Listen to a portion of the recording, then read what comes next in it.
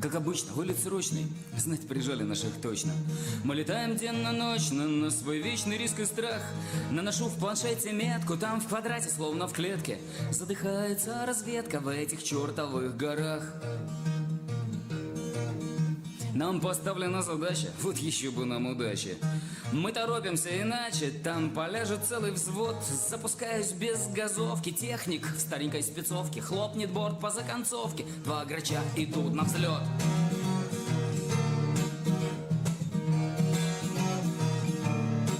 Мы не смотрим на пейзажи, надо быть всегда на страже. Между гор и скал виражем, эй, браток, не отставай. Выхожу из-за пригорка, осмотрелся я на горке.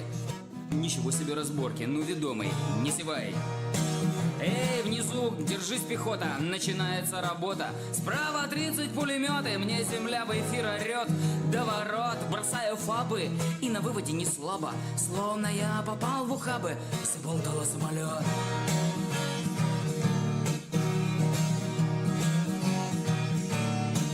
Трассера как паутина, маневрирую активно. Живописная картина, как Саврасова грачи прилетели. Выручаем, с огоньком нас здесь встречают. Вновь земля не отвечает, ну разведка не молчит. Я кручусь и кувыркаюсь, в 100-й раз я зарекаюсь. По прилету увольняюсь, чтоб не я 200-й груз. Нахрена пошел я в качу, вот.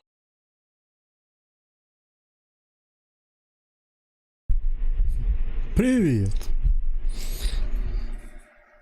Да, обстоятельства поменялись. Играем в ДКС. Да я просто смотрю по стримам. Как бы ДКС был у нас стримов 5-6 назад. Поэтому играем в него. Надо тонус поддерживать, да? Так, ну играю я один. Не знаю, может... Напарник мой появится чуть позже, Эдуард. Вот. Но с ним у нас другие миссии будут. Нам надо продолжать будет серию. Вот. А я сейчас вылетаю не на полигон, а на колонну в одного. За снаряжение 4 ракеты С-25Л. Так, надо джойстик-то приготовить.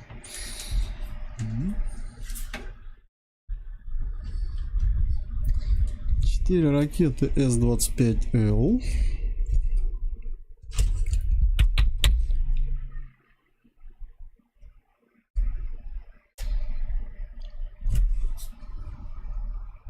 Одиночные нары АПУ-68. С-24Б. 2 штуки. Ну и С-13. Вроде по весу все нормально. Пока этим ударяю. Потом, если что, может, если успею, заряжусь на резервном аэродроме и добью.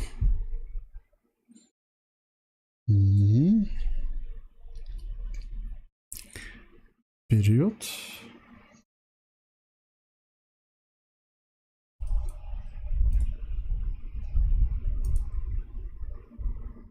Задача добраться до места, ударить по колонии. Состав... Нет, подожди, что-то не то. Не ту миссию выбрал. Так, подожди.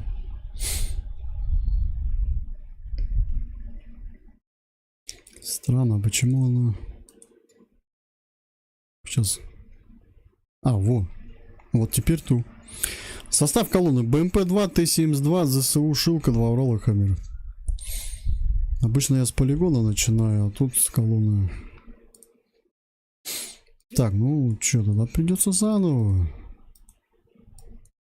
А здесь у меня фабы, да? Ракеты, ага.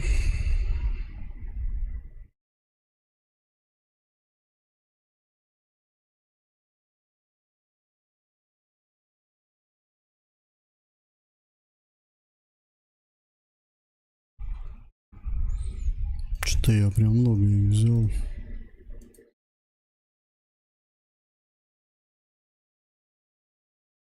Если взять сейчас эти, наверное, будет перевес или нормально. Да нет. Можно с этими. Все, я готов.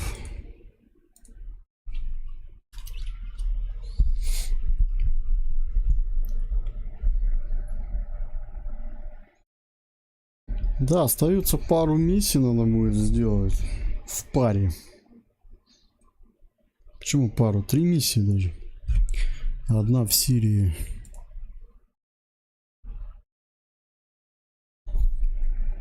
Но там грач будет использоваться СМ. Здесь там мы на обычном летаем.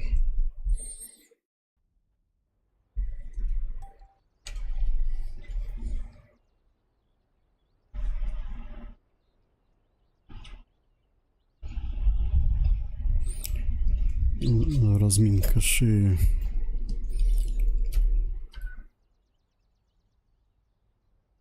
Зарядка. Раз, два. Помните на физо?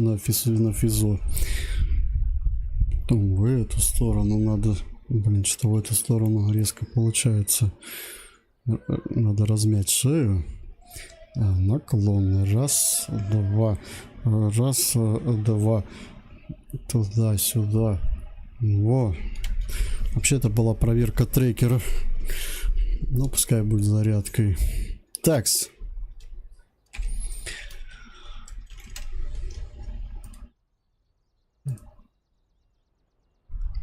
Нальчик, 110-й. Запуск. Запуск музыки, да? Нальчик, ты чё запел? Мне надо было на этот запуск к взлету разрешение, а он сейчас мне песню будет петь. Ну ладно, он мне разрешил, конечно.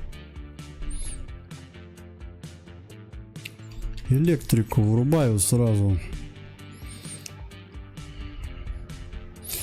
Запуск левого двигателя.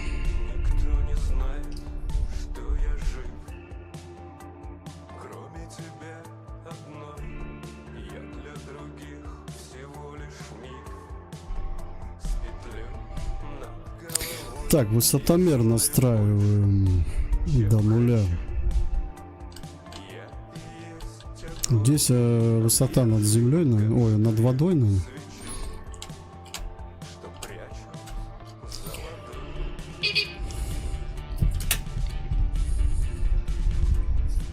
Левый двигатель запущен.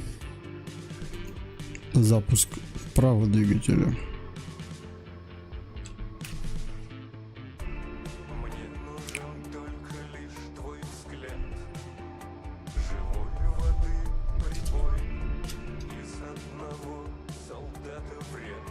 Зеркала мне не нужны, я некрасивый.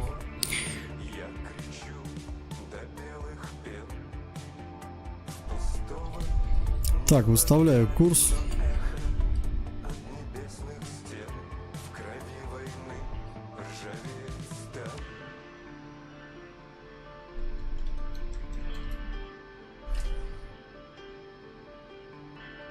Закрылки.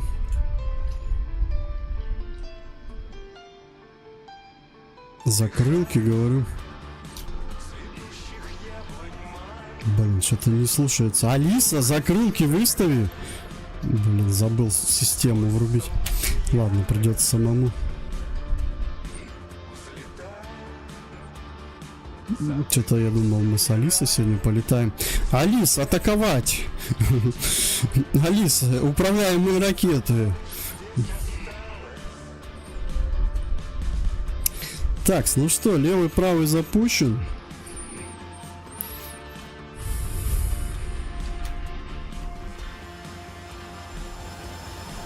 Самолет готов к рулению. Курс выставлен. Первый ППМ 48, 47,5 километров.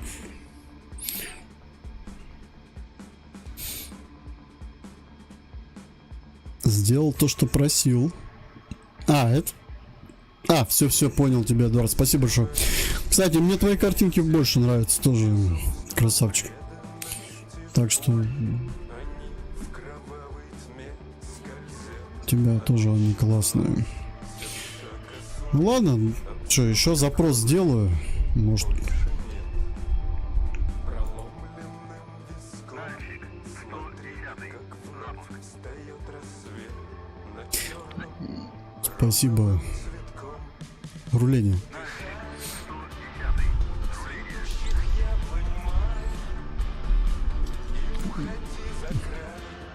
все, выруливаем. Так, выжимаем тормоз. Как на автомате, прям тормоз выжимаешь, дэшку врубаешь и отпускаешь и поехал, да? Только здесь на тяге. Тяга, это, считаю, вот коробка. Оп. Врубил дэшку, отжимаю тормоз. Тягу маленько убираю.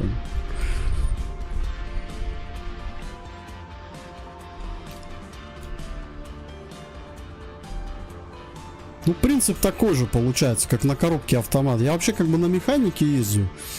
На автомате тоже умею ездить. Там же как в основном? Тормоз за все отвечает. Он из сцепления, как считается. Его выжимаешь и все, врубаешь дэшку. Отжал газку, добавил, поехал. Если надо притормозить, опять выжимаешь его. Если надо вырубить, зажал педаль полностью, нейтралочку поставил. Ну вот. Принцип движения на самолете здесь тот же. Тормоз везде выжимаешь и все. Не, ну можешь сразу газу дать, но он как-то неправильно страгиваться начинает. Лучше через тормоз, как на автомате.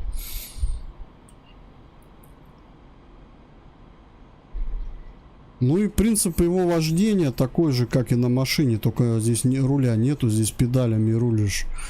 Принцип тот же, как и на машине. Можно также разогнаться и в город уехать, либо дрифтануть, если переборщишь. Ну я на колонну полетел, но когда на скорости или какая-либо неисправность, ты на аэродром касаешься полосы, тебя начинает заносить, ну или скорость неправильную выбрал. Начинается та же ситуация, такая же возня, как и на земле на машине, на скользкой дороге. Тебя заносит в эту сторону, ты в сторону заноса начинаешь равнять рулевым, так сказать, но здесь педалью. Вот.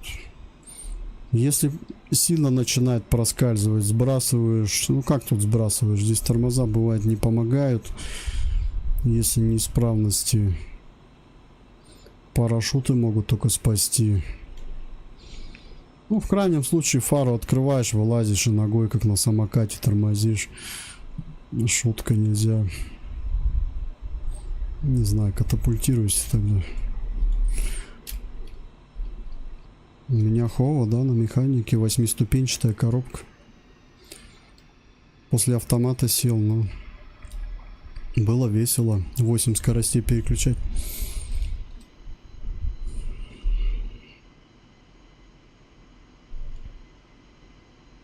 Она еще и разделенка идет. 4 скорости.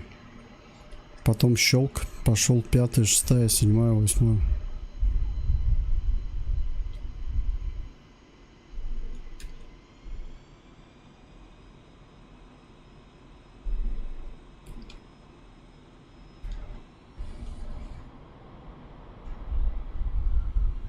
Не, у меня в жизни были механики, конечно, 5 скоростей. Но 8 не было. 8 это интересно.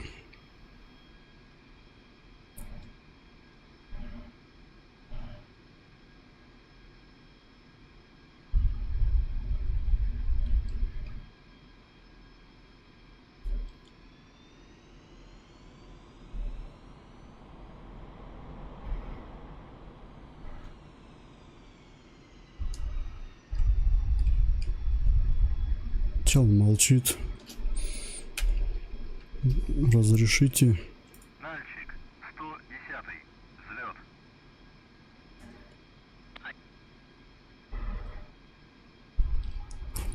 Вперед. Как можно проверить тормоза?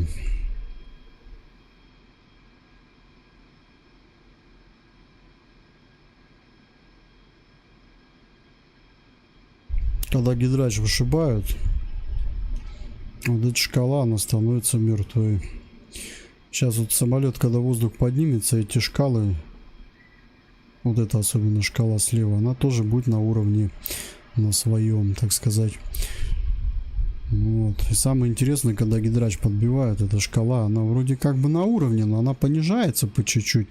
А если ты еще выставишься, то есть закрылочки при посадке там, шасси, и все, она... Вот такая она будет у тебя.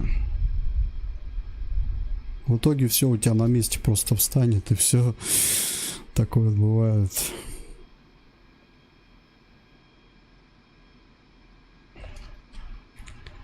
Ладно, помчались. То горючку-то съедает все равно. Чего? Всем, кому интересно полет... Да, я поставил лайк уже. Да, я поставил, да. Не, мне интересны полеты, я поставил лайк. Спасибо.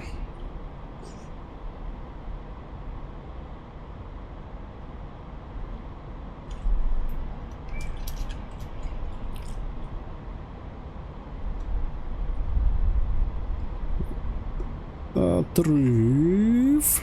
Тяжеленький.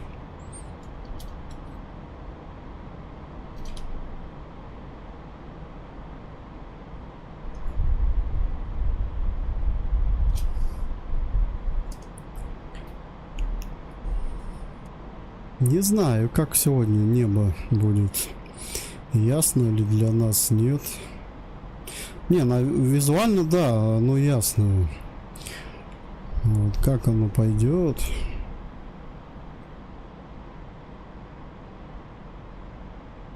Кто? Дринкинс? Что-то интересное. Не, если бы я бы летал бы на каком-нибудь вот на таком бы, то было бы, кстати, какой-нибудь Дринкинс. А тут-то звук-то слышишь? Надо что-нибудь от звука бжук, бшик, пшик.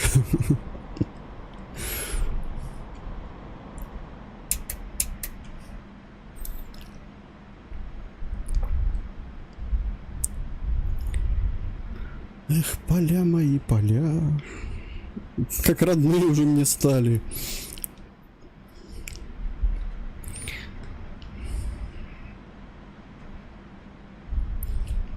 Хорошая игра. Можно попутешествовать. Сейчас вот в Краснодар могу слетать, допустим, да? Куда-нибудь там. В Грузию можно летануть, посмотреть. В Сирии отдохнуть. Кстати, красивая карта Сирия. Ее даже можно просто исследовать, полетать, посмотреть ее все красоты. Карту делали не просто так на отвали, а делали прям и объекты расставляли, и там и машины есть. Ой, там столько всего, она такая насыщенная картишка. Я даже не знал, что Сирия, она вообще горная карта вообще. Я почему-то ее воспринимал вообще как пустыня, блин, с пальмами. Оказывается, она... Жаль, что там, конечно, боевые действия, все такое. А карта-то красивая. Если ее посмотреть... Я думаю, в Сирии можно реально курорты, наверное, устраивать. Все как полагается. Ну, если там войны бы не было. Красивая карта.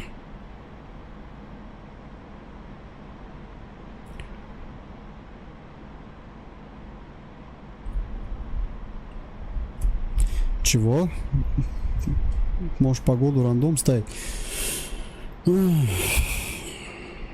во-первых, в плохую погоду нету смысла нам летать. И тем более, если ПВО еще. А смысл на ощупь стрелять? Я уж думаю, все равно летчики как-то адаптируются. А тепловизор через облака видит, интересно? Этого я не знаю.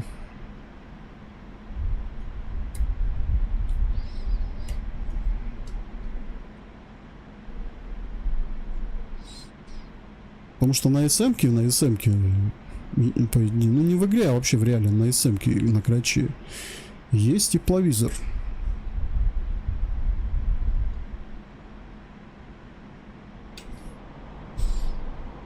И вот тут сразу вопрос. Туман, облака. Сможет ли тепловизор обмануть? Либо нет. Ну, темноту, ну, темнота, понятно, как бы.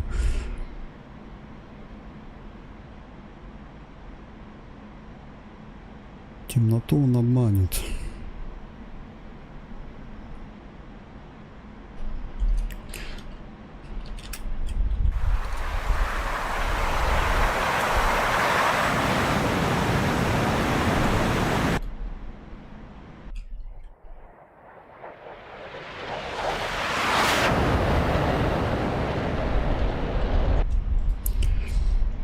Ночью надо летать. Но на Граче ночью я не знаю, что мы с тобой сделаем. Максимум только взлететь и приземлиться. Без наводчиков ты нифига ночью на нем. А как летать ночью? У него нету тепловизоров. Только если пилоту ПНВ одевать, а я не знаю. Кстати, они же... Блин, вот в операции... Вообще в армии, в операции Flashpoint таких играх пилот с ПНВ летает. Я думаю, может быть здесь тоже можно ПНВ. Никогда не задумывался.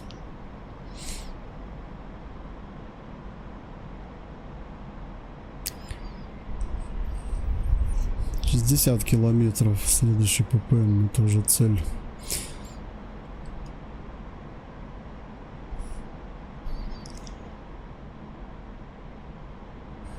Я как-то пробовал летать в туман, в облачность сильная облачность. Вообще, я знаешь, на каком самолете? На Су-25Т летал.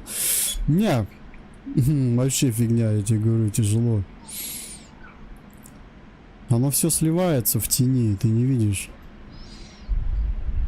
Я говорю, если тебе никто не пометит цель, ты не сможешь работать.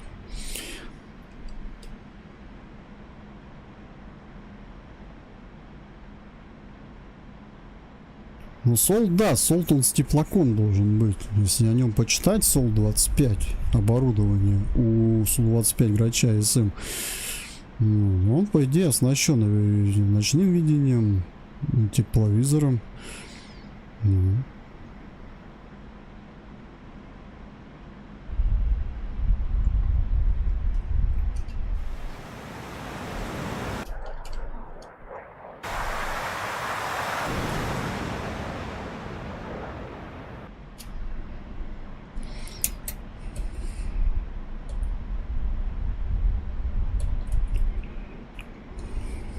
Я все не могу забыть наш с тобой воздушный бой. Мне надо как-то им отомстить, этим гаврикам. Как он меня, пилота, убил через хвост, как он меня пробил. Да, это там грузинский грач, типа армии Грузии, Су-25. Прилетели на поддержку своей колонны, которую мы разбивали в тылу у них. Вот. У нас 2 на 2 бой был. Но, правда, мы были вооружены, у нас пилоны были, а они были налегке. У них только воздух-воздух, ракеты и нары там, по-моему, немного. Ну, все. Сначала я вроде ему на хвост сел. Но так как у меня воздушного боя мало, я в основном штурмовик в этой игре. Долго я за ним не полетал, потом так получилось, короче, он мне на хвост садится, я думал, сейчас выведу его на Тунгуску, у нас там тунгуски были. Не получилось, он как-то сумел отработать по мне ракеты Р-60. Моя ошибка была, что я летел прямо по траектории, надо было, не знаю, либо бочки исполнять. А, да, у меня еще ЛТЦ закончились, кстати. Точно, я вспомнил, почему у меня попал ракеты. У меня закончились ЛТЦ на тот момент. То есть у нас, получается, часть ЛТЦ была потрачена при штурмовой операции. Мы когда наносили удары по колоннам снабжения, по нам же работало ПВО, мы использовали ЛТЦ. Осталось их немного. Ну и все, потом в итоге подлетели эти штурмовики, ЛТЦ закончились. Вот так вот. Не успела долететь до своих, но зато Эдуард сумел одного вывести, его ударили тунгуски, и все, у нас 1-1 был, а второй самолет дезертировал, ушел на базу. Вот так вот закончилась миссия. Но задачу-то мы выполнили, мы разбили колонны снабжения, единственное, потеряли самолет.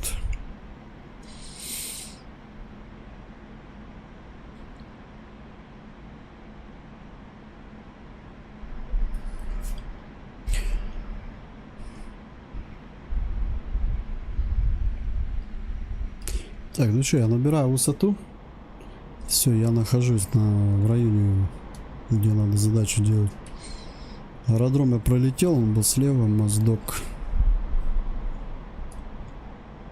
Вот у нас река идет, озера эти, и вдоль от озер дорога. Вот по этой дороге движется колонна. Надо не допустить ее прибытия вот в этот район. То есть я должен им, так сказать, преграду им сделать.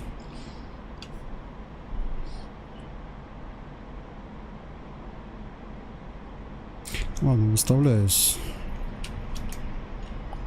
Работать буду управляемой ракетой.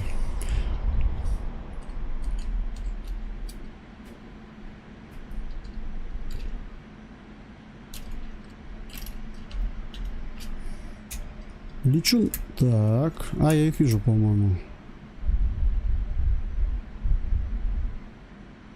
Нет, я их не вижу. Это поезд.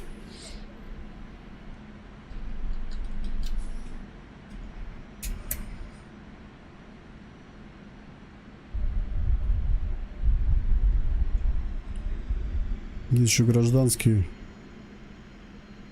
Я их вижу. Опять их поймал на том же месте, где я ловлю.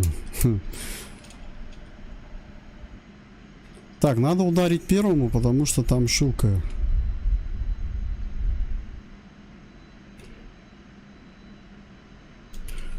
Есть захват области. Теперь надо как-то рассчитать так пуск ракеты и на опережение, чтобы она ударила. Затем маневрировать. Придется вправо, чтобы шилка через деревья. Мне ей сложнее будет стрелять.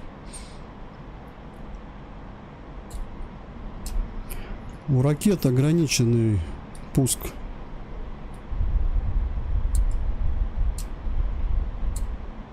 Пошла ракета.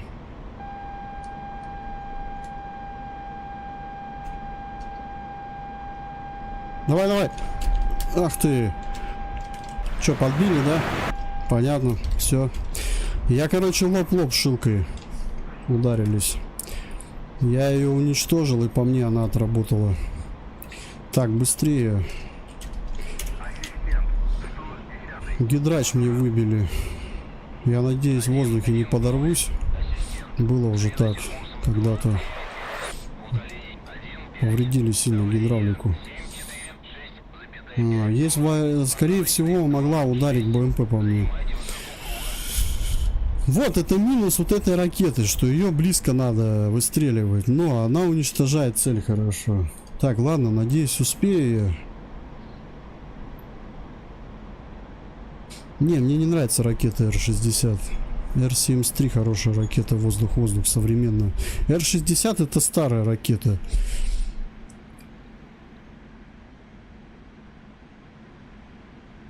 Истребители используют Су-30 вот эти всякие. Они используют МиГ-29 даже. Вот если взять, у них, по-моему, Р-73 ракеты. Чем хороша ракета здесь в игре, я уже пробовал такую ракету. Захватил, сделал пуск, даже если отклонение делаешь, уже прицелом не ведешь, она все равно идет до цели. А Р-60 она все теряет, ее надо до конца вести в прицеле.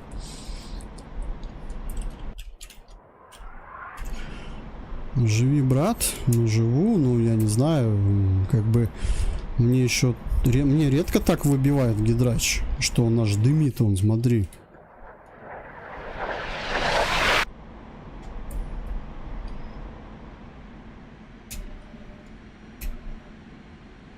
Гидра 1, Гидра 2.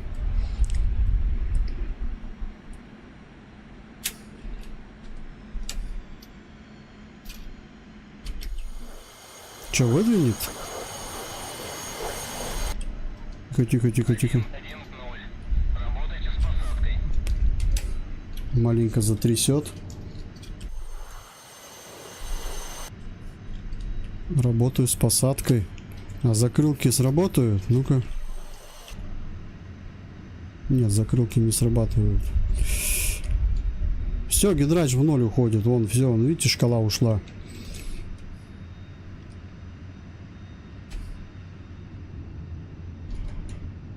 Тормоза ни одни не работают.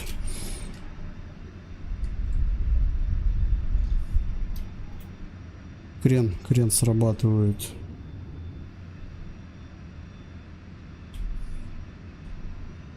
Тянет вправо сильно. 1-1-0. Ассистент. Проверьте выпуск шасси. Подожди. Ветер у земли 1-8-0. Скорость 3 метра в секунду. Тихо. Держись, братан. Посадка будет неприятной.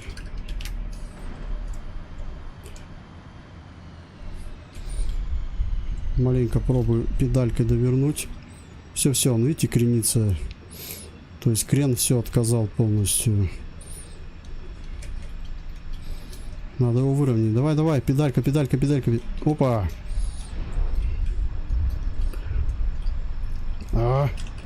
Так, контур. Shift-N. Держись. Я вырубил электрику, двигатели, все повырубал. Я сейчас боекомплектом приземляюсь. Боекомплект сохраняю, видите? Главное боекомплект доставить. Фу. Нормально мне дали по башке. Я говорю, погода это бывает разная же. Летная, так сказать. Не всегда бывает все успешно. Все. Я в домике. Блин, у меня крен отказал. Я вообще его еле выровнял. У меня все уже хотел наклоняться. Еще груженный, это пипец. Эксперимента, так сказать. Ремонт. Командир, нет возможности. Ремонт. Принял. Давай. В смысле нет возможности? У нас там колонна, блин. Шилку я уничтожил. Самое главное, остальное я добью. Главное в порядок самолет привести.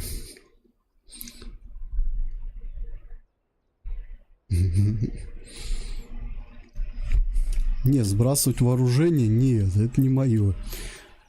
У меня еще перевес на одно крыло, кстати, чуть-чуть был. Нормально вроде. Педалькой выровнял, да. Вот, пожалуйста. Иногда крен не нужен, нужна педалька. Но если сильно переусердствовать педалькой, то у тебя самолет завалится и все. Педальками надо баловаться в меру.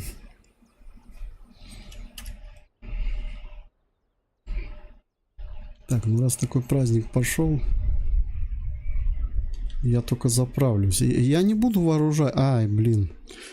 Он мне сейчас вооружит, да? Подожди, так у меня не только гидрач был выбит. У меня был выбит бак еще. У меня топливо уходило. Кстати, обратили внимание, да? У меня топливо, видите, показывает на датчике 400. Была выбита гидравлика и подбит бак. То есть мне в этот раз, ну, обычно двигатель же поджигает, а тут... А смотри, как может интересно сработать. Тебе могут подбить бак, и если у тебя загорится еще двигатель, пожар, ты если не успеешь заглушиться, ты взорвешься. Вот и все, в воздухе разлетишься и все.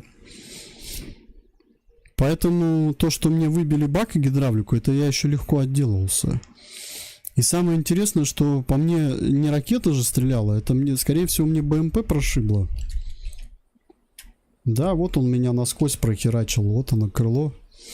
Видите, он получается мне... Я же в лоб на них летел, и все, они мне, получается, вот куда-то сюда ударили. Но это БМП по мне ударило, скорее всего. БМП опасная, БМП-2. Бронебойными фигачит и все. Ну вот вам, пожалуйста, низкая высота грача. Не всегда есть хорошо. Если есть зенитка или БМП, все.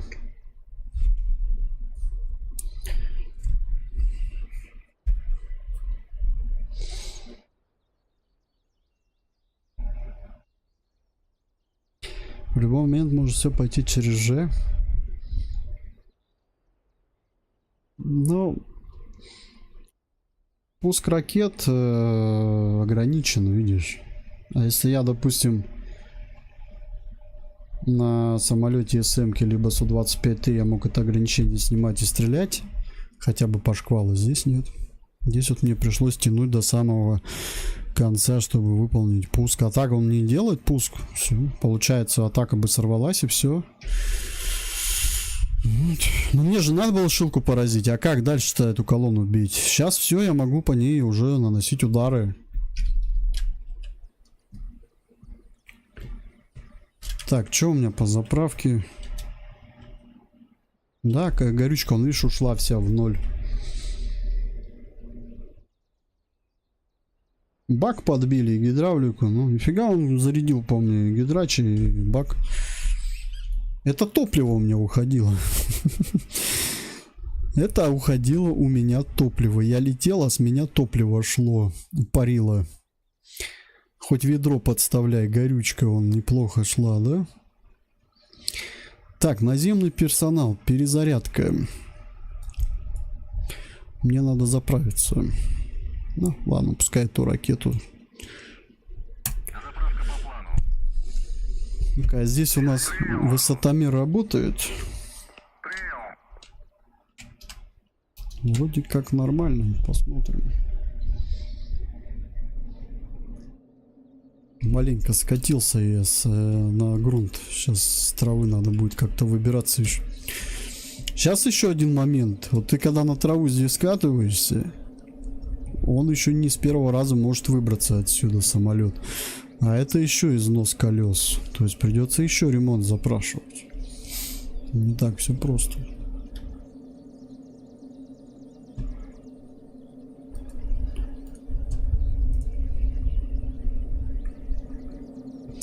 Вот поэтому, когда вы играете в эту игру, надо практиковаться не только по приборам, стараться летать и садиться по образцу, а уметь приземляться с разных моментов.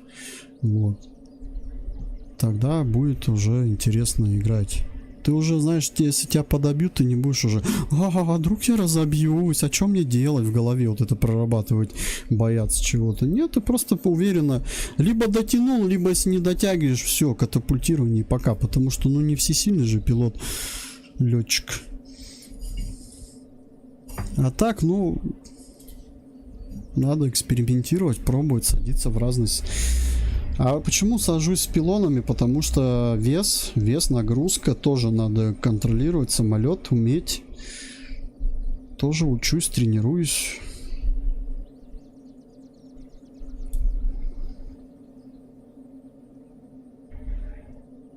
Мне нравятся больше экстремальные полеты какие-нибудь, нестандартные. Допустим, взлет-то понятно, он всегда стандартно. А вот посадка может быть разная. Там уже как чувствуешь самолет. Его можно посадить хоть как. Ну, главное, чтобы он сел и не разбился, ничего. А посадить его с разных углов можно. Вообще, если ты его чувствуешь.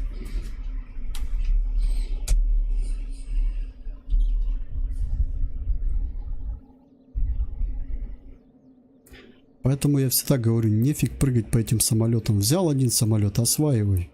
Тогда будет результат. Ну чё?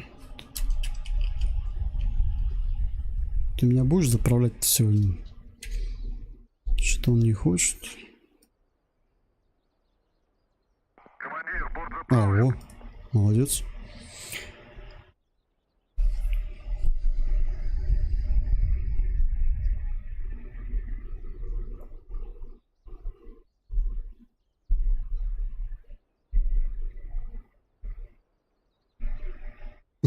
Мне нравится этот эффект пошатывания.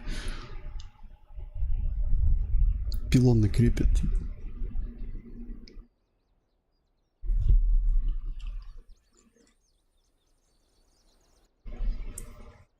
Командир, оружие подвешено.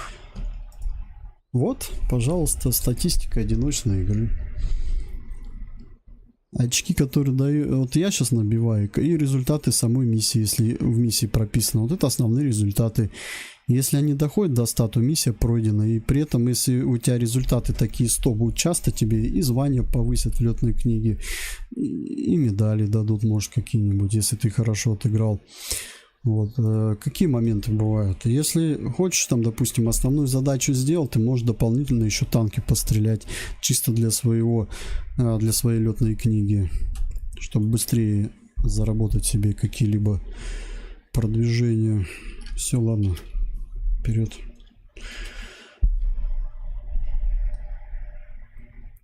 Здесь дают награды за активность, не просто за полет, за боевую активность.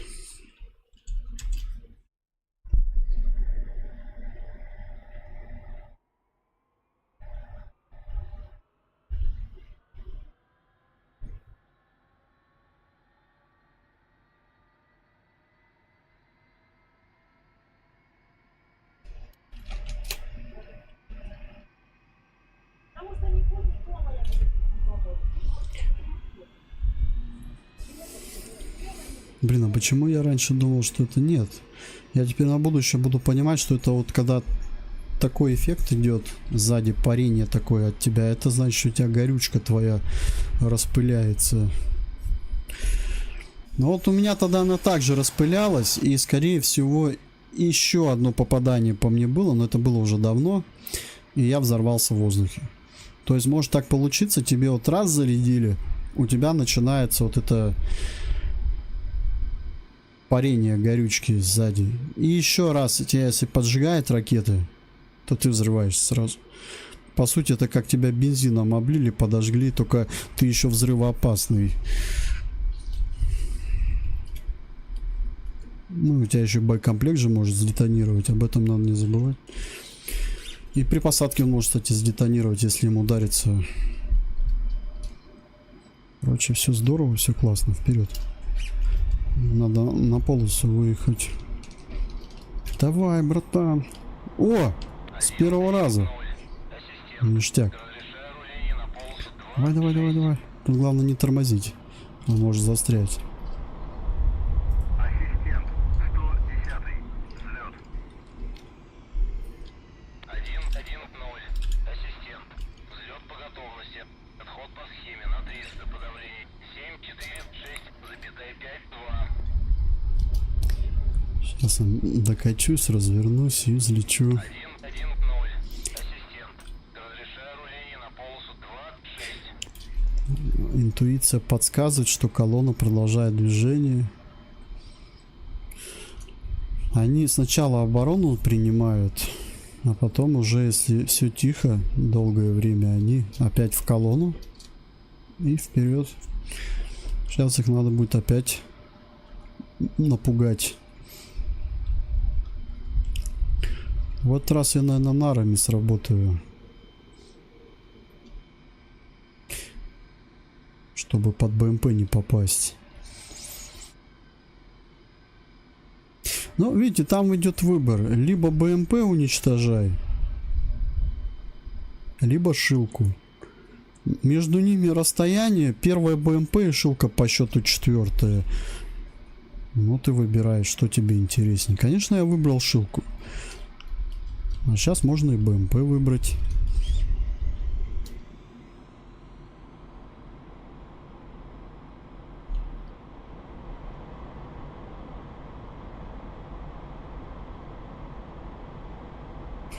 Вот у нас для того и созданы такие миссии, чтобы отрабатывать такие вот моменты. 1-1-0.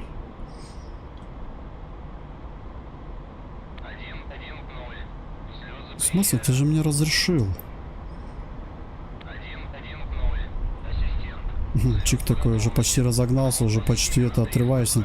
Я передумал, возвращайся. На исходную, да?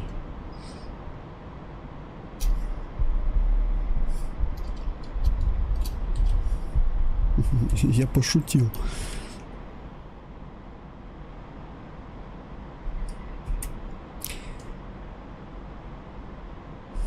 Сразу выставляюсь на боевую. Управляйки.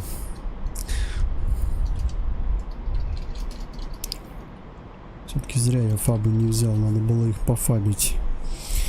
Вот чем мне нравятся фабы, что не надо низко с высоты их накидал и все.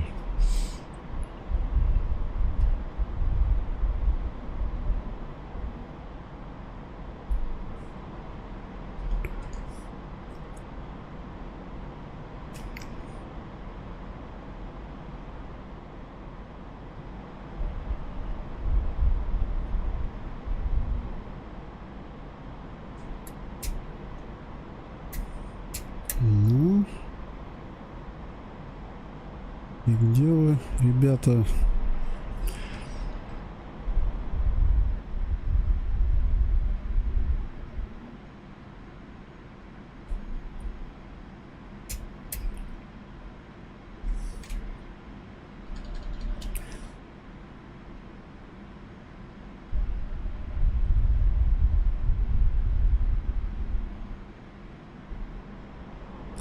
Так, давай наберем высоту.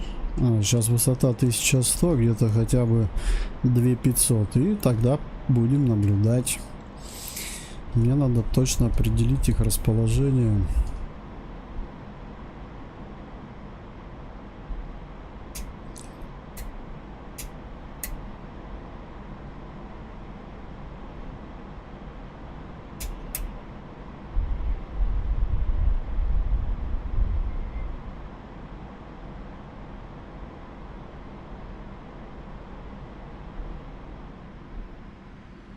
Что поездов много. Постой, паровоз, не стучи в колеса. Где ты?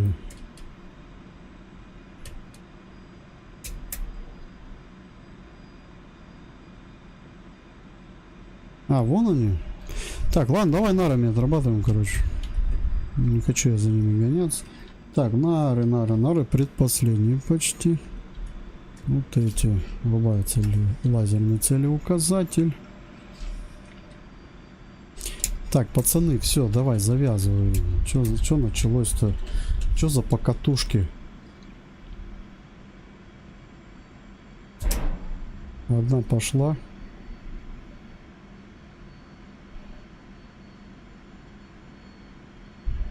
Вторая пошла. В смысле, а вторая где? Ну, ё-моё. Куда? Стой, пацаны, да мы не дообщались. Тут так-то нормально время проводили. Ну чё вы? Ну. Придурки. БМП, я ж тебя все равно найду.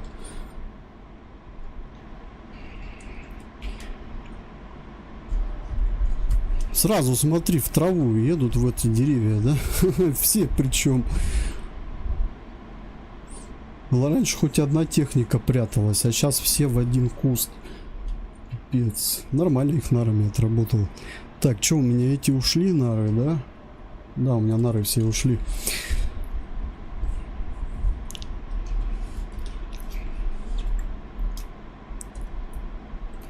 Нары все ушли. Сейчас, значит, буду работать управляемыми ракетами.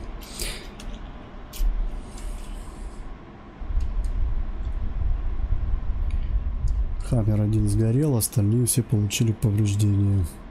Не, ну, если, допустим, условие в миссии было бы повредить технику, я бы уже миссию выполнил. Потому что вот в реальной жизни, если ударить по колонии, ее же не обязательно прям всю сжечь, ее можно повредить, по идее. Есть такое условие. У нас полное уничтожение, поэтому продолжаем.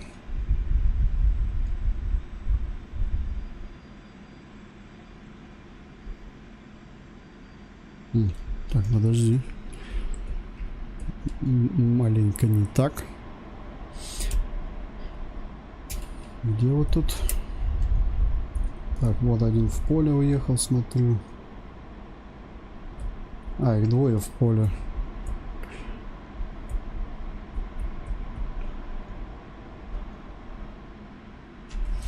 Знаешь, какие задачи сейчас? Нанести бронетехнике поражение. Это танк, это БМП.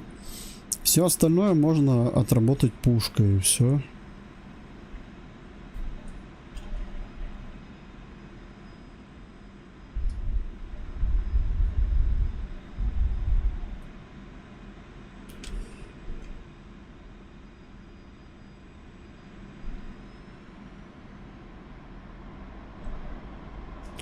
Пока БМП целая, я не смогу летать на низкой высоте. Надо ее ликвидировать.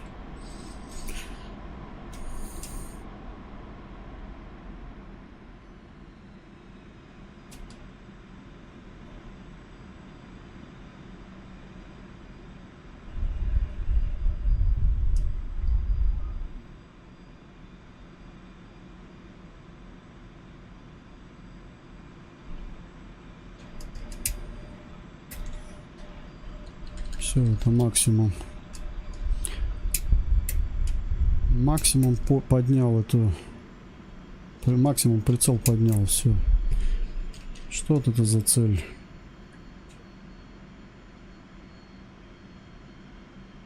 Да, вот этот, скорее всего, танк. Или БМП.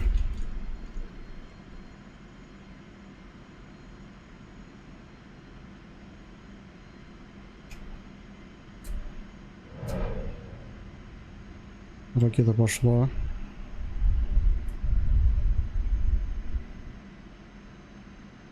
Мимо.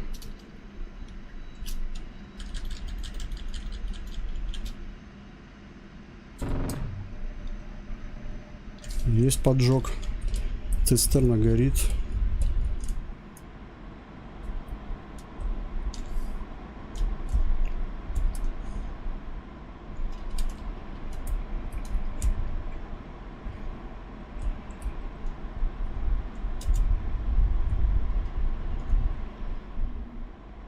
Она, походу, на ту сторону уехала. БМП. Так, ну... Чё, ракету одну мимо. Надо было ниже брать. Я думал, в башню попаду. Нет, в башню не попал. Оказалось выше. Да, точка жирная это. Надо ее, видите, доводить. Ладно. Давай. 3 ракеты еще есть. Попробуем еще поджечь одну машину на этой же стороне. Либо нет, давай танк, ну его нафиг. А то сейчас движение начнут опять. Давай технику уничтожим. Потом машинами займемся. Получается, танк стоит в поле с той стороны. И там же, скорее всего, БМП.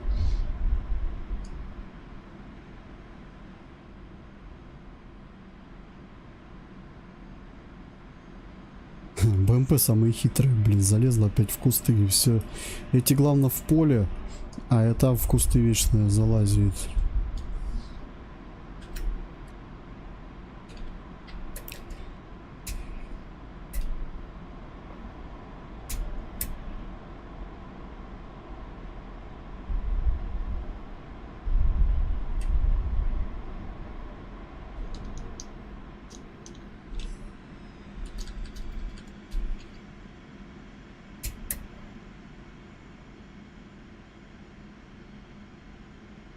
Не видать.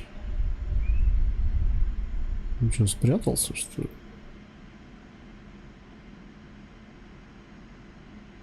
Танчик, ты где? Танчик. Ну, он загасился, походу.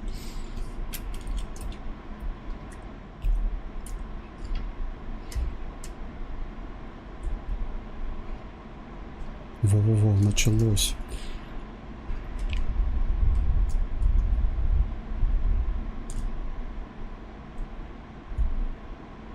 Блин, нифига они меня обманывают. Они начали это прятаться постоянно. Раньше один раз прятались, допустим, а сейчас все шкерятся, но... Сейчас вот говорю, вот не хватает, да, вот этого либо шквала, либо солта. Сейчас бы в наблюдение бы глянул, ага, вот за этим деревом стоит, пух, и все, и нету пацана. А так приходится вот заниматься вот.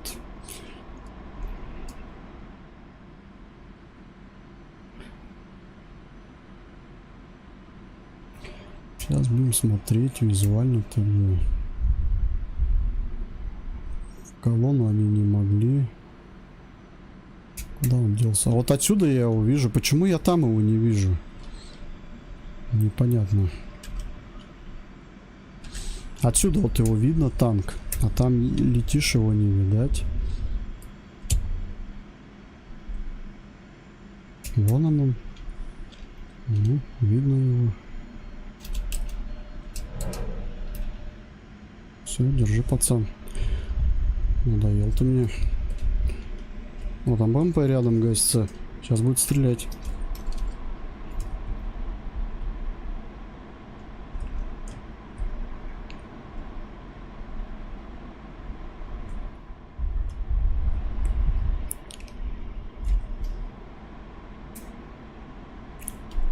БМП где-то рядом. Так, а если мы попробуем, так как у меня сейчас баланс на крыльях, там и там по ракете, наверное. Я сейчас лечу, короче, на низких высотах. Понятно. Накосячил. Помните, я вам говорил, косяк может этот сработать, если ты кнопку нажмешь. Вот, видите, косяк. Парашют выпустил этот посадочный, зараза. На П нажал случайно. Он в воздухе у тебя может выпуститься. Ну ты его выбросишь просто и все на помойку. У меня просто кнопка рядом находится тоже с одной кнопкой. Иногда вот если нажмешь, она срабатывает. Уже были такие тоже моменты. Ну ладно, фигня. Главное, там нету сбросов пилона. А то сейчас бы что-нибудь сбросил. Пушкой сейчас буду выискивать его. Видишь, может, его визуально вижу. Блин. Где-то рядом он с танком.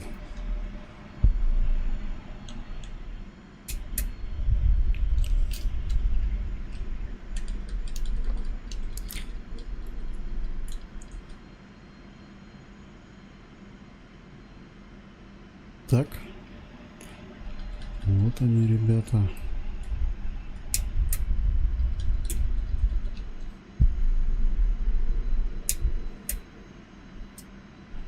Бэха, ты где?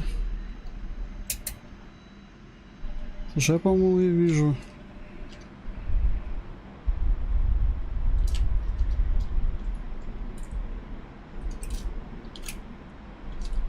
Да ё-моё. Где? Давай, давай, давай. Куда ты собралась? А? Я пошутил, ладно, все, прости. Я хотел ее управляемой, короче, запустить, не успел. Блин, пока эту всю операцию проделаешь, ты не успеваешь. Это надо, короче, выставиться резко на нее, потом включить лазерный целеуказатель, пока стекло настроишь. Не успел. Я хотел ракету в нее запустить. Нет, тут видите, не получится так выставиться. Это сейчас тоже эксперимент был. Ее надо ракету изначально готовить. Не успеешь просто эти кнопки все на клавиатуре нажать. Это пипец какой-то. Так, ну мы поняли тебя. Ты, короче, она вдоль этого... Вдоль деревьев поехала. Она начала движение. Она сейчас, скорее всего, на дорогу пойдет. Ладно, опять ВПО выставляю тогда. Можно было пушкой отработать. Хотелось ее просто уничтожить сразу.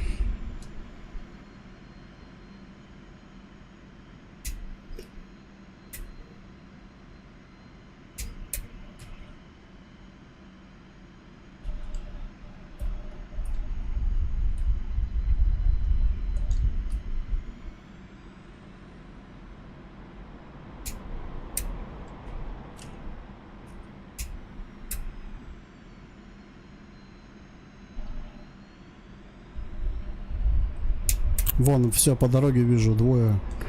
Они начали движение опять. А че, их двое осталось, получается? А там что за машина в поле? А, это я цистерну сжег. Ну все, Подожди. А почему так мало-то их? Их же 6 должно.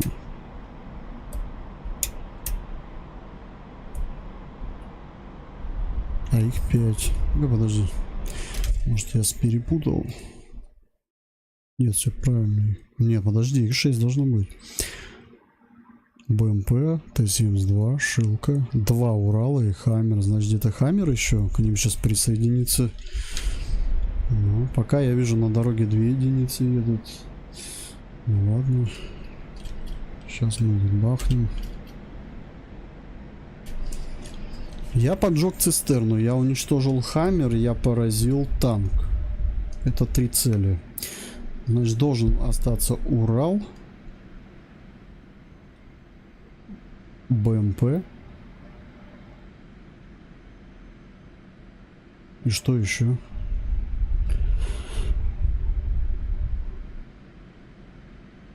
И что-то еще должно было остаться. Да что-то я сам запутался. Что там еще должно остаться-то? Ребята, я запутался. Где они?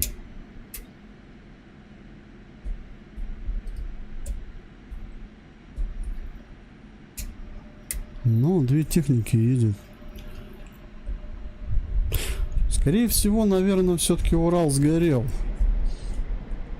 Нет, не Урал, а 4 единицы техники.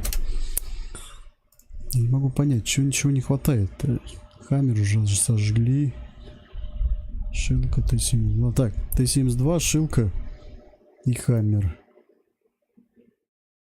Это 3? А, ну и цистерна. Все правильно.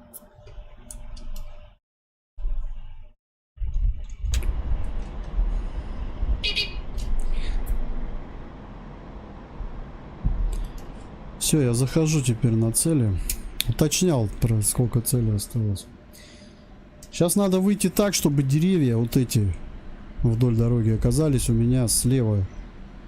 Потому что если я зайду опять туда, на ту сторону, я не увижу колонну. Вот. То есть надо сейчас работать. Мы работали на приближение, сейчас будем работать на удаление управляемой.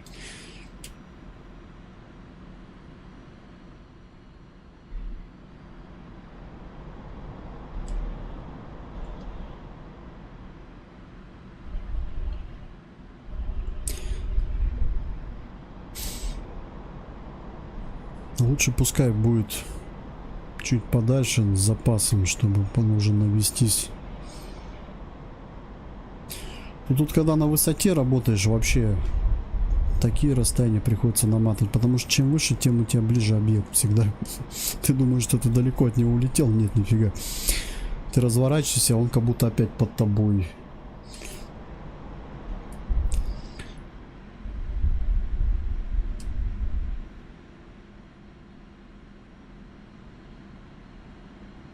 Все, захожу на цели.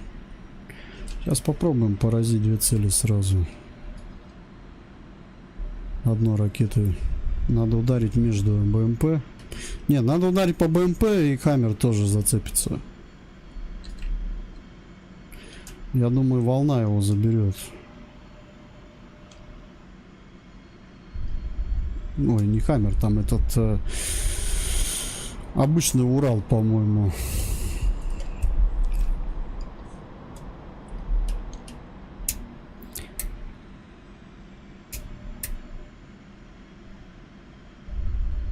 Наблюдаю цели. Сейчас фиксирую.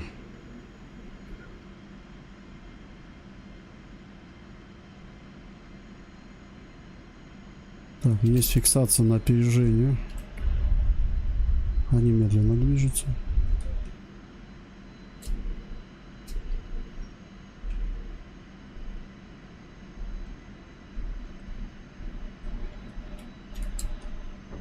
Пуск. Держу в цели. Цель поражена. Все, задача выполнена. Домой.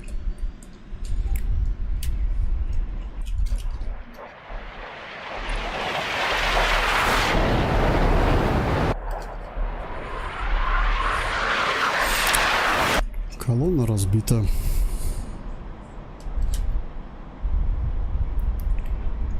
Так, что у меня там остаток? Да, нормально. Я думаю, мне хватит.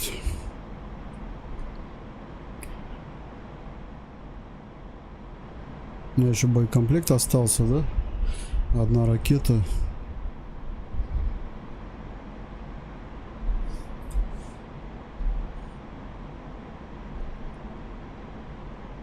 Все, выставляю курс на возврат. 80 километров, 86,5.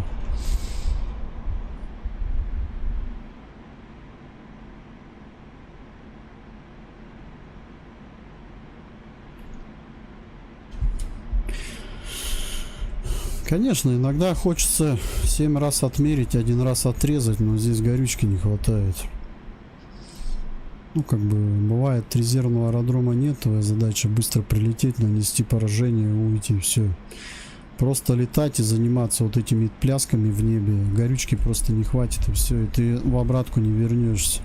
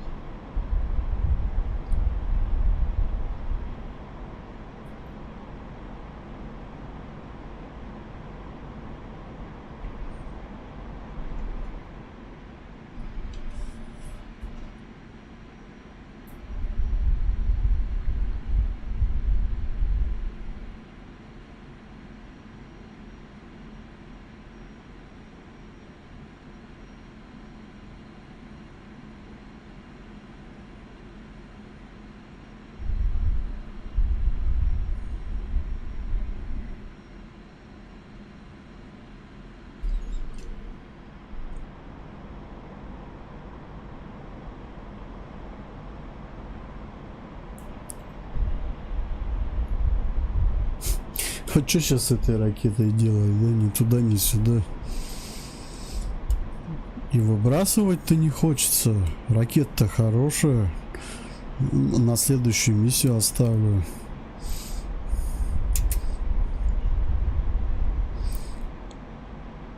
Так вот компанию, да, сделать, как в армии, с переносом вооружения. Сбросил и все. А снаряги мало, кризис, экономь.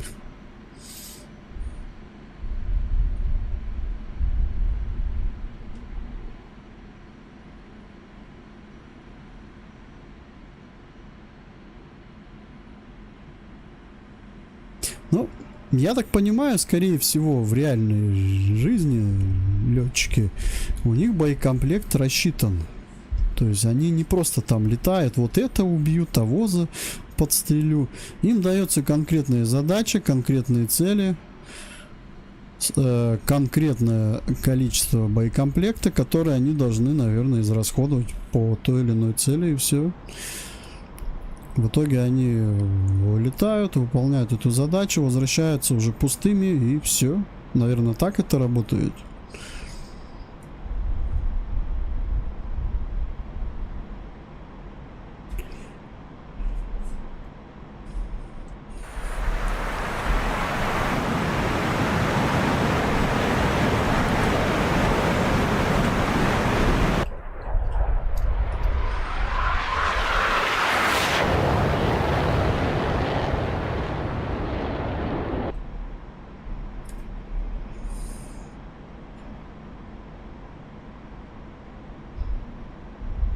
48 километров.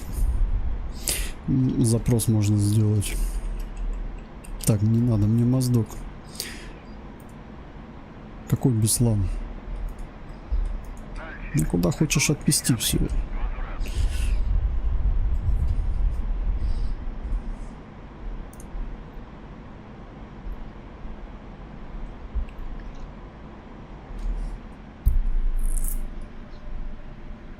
У него есть ограничитель, интересно? Давай попробуем. Так, воздух-земля. Управляемая ракета. Лазим на целеуказатель, допустим, и хочу вон туда ее запульнуть. Если, естественно, она мне не запульнется. А если я сделаю вот как... Оп. Да. Здесь тоже эта тема работает. Блин, я не знал, честно. Так же, как у всех грачей. Просто надо запомнить эти кнопки. Левый Alt W. На будущее буду знать и стрелять дальше. Сейчас бы можно было хорошо бы отработать без всяких пробивания баков.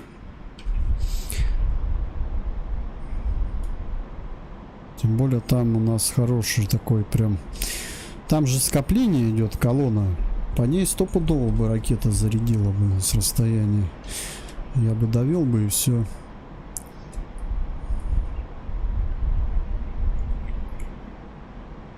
Ну, буду знать на будущее. Тоже многое что меняет.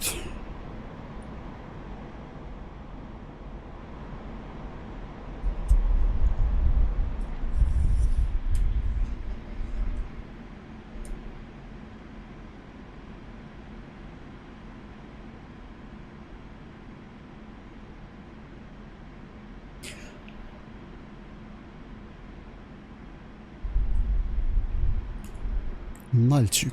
Аэродром Нальчик находится в городе. Маленькая такая полосочка, которую надо еще заметить.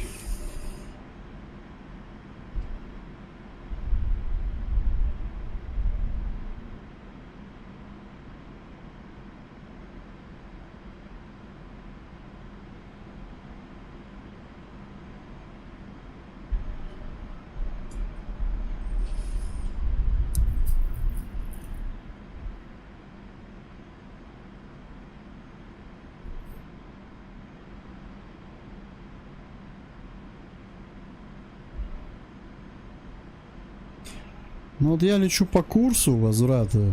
Сейчас посмотрим. Он, по идее, меня должен вывести на траекторию аэродрома. А там я уже визуально сам буду. Что у меня скорость 500, высота 630.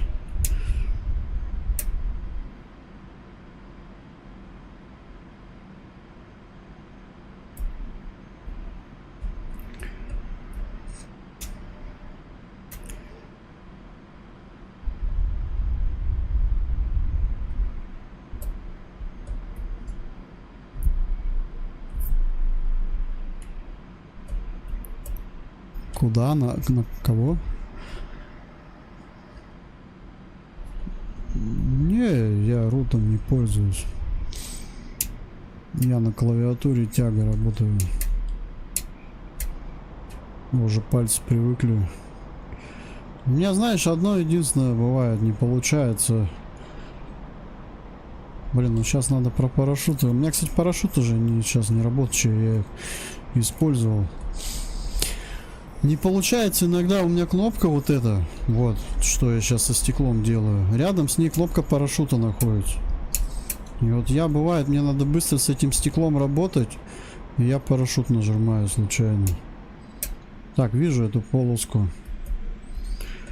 Это вот единственное, мне что не нравится, это не только у этого самолета. А, подожди, это только у этого самолета, потому что у него стекло надо двигать. Где-то у них пофиг там. У них эти оборудование, шквал, да, солт. А у этого со стеклом играешь. Вот у меня кнопка одна. Ну, я уже так привык, так что сейчас другую кнопку со стеклом поставь, я буду долго регулировать.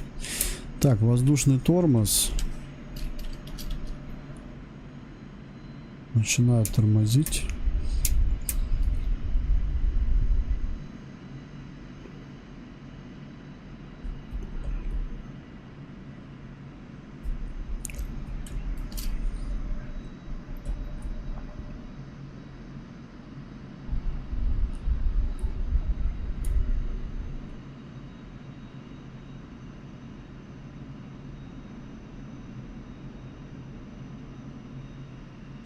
Но это надо автопилот врубать, чтобы такие маневры делать. Так разобьешься.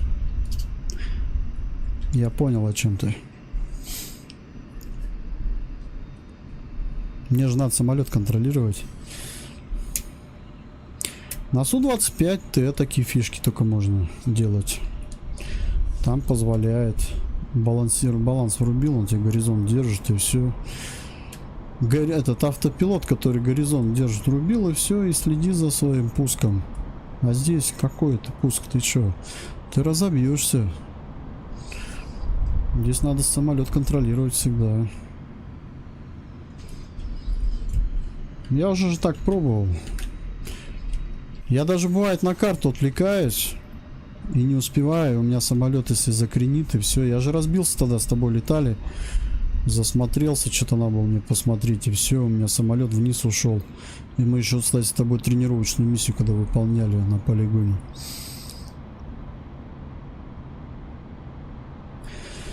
Я же тебе говорю, мне управление, которое у меня, мне уже управлять его удобнее. До джойстика я не смогу тянуться левой рукой. У меня левая рука, вот джойстик вообще находится у меня наверху на столе. А левая рука у меня на клавиатуре внизу. У меня маленько все по-другому.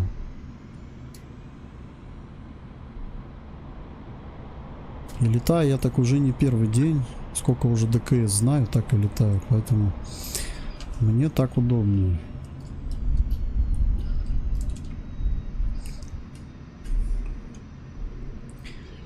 Поэтому тут уже каждый индивидуально выбирает. Так, тут надо сейчас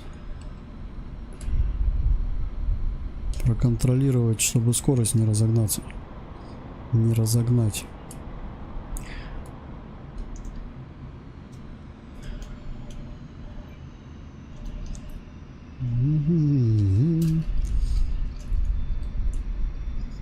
Тихо, тихо, тихо.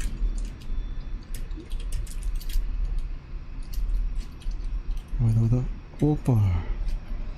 Все отличненько. Немного потанцевал, но зато он плавненько приземлился. И тут уже можно естественным тормозом воспользоваться.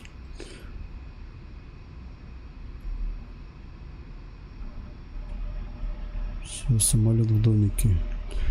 Я плавно стараюсь тормозить, я не зажимаю тормоз. Рывками. Тихо, тихо, тихо, тихо. Как на машине, вот на скользкой дороге тормозишь, так же здесь. Все, здесь я уже зажимаю, потому что мы уже движемся к концу полосы. Стой. Все, маленько выворачиваю, так вот сразу. И делаю разворот.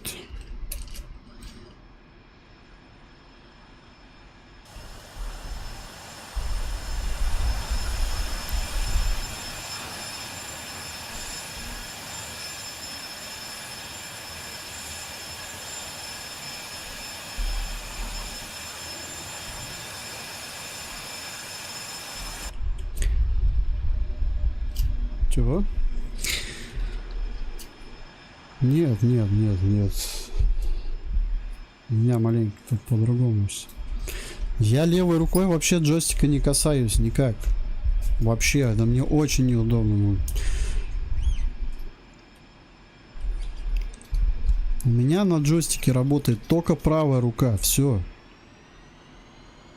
Правая рука у меня держит равновесие самолета. Мне некогда там заниматься этими кнопками. Все, что у меня кнопки, это единственное есть. Это на самом на самом русе, вот там, где курок, у меня есть кнопка, вот. Вот, джойстик. Вот этим, да, я занимаюсь. И курок. Все, больше мне на джойстике не нужна никакая кнопка. Вообще. Хотя у меня их еще штук 10 здесь. Я их не использую, мне не нужны. Есть такая кнопка здесь где-то, вот она. Я ее тоже не использую. Зачем? У меня есть обзор. Я быстренько перепрыгнул, посмотрел. Вот так вот и все. Ну, видишь, кому как удобно. Я не говорю, что мне неудобно же. Я говорю, мне неудобно именно в плане вот это стекло. Иногда, что на кнопку бывает нажимаю не ту и все. Но кнопка-то сама-то мне удобно. Мне нажимать проще иногда.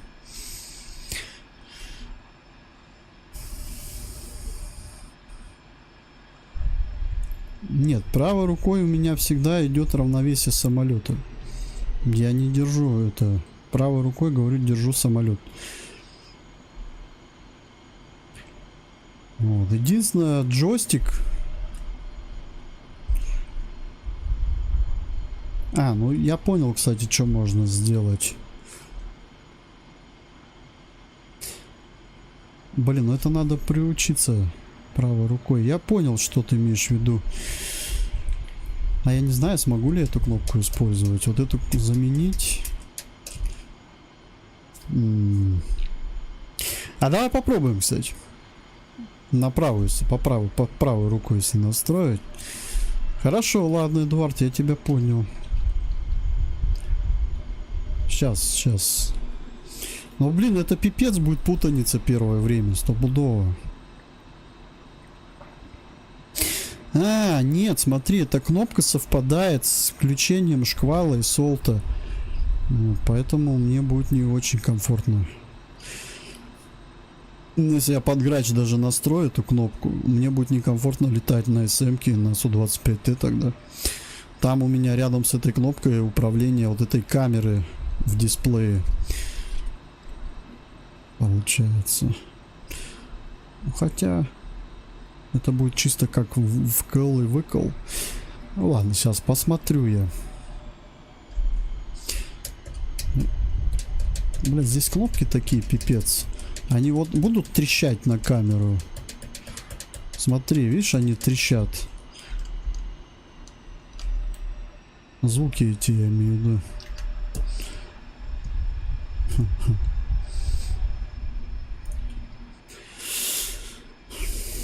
Нормально. Уже привык. Ну, ты меня просто услышал, что мне некомфортно, и все, и сделал мне как бы совет. Почему? Почему ты так думаешь, что типа ты доколупался до меня? Не. Просто у меня, видишь, по-другому немного. Все, задачу я сделал. Че, мне очки-то дали? 80 пока. Где мои 100? Эй. Чему сотку не дают?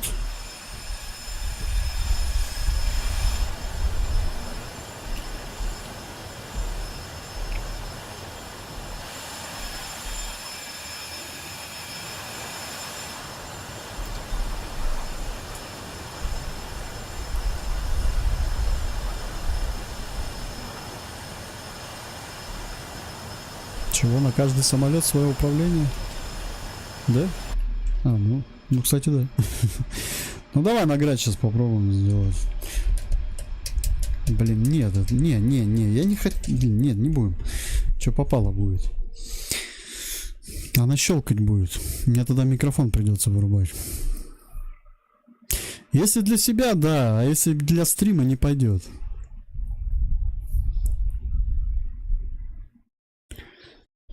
Не дали 80 очков. Я не знаю почему. Ой, 100 очков.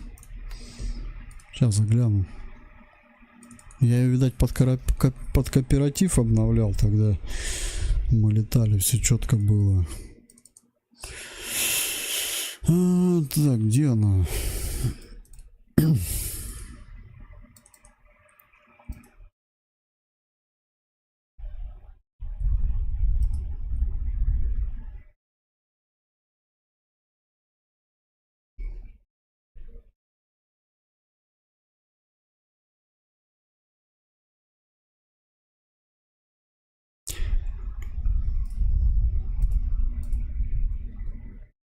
Сейчас я её сделаю. В смысле, клиент.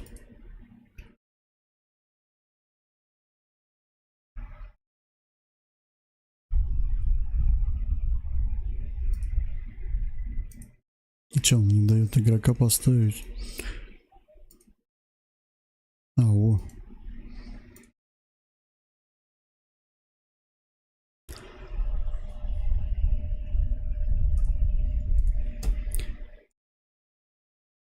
Пересохраню на одиночку и сделаю сетевую.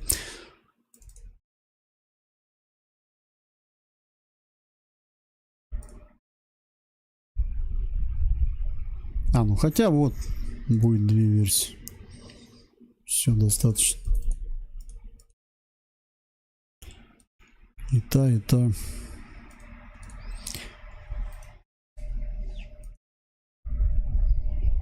Ну вот, задание готово. Ты чё сегодня не летчик? Не полетишься никуда?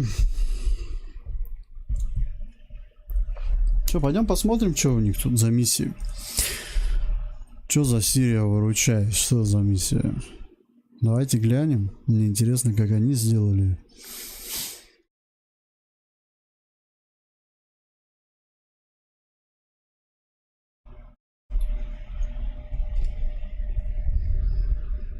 Это, я так понял, дается, когда карту Сирии покупаешь.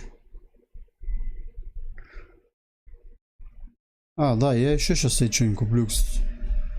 Но не сейчас. Но в этом месяце. Думаю, что взять. Скорее всего, куплю себе вертолет. Возьму себе вертолет Ми-24.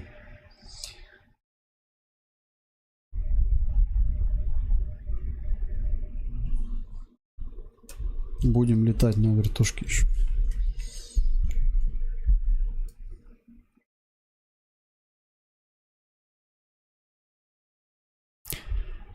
Миссия выручай. Здесь звено, наверное, да, будет сейчас. 25-2 самолета. Товарищи офицеры, сегодня армия, сирийская армия, начала контрнаступление в пригородах Алеппо. Наша задача поддержать наступление с воздуха. В операции помимо нас участвует Ми-24. Вместе работаем по целям в северо-западной части города. Вы назначены ведущим четвертой пары в составе группы из 8 штурмовиков. Видишь, а мы вдвоем с тобой задачу выполняем. Тут он по 8 отправляют. Так мы с тобой вообще Рэмбо. Су-25 Рэмбо. После взлета следовать курсом 42 в направлении Большого Солончака в квадрате ЦВ-69.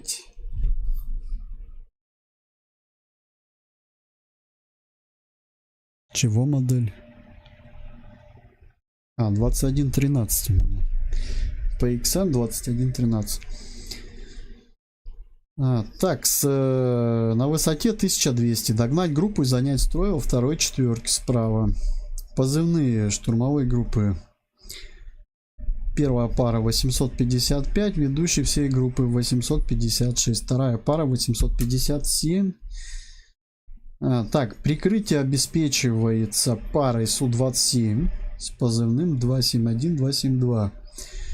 Совместно с нами по наземным целям будет работать тройка вертолетов Ми-24. Позывной ведущего 311. В районе операции ожидается присутствие разведчиков Су-24 с позывным 124. Такая серьезная миссия, я бы сказал уже.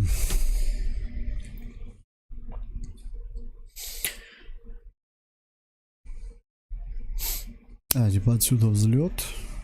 А чё он не Схмеймин? Как он? Название это, блин, все выговорить не могу. Кстати, может, я знаю, вот кому интересно, где база была ВКС РФ. Не, вообще российская база в Сирии где была. Можете даже карту открыть Сирии, посмотреть. Вот Латакия сверху была. Снизу был Тартус. Вот она база. А Алеппо у нас находится восточнее. Вот она, Алеппо.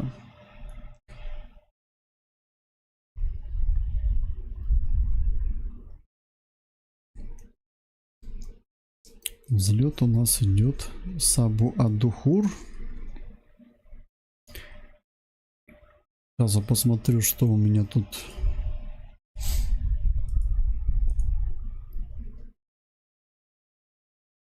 Случайный уровень. Я так понял, в эту игру можно и в сетевую играть, да? Что мне тут дали? Фаба 250. И кривопопки. Короче, кривые ракеты. Так вот. Я беру ракеты другие. Вот. Ну и бомбочки, конечно, тоже беру чуть-чуть другие. Нары. Почему-то обычные, немного целевые. Сэкономили опять. Давай хоть вот так сделаем. Угу. Другое дело. ЛТЦ побольше. Еще момент. Сколько там лететь-то? Угу. Ну, я так скажу.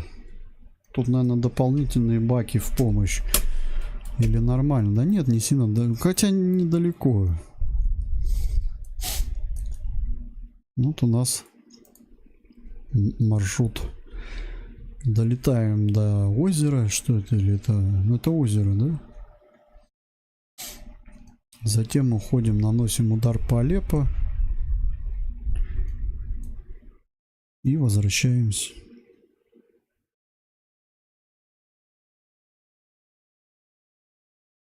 Третий ППМ у них на базу стоит. Второй самолет. Чем вооружен?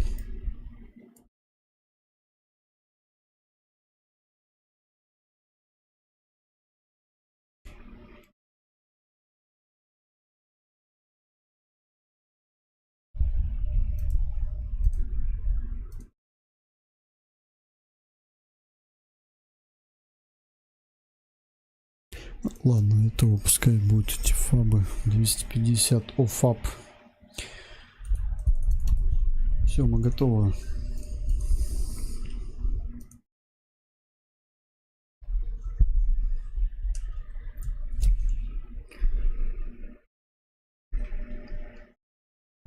Название такое незамороченное. Выручай. Можно было даже помоги.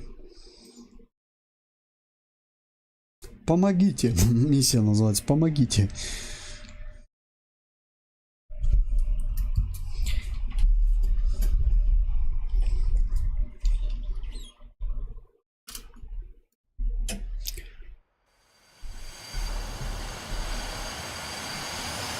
Ого.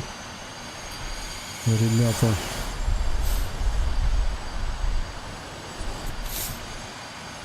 Я тут с Эдуардом-то это еще тренируюсь. А вы хотите, чтобы я с ними со всеми летел?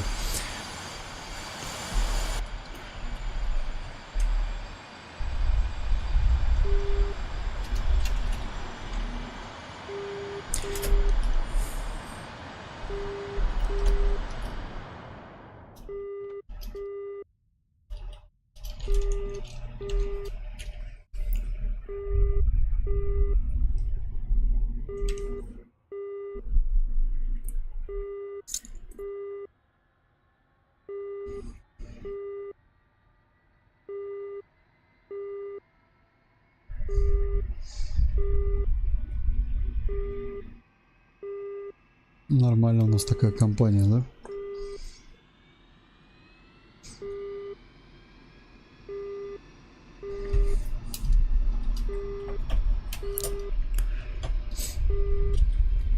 Я так понимаю, после того я двигаюсь. Сейчас он, потом я. Сколько между ними расстояние, интересно? Так, ну вообще, во-первых, курс надо выставить. 52,5 километра.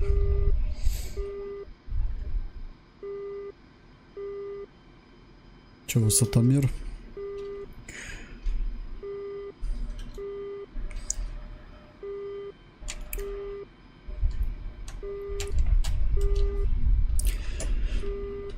А поддержку какую конкретно там? Что угодно, то и бьешь. Я предпоследний буду.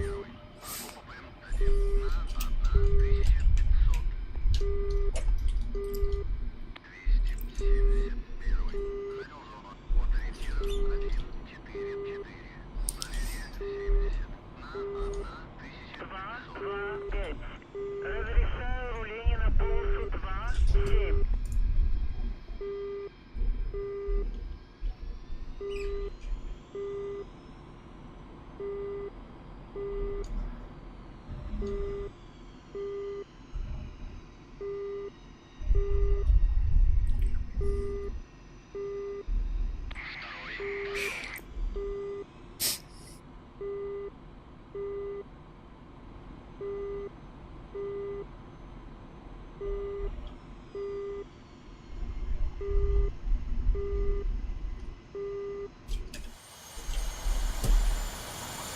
Что-то я отстаю, надо чуть поднажать. Главное ему взад не въехать, у него там не горит ничего. Как на машине, хоть тормоза, габариты, ну там стопаки загораются, а здесь нет, нифига. Тут можно въехать.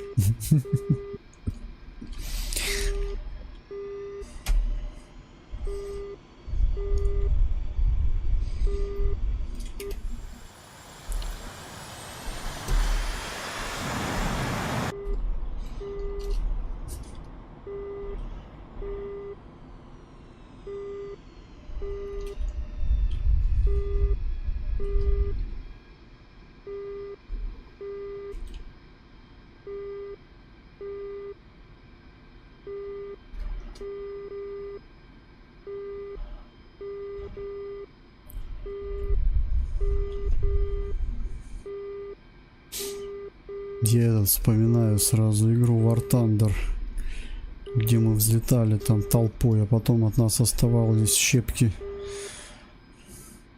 Летишь минут 20, а потом просто бой секундный в воздухе.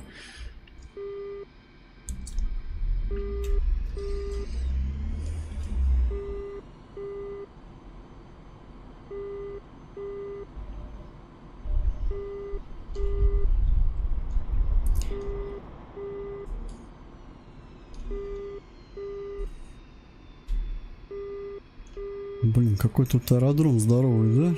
Пипец. А, так это мы только половину проехали, прикольно. Давайте назад также покатаемся туда-сюда. Челночное катание на самолетах по полосе руления. 10-километровку сделаем. Туда-сюда, туда-сюда. Просто горючку все сожгем и все скажем. Ой, горючка закончилась, все, не сможем лететь. Блин, как бы хотелось, чтобы у этого самолета были еще зеркала нормальные, как у Су-25Т. Почему ему такие не сделали? Они вот у него вниз смотрят. Я бы очень был бы рад зеркалам, чтобы они смотрели именно обзор вот туда. Чтобы вообще можно было... Вот там вид был. А, кстати, могу так даже смотреть, смотри. Оп.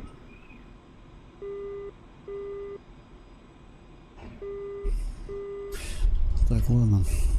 Догоняем. Это сейчас убегут.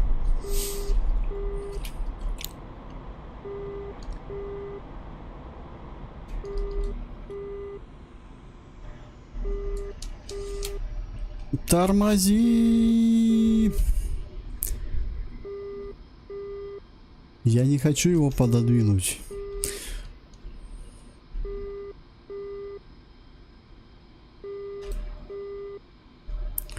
Вот так-то лучше, зато не потеряемся уже.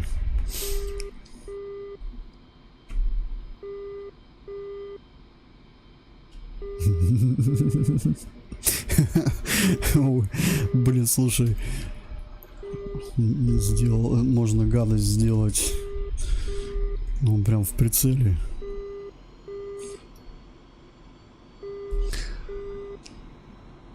Я вот честно не люблю вот эти долгие покатушки вообще. Ну вот когда начинаем летать, я всегда рядом выкатываюсь где-нибудь, где там полоса у нас.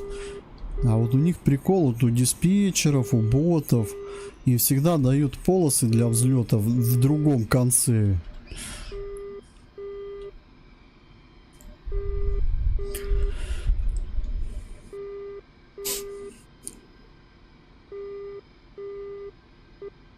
Так, первый пошел. А, нет, они готовятся. Блин, интересно, как мы взлетать будем? Первый пошел.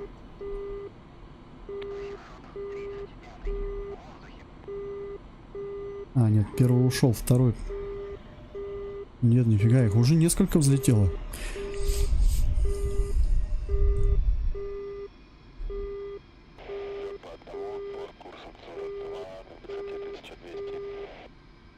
Озвучка есть.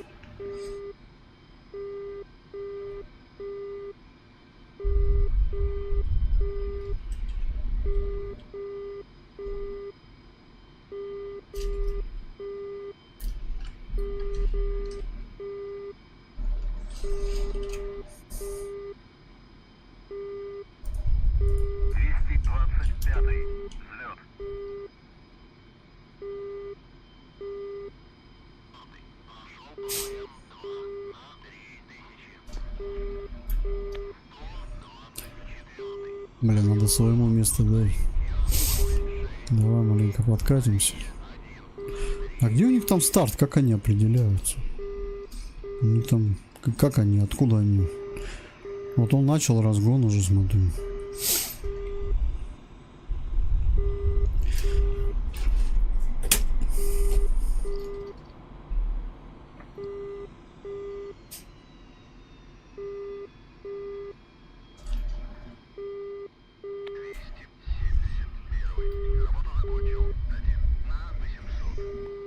Че, я теперь могу взлетать?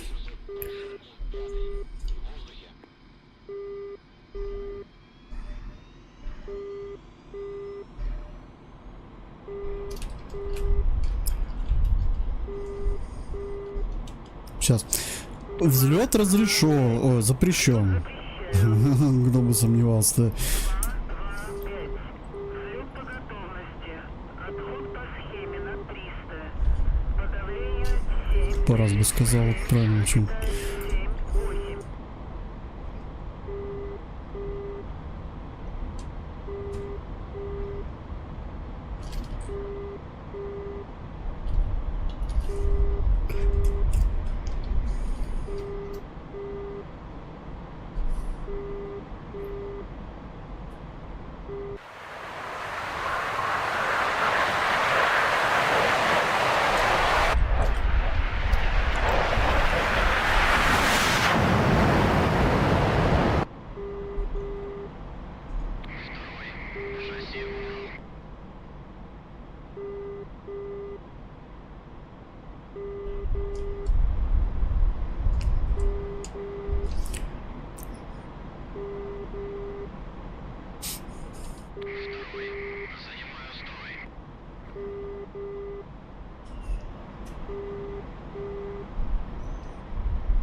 Сколько высота? 1200.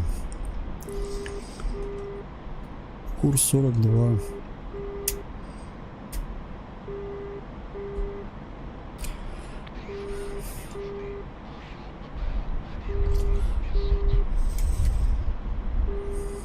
А скорость какая?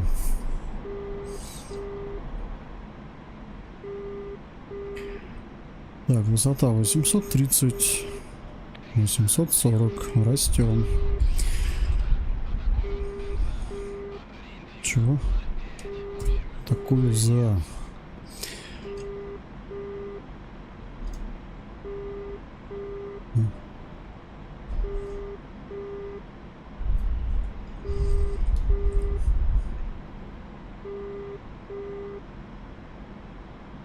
Все, высота 1200 есть.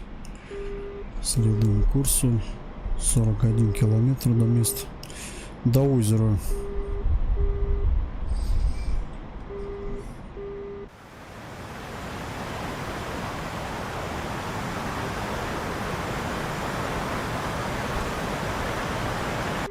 Вижу еще самолет за мной, который летит.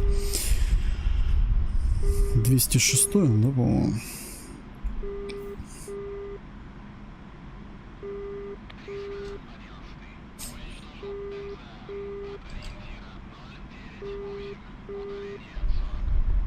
Второму, прикрой меня.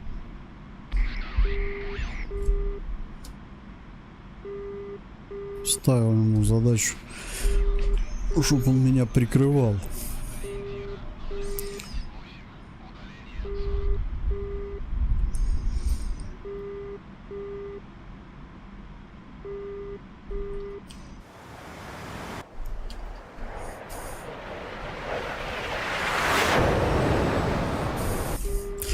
У меня есть одна компания, которая мне понравилась в некоторых моментах. Но есть моменты, которые мне не понравились, я не знаю. Там надо на Су-25Т бук уничтожать. Вот это мне не понравилось. А там есть компания прям на этом. Для грача. Реванш называется. Вот, так как я сейчас уже грач более-менее освоил, я могу даже те миссии уже выполнять с уверенностью.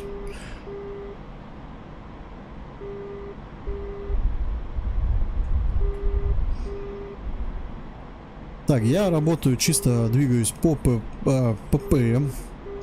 Вот, то есть у меня получается Здесь вот игла отображается, я по игле иду. По компасу, если смотреть, игла, и слева стрелка жирная, это направление. То есть я вот по ней двигаюсь. Так, маленько высоту сбавляю.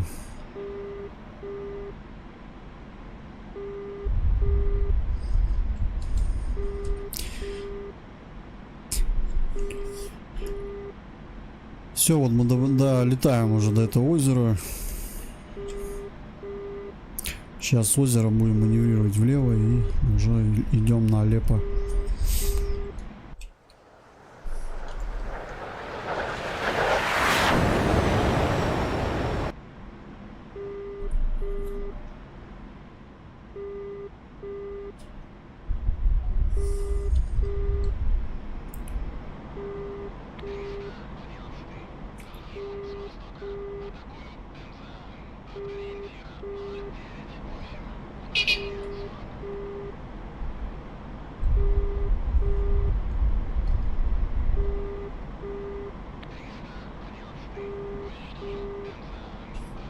Что за ЗА, блин? Нет, это ЗА, я не знаю, как оно расшифруется. Ну, ЗУ, допустим, ЗА. Что такое ЗА?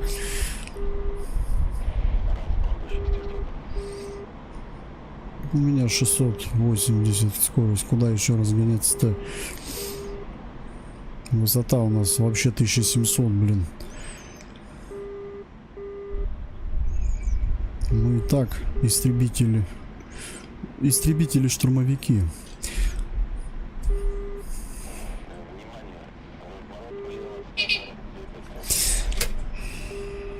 Эдуард, тебе там заняться нечем, что ли? Я же здесь, пиши в чате.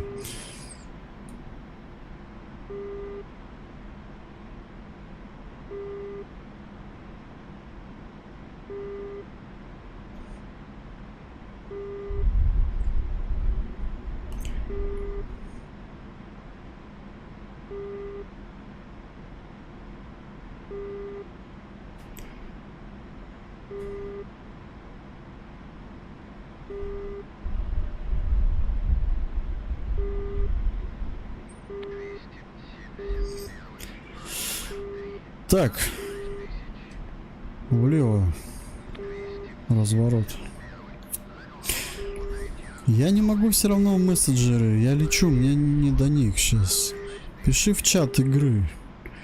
А, у тебя опять свет вырубили, наверное. Как вариант, да? Да у него свет вырубали.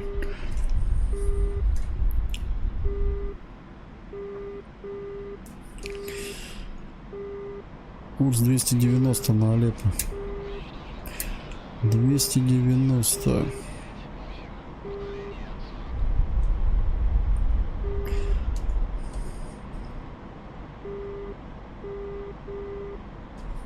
Зона атаки, а я не знаю. Тоже вот расшифрую. Вместе с вертушками работаем по большой колонии бродяг в северо-западной части города.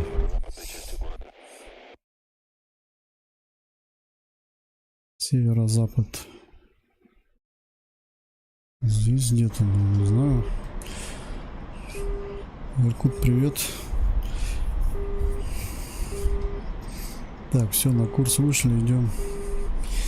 Высота 1960. Снизимся немного. 33 километра до Алеппо.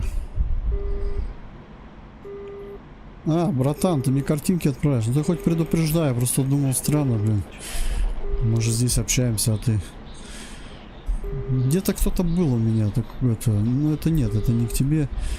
Были ребята такие, стрим запускаешь, они, блядь, вроде в чате начинают в телефон писать. Зачем? Вот, я подумал, может ты прикалываешься. Нет, тогда спасибо тебе огромное. Я чуть позже посмотрю, я не могу сейчас глянуть просто. Вот. Я думал, может у тебя свет вырубили. Ты мне пишешь. Все, я понял тебя. Все, шедевры там мне показал. Ну, я гляну чуть позже, обязательно. Я, видишь, сконцентрирован на полете. Я просто миссию не знаю, я не знаю, что там. Уже подлетаем к месту.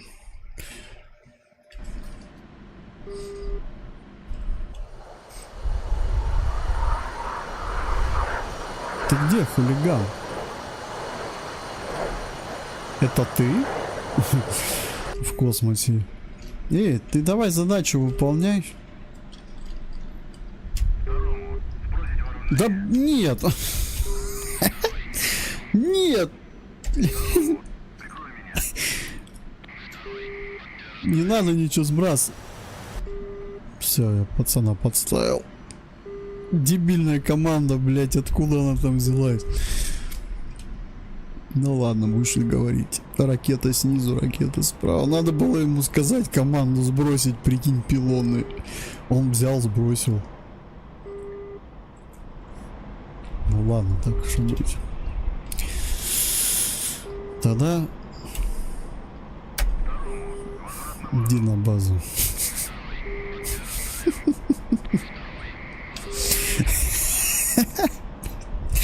Иди в отпуск, все.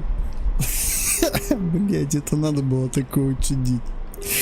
Сука, как я люблю это управление иногда. Долететь до боевой зоны и сказать: сбрось оружие нахуй. Ой, извиняюсь. Эмоцию. Но это почти так выглядело.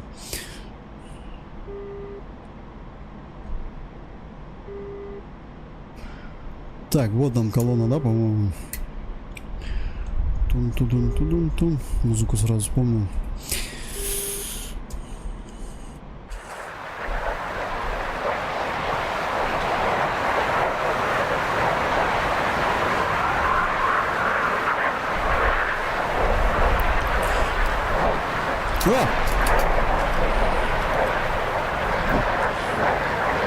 Какого фига? Блин, я думал, это по мне. Вы чё так пугаете, пацаны? Нифига я обкекался. Нельзя так пугать. Так, чё у меня бомба? Это грачи работают. Я сейчас бомбить буду.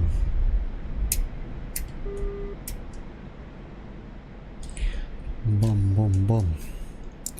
Я тебя бом-бом-бом, ты меня бом-бом.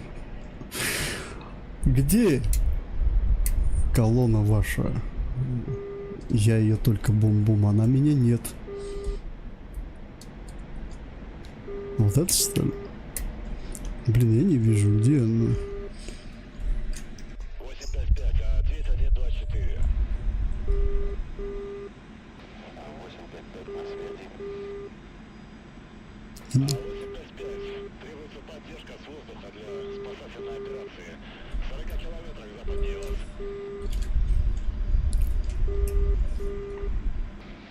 Понял, 124. Отправляю тебе пару.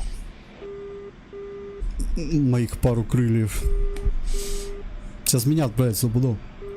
255. Положи наличие груз запаса.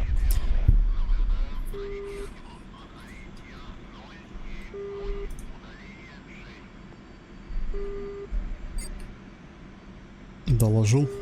Да я не знаю, куда стрелять. Принял 225. Следует 40 километров на запад. В район города Рейнхаль. Там работает 124. Так, принял. Следуй 40 километров на запад в район города Рейхане. Там работает со 124. 40 километров на запад. Рейхаль. А, вот все вижу. Так, а что, ППМ-ка появилась там? Нет? Да? Где? Не, нету. Разворачиваемся. У нас новая задача. Вот что значит играть первый раз в эту миссию. Поэтому я Эдуарду вот не зря вот говорил, Эдуард молодец. Вот он играл в мои миссии, он достойно в них играл. Он еще и результаты какие-то имел. Я вот тоже сейчас играю, я не знаю, миссию, я туплю пипец. А тем более в таком городе колонну найти. Прикольно.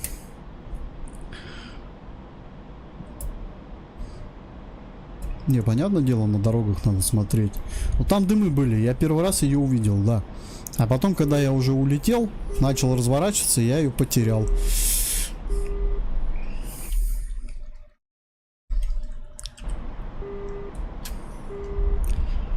Горючки надо, запасные баки было вешать.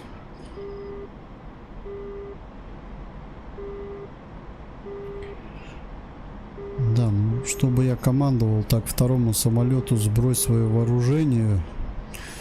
Это у меня в первый раз такое.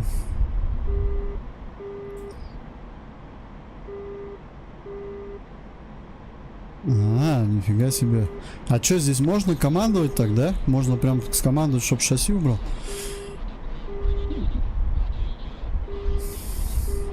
Или... А, я понял тебя. Скорее всего, ты просто... Все, я понял. Там кто-то летал с тобой по твоим руководствам, и ты сказал шасси убрать, и убрал человек шасси, и в итоге он приземлился с аварией. Так а что, сам человек не понимал логики, что шасси убирать не надо? Или ты все-таки про бота говоришь? Есть же такое понимание, не могу выполнить приказ. Это еще из игры операции Flashpoint. Есть же приказы разные, там говорят вам. Не знаю, сбросься со скалы. Что, ты пойдешь сбрасываться? Не, я так просто переносим. Можно иногда залупиться, как бы, но главное, чтобы это обосновать потом.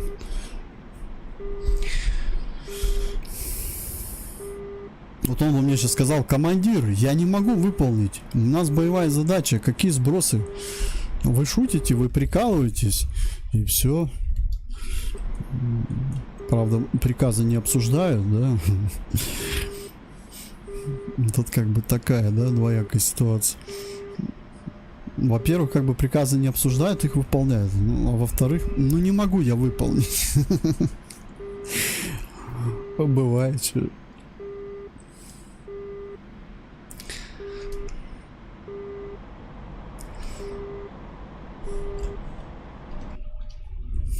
Пипец, как далеко. Наблюдаю тебя. Подходи на высоте ниже 2500, ожидай задачу. Есть это горючка? Нет. Беззаправка.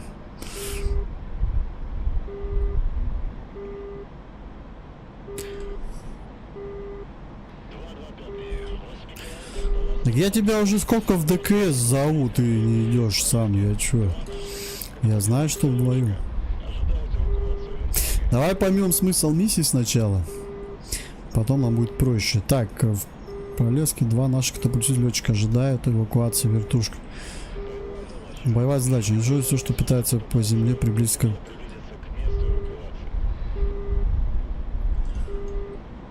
Так, 8 километрам на восток.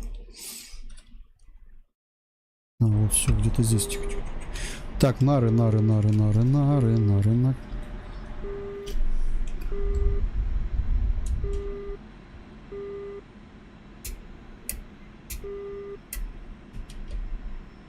А, вижу. 225. Обнаружена бронетехника вне дорог. В 3 километрах на восток от зоны эвакуации. 225. Наблюдай сигнальный дым. Защищай это место.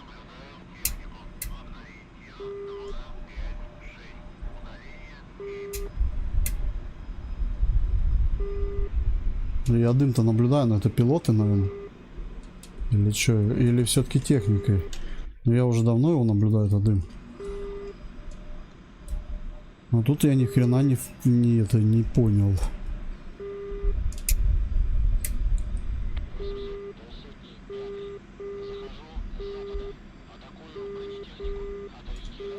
Подожди, я не понял, какой дым к востоку. Здесь не вижу технику. Вообще непонятно. Но восток, вот он, я вижу. Какая нахрен техника? Где? Вот этот желтый дым, это разве не пилоты наши? Он уже давно здесь дымит.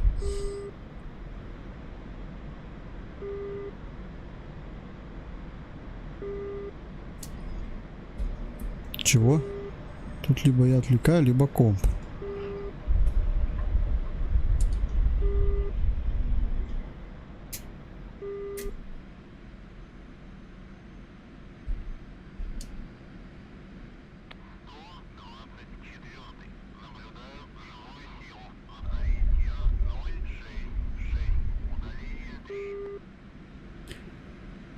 Блин, ребят, ну где цель это?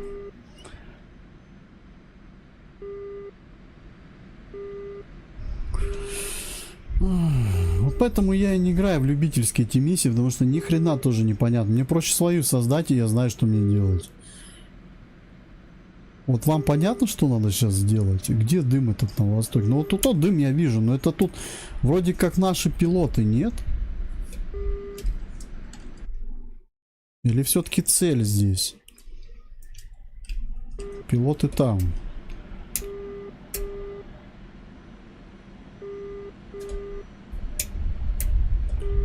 Но даже если взять вот на этот дым посмотреть, технику мы здесь не видим. Где здесь техника-то?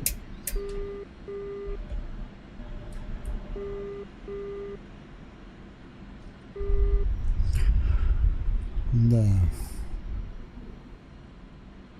Миссия интересна, но ни хрена непонятно.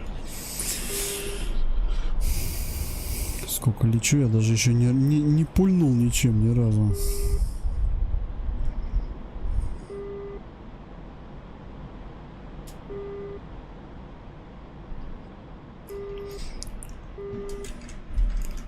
Сразу Тарк вспоминаю. Не, я с пацанами за такой не тер. Блять.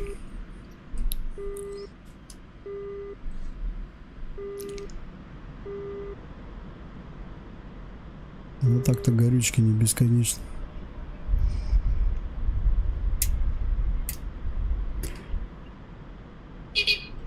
Я сейчас возьму, отработаю по этому дыму, короче.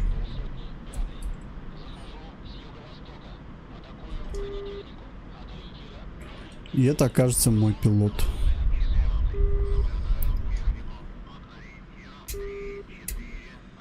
Где техника?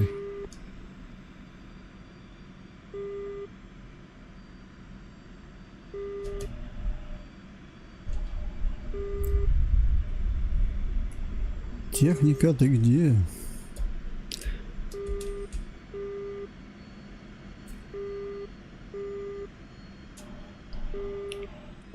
Короче, нам надо эвакуировать пилотов. 225. С западного направления приближается автотранспорт. 3 километрах от зоны эвакуации.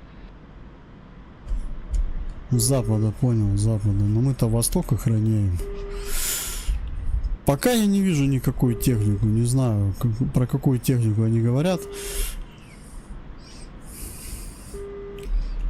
По дороге точно не. Вот это доклад 855, это он колонну атакует в Алеппо.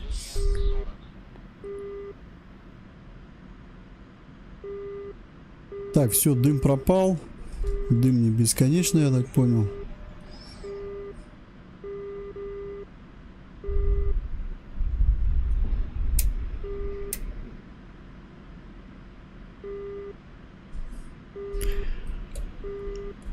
Я понял, что это пилоты. Просто где техника? Сейчас вообще непонятно, где я. А вот я пролетаю над ними. Вау, сейчас я вижу стрельба. Так, где вы? А, вон они зашкирились, где зенитка работает. Все, я понял, где контакт.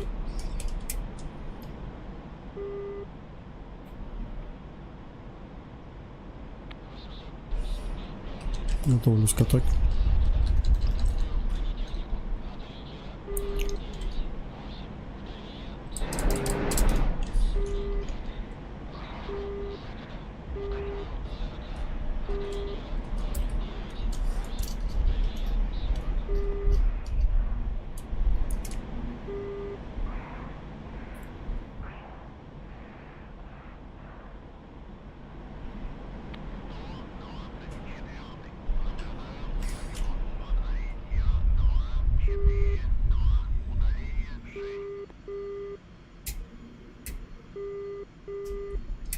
Сейчас еще отработаю.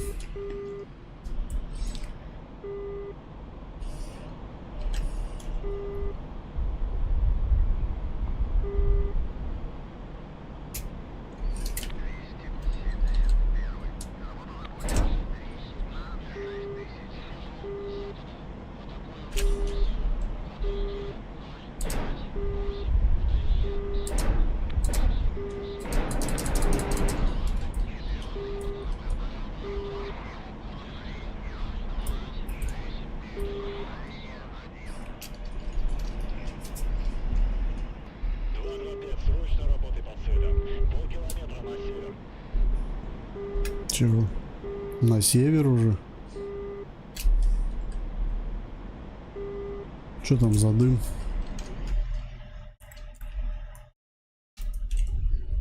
Полкилометра на север. Это от этого места, да?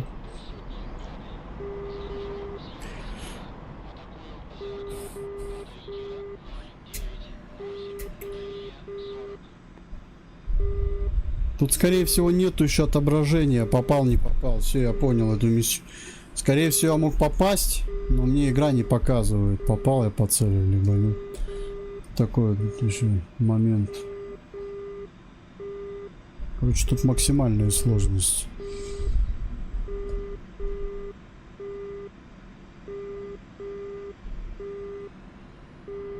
Ого, работает опять. Вижу цель. Там зенитка, что ли?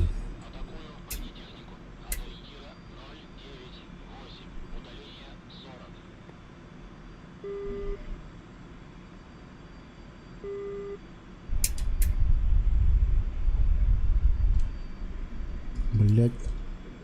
Потерял опять их.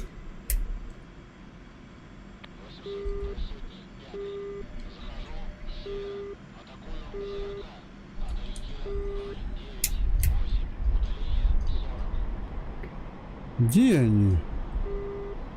225. Обнаружена цель на дороге севернее. Нахрен. Дистанция 3 километра. Я понимаю, что я в шары чпокаюсь, потому что я еще не могу к этой карте привыкнуть. Только видел их, прикинь, опять потерял.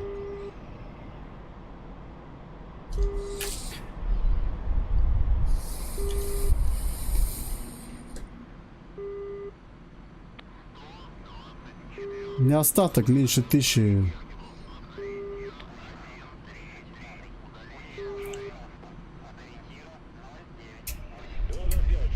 Наши вертушки с юга подходят. Да ни хрена не вижу. 225. Наблюдаю противника на дороге в 3 километрах на юго-запад от зоны эвакуации.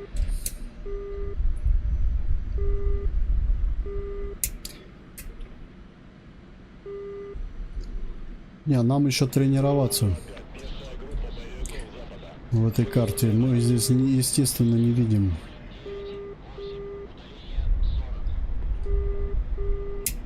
Не знаю, я не вижу визуально никого.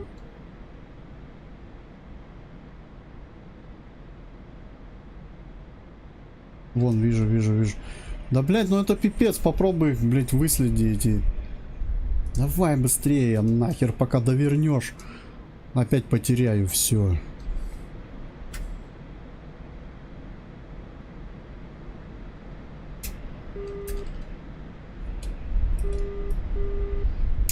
Где-то здесь, вон они прутся.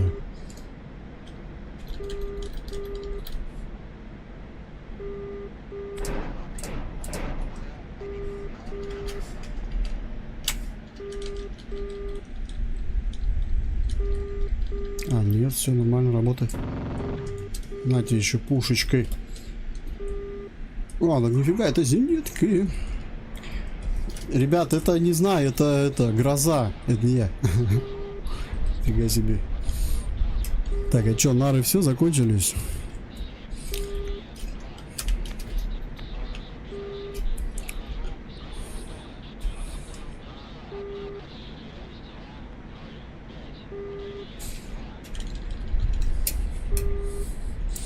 Да на каф... Да, подожди, какая угроза? Так, бомба где?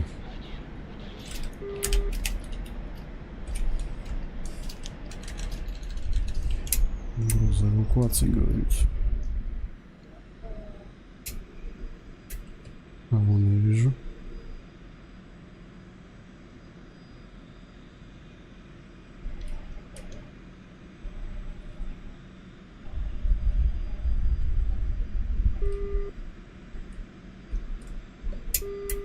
Ситуация критическая. Да где?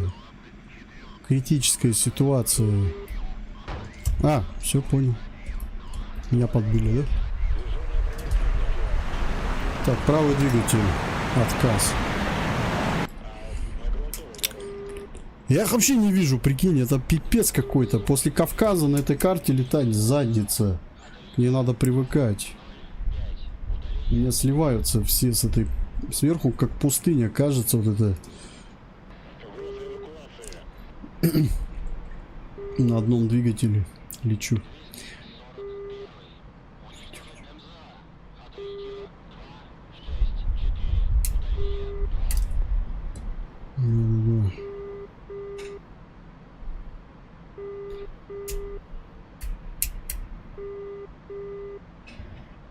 Чтобы понять, где они. Вон вертушка.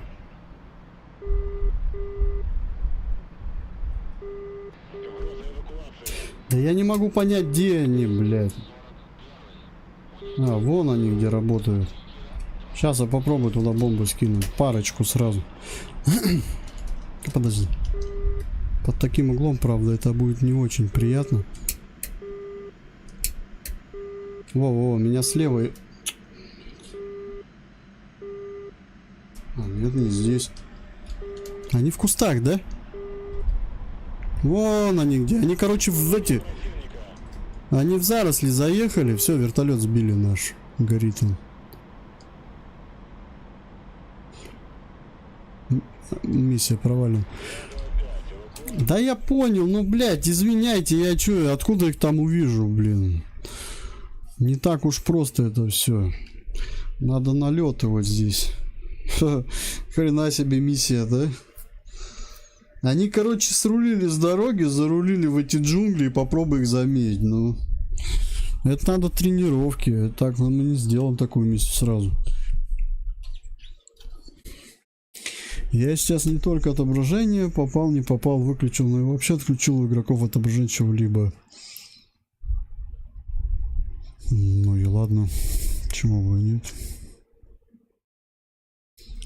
Нет, здесь отображается все. Ну, здесь нужен второй самолет, это однозначно. Одному тут тяжело. Я-то думал, сейчас залечу, колонну уничтожу и домой. А в итоге... Угу.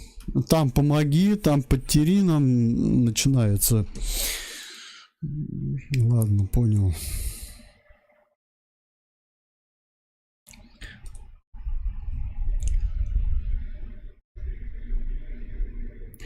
Да нет, здесь нормальная сложность. Просто карта мне пока визуально, я не могу к ней... Вот меня сейчас на СМ-ку посади, я смогу выполнить задачу здесь. На Су-25Т смогу. На Граче я пока визуально не могу видеть цели именно сам глазами. Тяжело после Кавказа. У меня нет опыта в Сирии, нету. Я уж думаю, навряд ли у нас пилоты сразу с Кавказа, допустим, с наших степей пошли в пустыню и начали побеждать всех. Это другое, вообще, это другая земля уже. Либо ты на зеленом смотришь, либо ты на желтом смотришь, это разница. Там на зеленом-то, я помню, первое время, когда летал, я не видел ни хрена тоже. Это сейчас я глаз набил, это сейчас я летаю нормально, я там все вижу. А здесь все не вижу. Надо про это тренироваться. Вот так вот. Миссия сложная, но интересная. Ну ладно, будем тренироваться. Все нормально. Никто от этого не отказывается. Так, ну мы посмотрели, что за миссия. Вот. Теперь есть вот миссия, которая для нашей зелени, так сказать. Давай вот на ней поиграем. Посмотрим, что там за миссия. Эта миссия интересная. Надо просто, говорю, глаз набивать. Что за миссия на Кавказе? Сейчас глянем.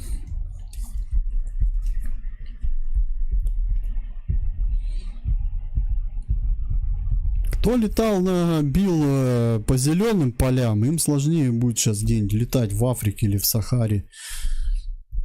Надо привыкать. Не так просто.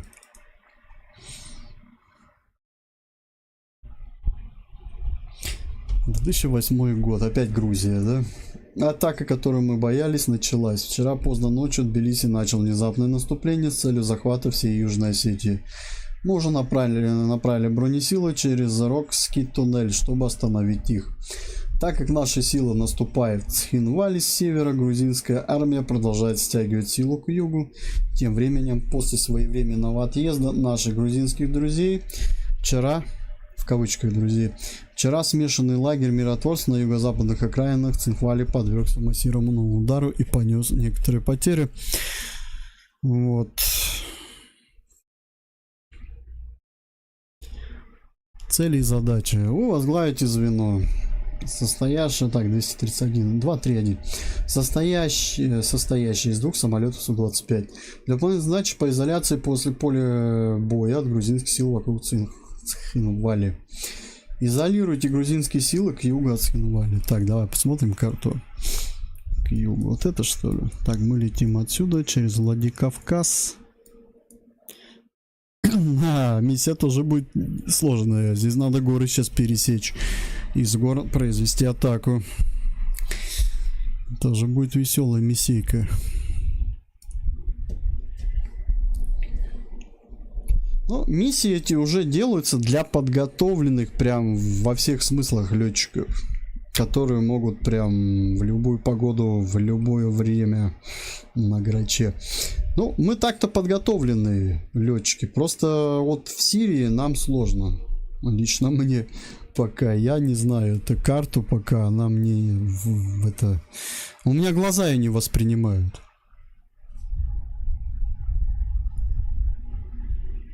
Чего? Запустить рубрику прохождения стандартных миссий? Так у меня же была. Мы же играли в кампанию «Битва за нефть» на 125Т. Я же выполнял ее. Пока она меня не бомбанула. А так, без проблем. Просто я не всегда, видишь, дружу с этими сценариями, которые кто-то создал. Мне проще свое что-то создать и показать вам интересную игру какую-нибудь, чем здесь сидеть и заниматься вот этим мучением. Вот, чтобы пройти эту миссию, надо в нее сыграть раз 10.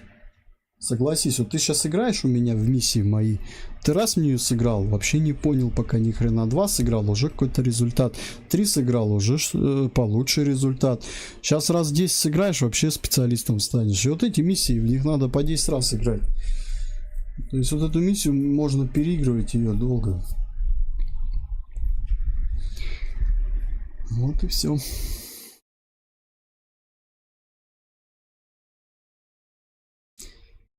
Изолируйте грузинские силы к югу.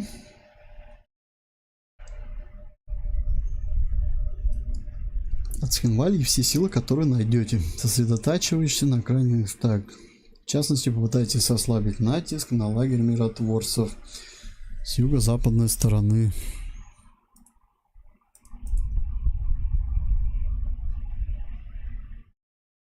Почему на английском языке написано? Там на русском.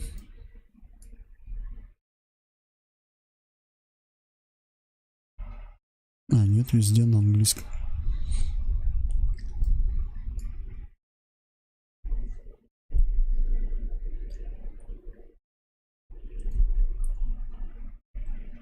Ой.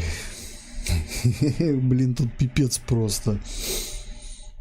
Как книгу открыл. Ну ладно, пойду почитаю, потом расскажу. Можно просто суть сразу, что надо сделать? Взорви танк в этой точке, там, я не знаю, или разнеси все нахрен в этом районе. Вот что мне нравится.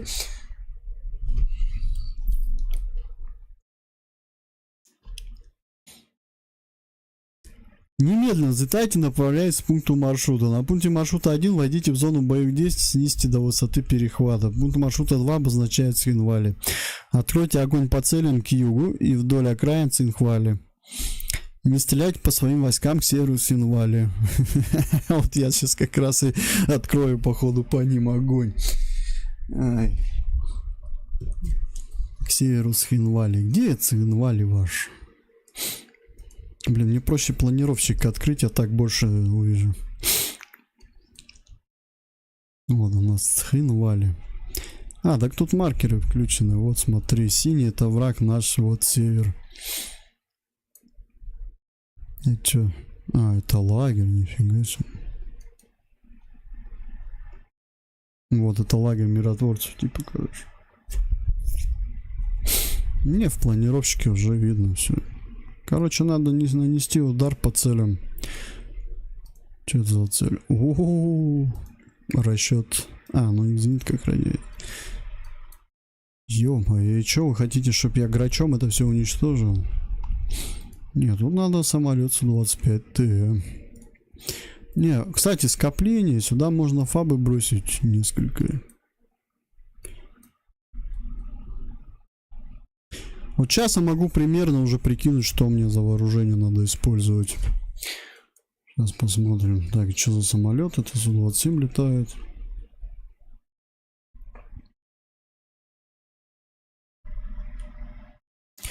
Тут еще баллоны надо будет сейчас вешать дополнительно. Это стопудово. Блин, можно я туда доеду? О. Да, тут очень тут достаточно расстояние. Но у нас есть аэродром, если что, в Беслане, да, я так понял. Можно будет его использовать. Но это надо через гору опять метнуться обратно.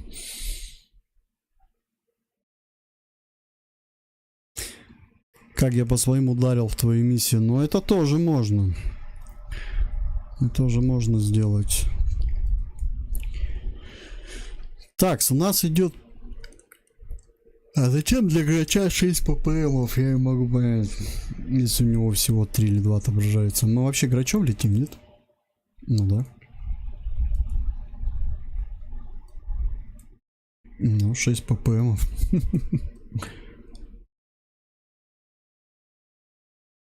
Так, ну мне нужен первый. Первого до Беслана долетаем, знаешь. Вроде бы. Или нет? Подожди, нет. Я не то смотрю. Где я? Вот он я. Белые мои. Мои белые. 1. А, вот 2. Вот 1 до сюда у нас. 2 сюда и возврат.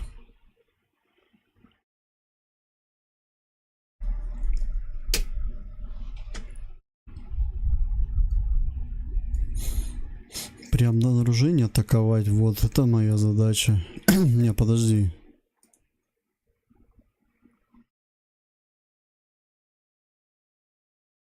Короче, это наше все. Наши задачи для 2 грачей. Сейчас я посмотрю, что тут. Зенитки надо как-то уничтожать в первую очередь.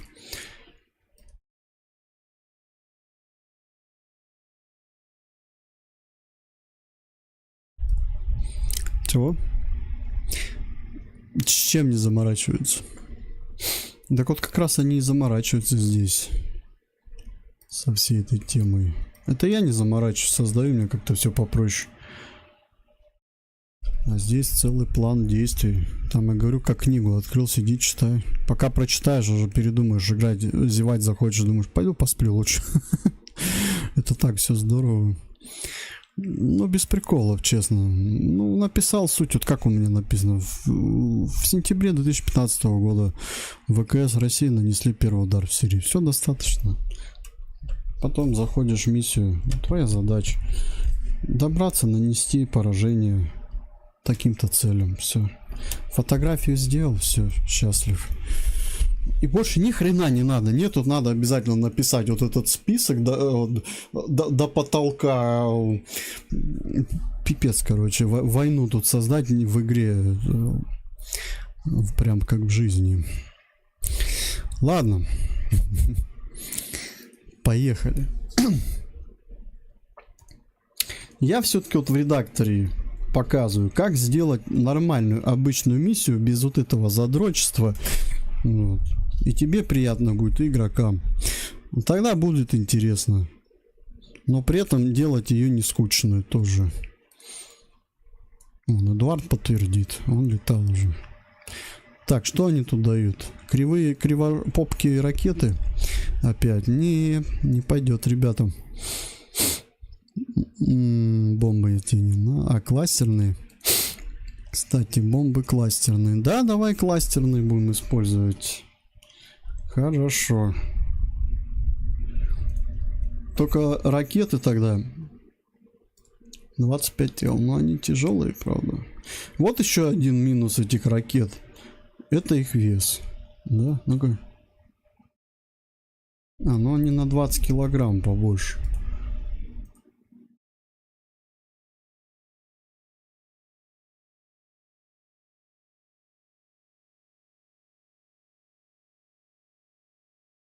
А, Яку, ты про это ППМ-ки? Нет, здесь все с ППМами нормально. Это я не тот самолет посмотрел. С ППМами все тут пойдет. Так, а чё нары мне не дал? А, он мне... Дай какие-нибудь.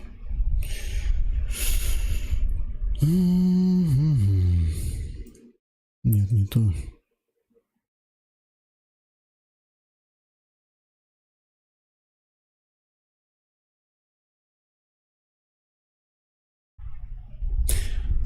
Чего подумаю?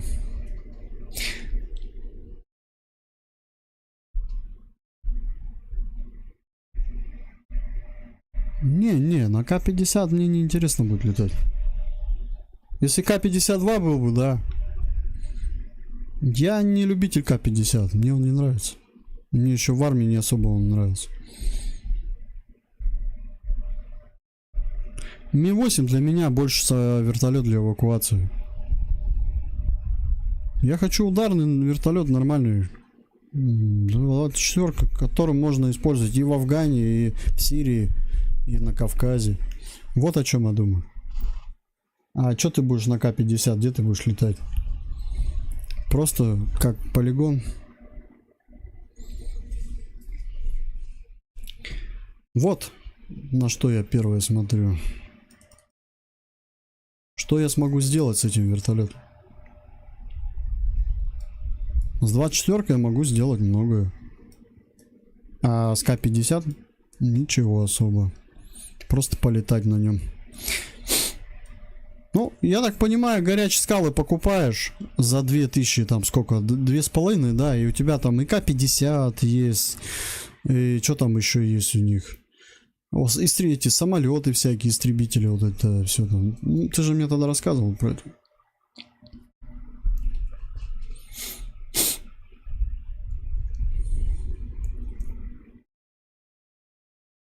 Ну что, полетели? Вперед из песни. Да никогда не научимся так выполнять миссии от других игроков. Ну, я так понимаю, это все-таки любительский контент, наверное, вот эта тема тоже.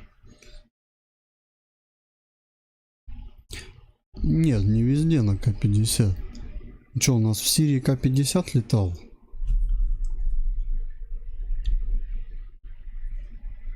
А это какой-нибудь этот... Есть там, допустим, на Кавказе какая-нибудь история, где он участвовал в боевых действиях? Нету в горячих скалах К-50, ну понял. Отдельно типа брать. Не, я не люблю этот вертолет. 24-ка классно.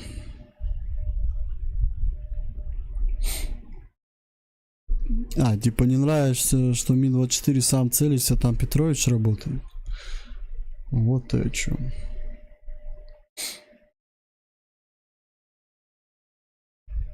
Ну подожди, работа, так ты ему команду же даешь. Ты же командуешь. Ну. Надо вертолет правильно вывести на цель. Также сделать, чтобы тебя не сбили.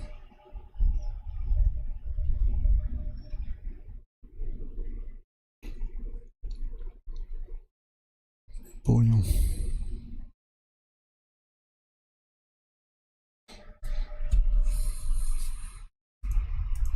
Ну, Эдуард, я тебя понял. Хорошо, я не буду торопиться. Я понял, о чем ты имеешь в виду. Ну, ты прав. Посмотрю обзоры вертолета. Тут я с тобой согласен.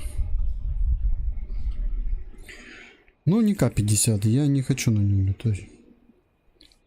А вот насчет 24-ки я... Хорошо, я под вопросом.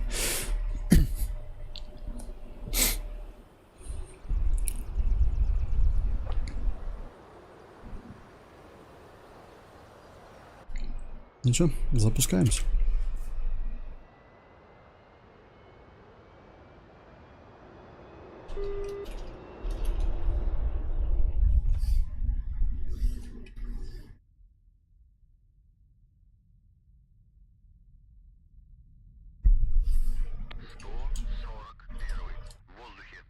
Нифига себе. Я еще говорю, у меня расстояние большое. Вон, смотрите. 137 километров. Это только до первого ПП. А, ну это и есть, по-моему, у нас там и цели.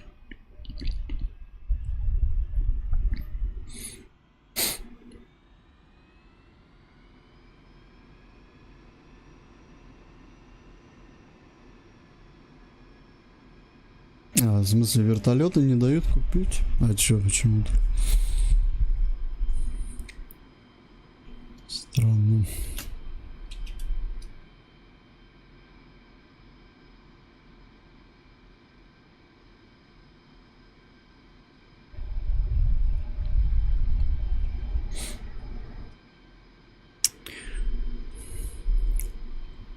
Чё, ДРЛО?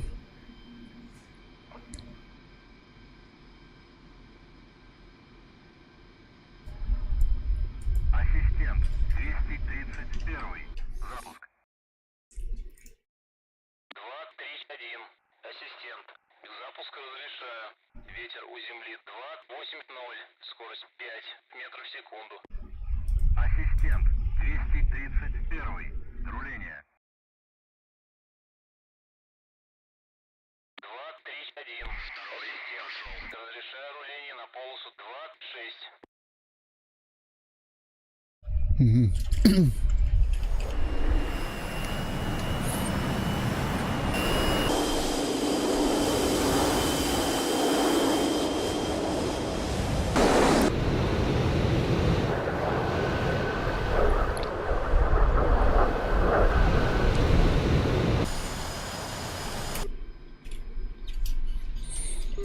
Вперед!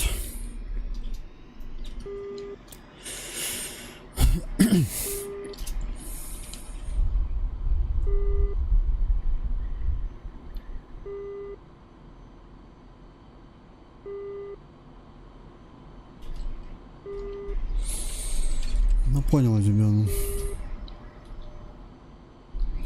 По поводу, что запретили. Что такое? Блин, подожди. Я высотомер настраиваю.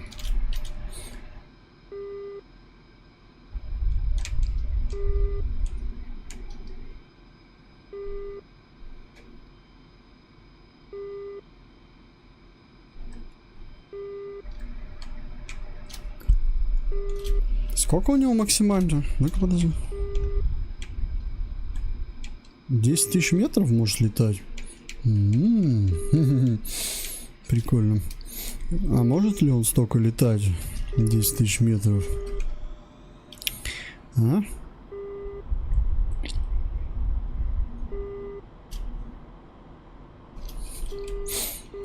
Ладно, я понял, я вас услышал по поводу всей этой темы.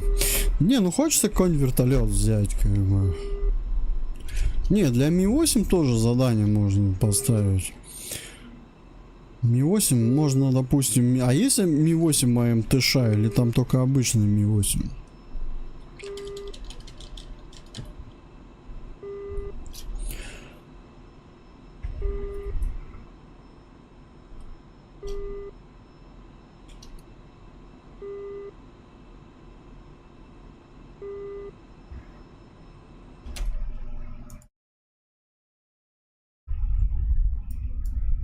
В 10 дня. Облачность, прям такая погода пасмурная.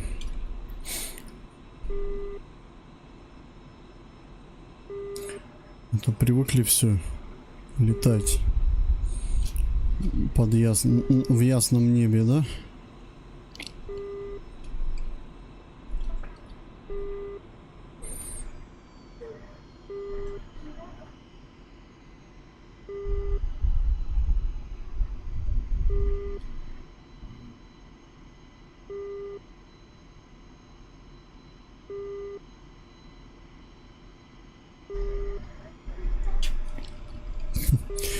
Так вы тоже, ну вот как ты говоришь, так они могут иностранную технику изучать по ДКС, кто им не дает?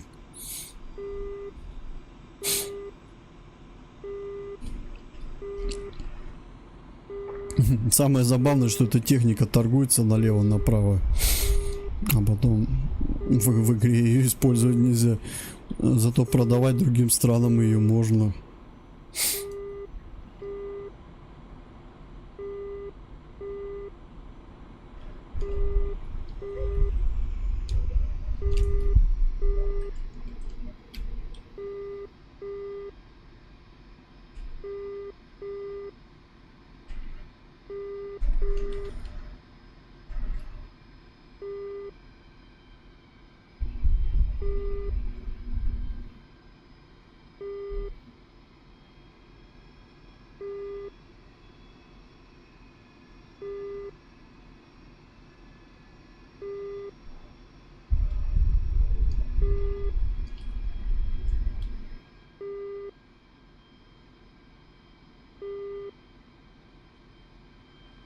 Че, он не полетит со мной, да?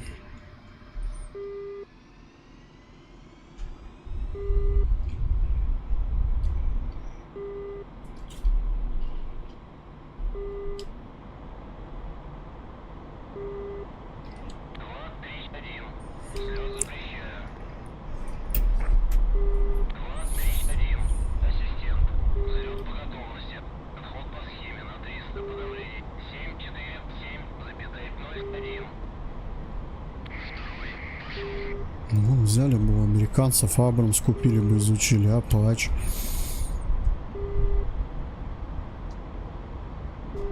Нет, не продают американцы.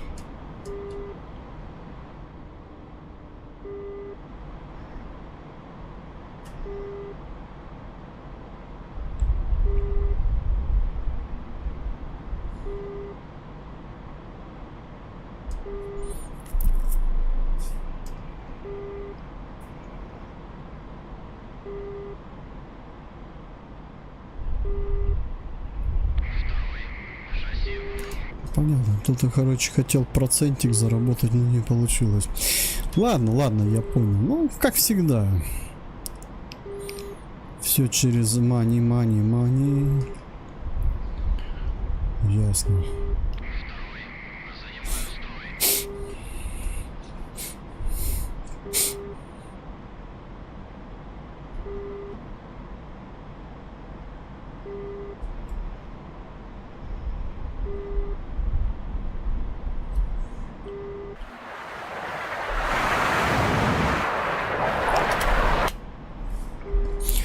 Эта миссия еще посложнее будет, чем сирийская. Почему? Потому что расстояние большое очень.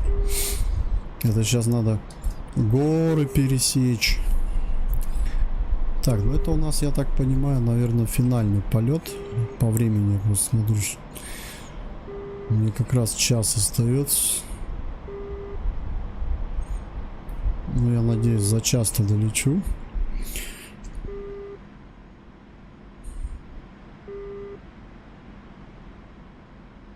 Сколько потолок? Ну тут уже все. Я думаю, на 2000 метров уже в облаках будем. Даже меньше. Облачность.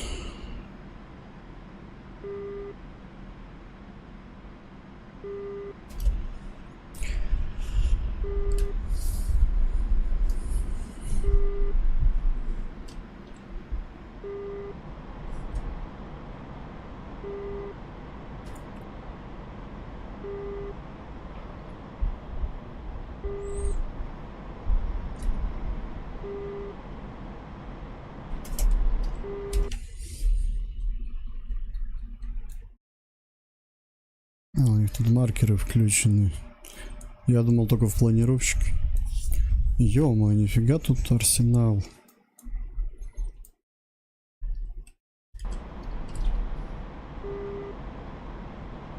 Столько там техники, пипец.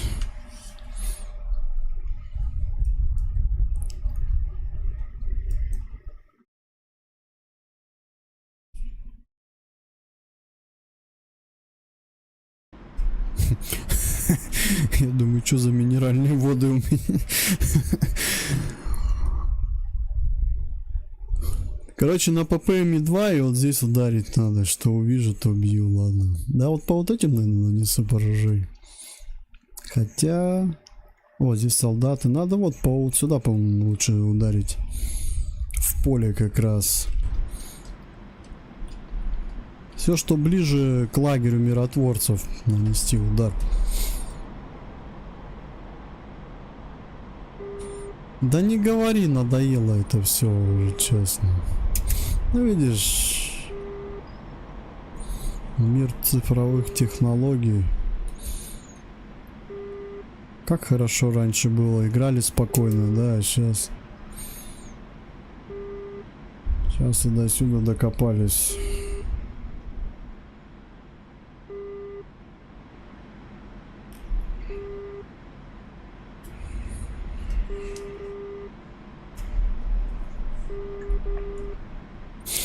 А знаешь, для меня больше всего абсурд это, блядь, почему человек, который сам зарабатывает вообще на площадке, допустим, который не относится к Российской Федерации, должен налог платить? Такой вот у меня вопрос тоже. Не всегда задавался этим вопросом. Закон-то этот вышел. То есть вот блогер, да, вообще стримит, допустим, на Ютубе, а Ютуб это вообще не российская площадка. Почему он должен платить налог России? Вот вопрос вот у меня всегда такой.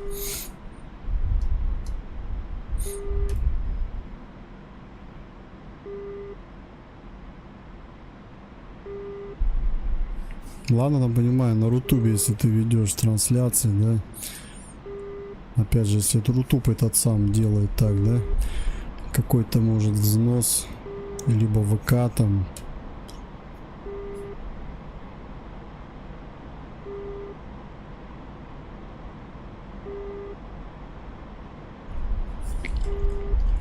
Ладно, давайте не будем это обсуждать, это, сами понимаете, бесполезная тема.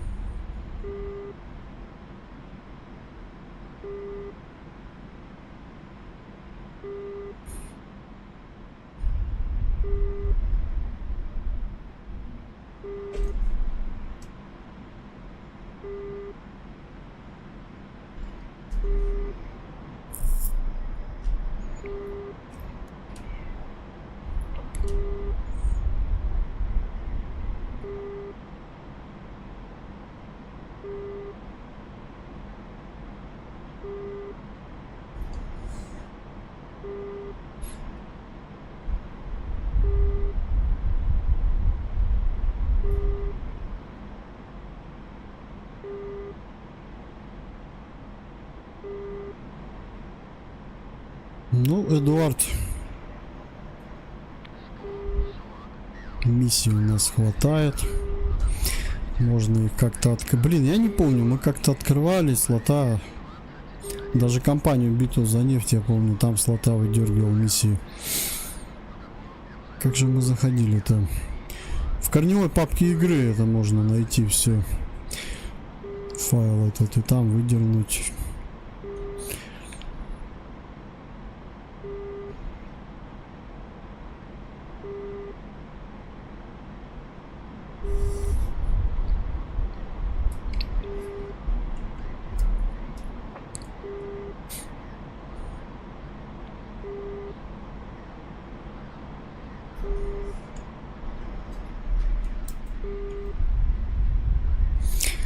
Это мы еще до гор не долетели, нам сейчас горы надо пересечь. Вон они по курсу. Сейчас еще в горах полетим в такую погоду веселую.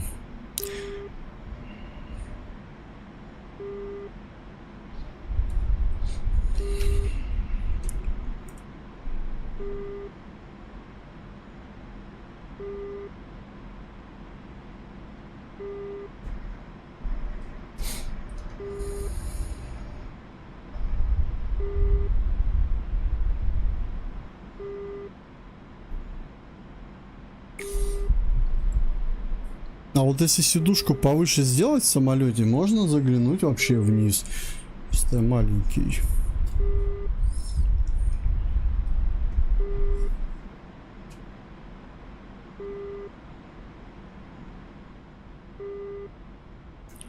Второй ты. А, вон он. Главное ему команду опять не дать, сбрось пилоны.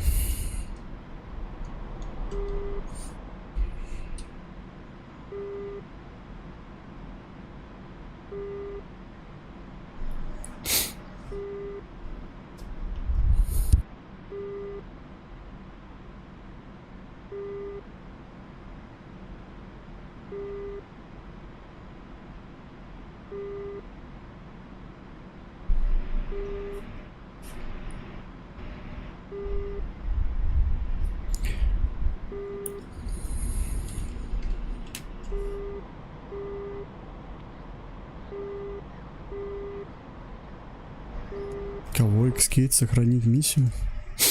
Да? А, во как. Ты гений. Фига себе. Нет, у нас сложнее была система. Мы заходили в какую-то папку, выдергивали. Интересно, компанию также сохранять можно?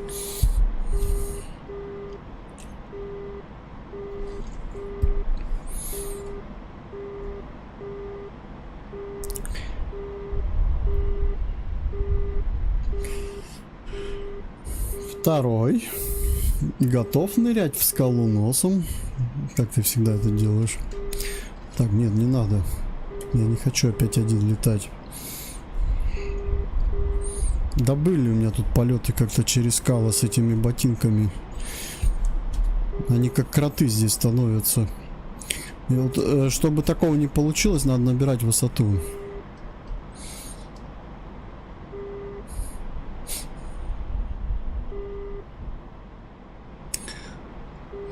Потолок небесной.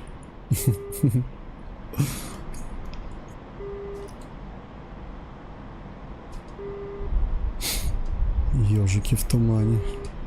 Давай, давай, выше, выше идем. Еще. А то сейчас в гору вмажемся нафиг. Во, все, вот так вот. О, я на небесах. Я в раю. Меня, в смысле, меня уже сбили, что ли? Я на граче это, в рай попал. Сразу, да? Прикольно.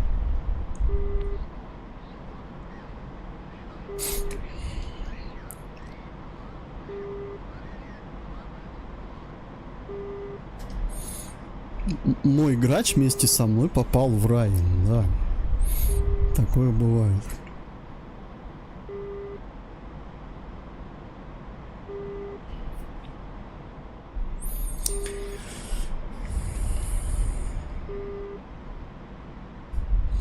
Высота 3900.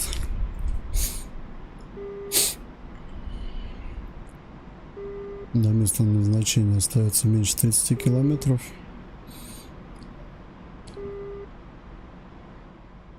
О, я его вижу, он летит. Молодец.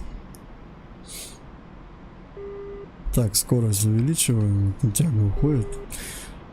Хотя бы до 450, наверное. 500, наверное, надо где-то разогнаться.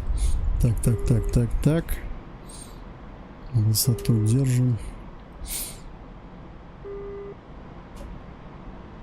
По приборам можно летать, если у тебя скал нет перед носом. Я помню, по прибору тоже летел. В итоге лечу. Ой, смотрю, что-то прям в меня так смотрит хорошо. Тынк носом. Приборы скалы не видят. Вот он тебе показывает, допустим, Вот этот прибор. Что ты не наклонен ни вверх сильно, ни вниз, если ты в тумане сильно. Но при этом этот прибор, он не видит скалу. О, допустим, вот эту. Если бы я бы сейчас ниже шел, я бы в нее бы влетел и все.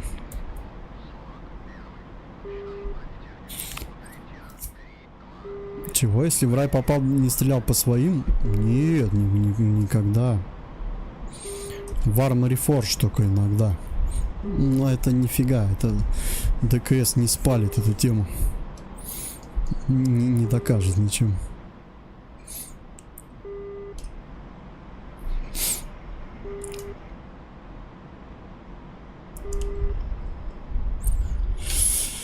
Ах, красота. Наконец-то в Грузию слетаю, отдохну.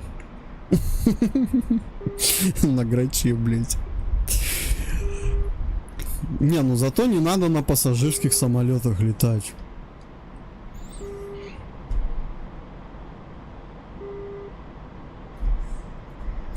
А то вдруг там опять что-нибудь, птичка в двигатель попадет.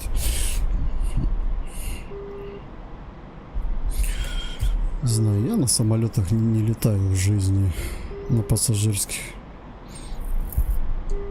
Да и на военных тоже.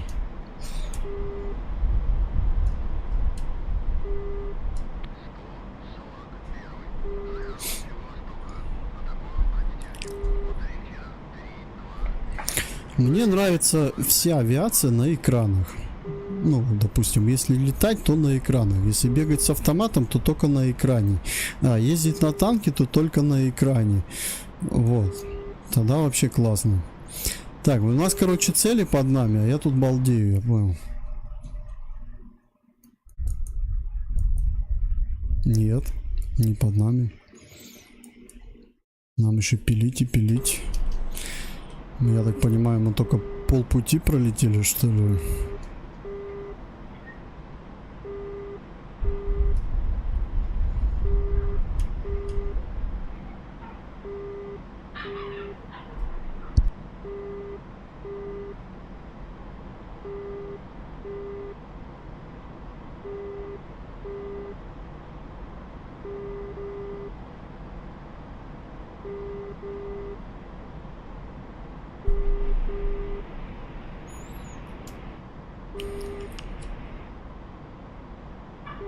Че, снижаться надо будет.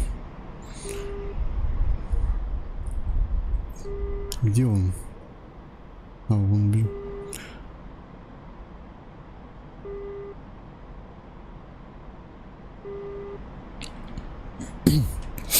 Нет, этот высотомер нифига у нас. Не, подожди, высотомер-то видит здесь он, по-моему, да? Или нифига? Не видит.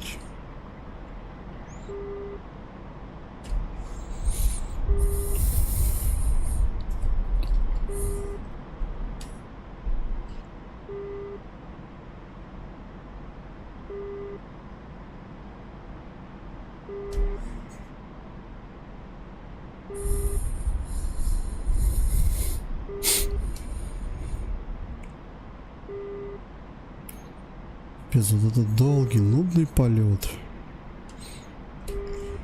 Как он расслабляет тебя, это ужас.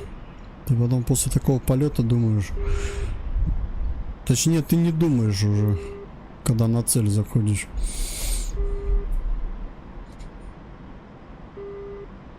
Ну вот когда мы с тобой сотку летали, у нас еще было поинтереснее. Но когда уже больше сотки, это пипец. Такое муторная тема вообще.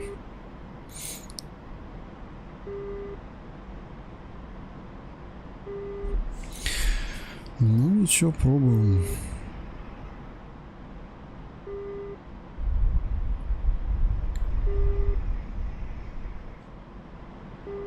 Идем на снижение. Тягу в 0. Сейчас немного поколбасится.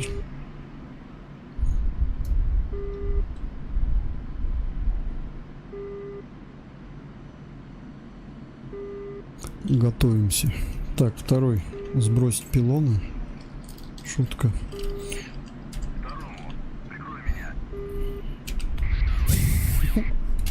Не, ну а вдруг...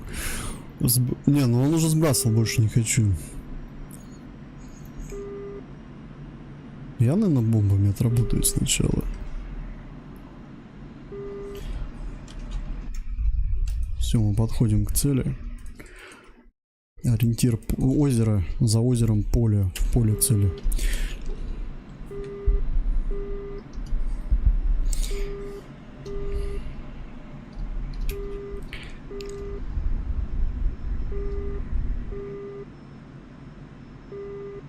Где эта водичка? Все, достаточно снижения. Так, вижу город.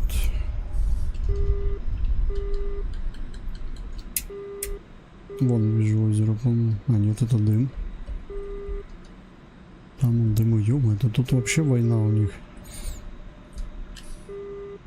Блять. Стопудово ПЗРК есть. Да всякая ерунда.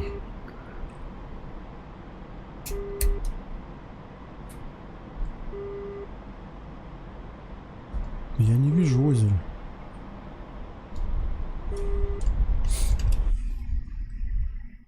А, нам чуть правее надо брать. Оно в городе, это озеро. Вот оно озеро.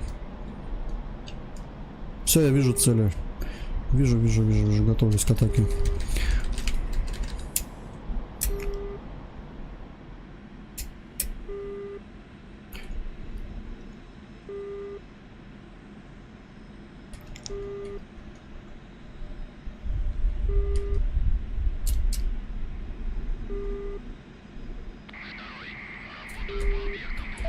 И я такая же фигня, пошла бомба.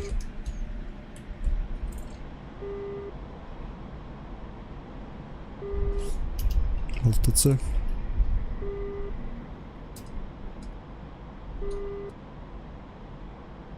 Есть поражение. Высота 2200, набираем выше. Зенитки работают. Скорее всего, что-то мощное, который достает, сука, 2 километра. Что-то типа шилки, наверное. Ага. Второй ты накурил? Фу. Бросай это дело. Вот и что. Так, работаем нарами теперь.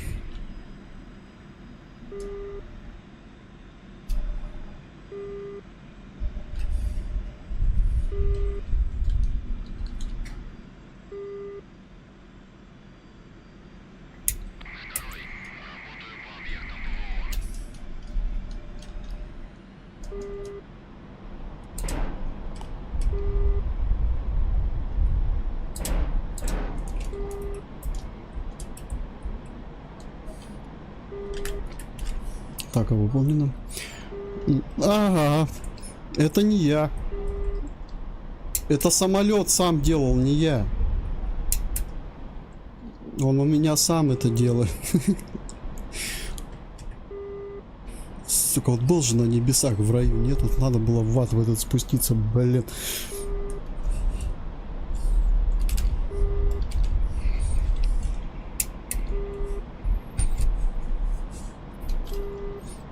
Так, ну что, надо уравнять.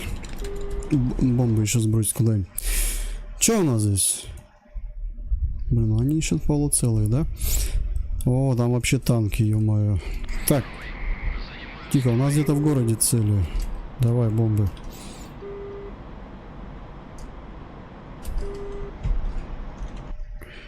В городе, в городе, в городе.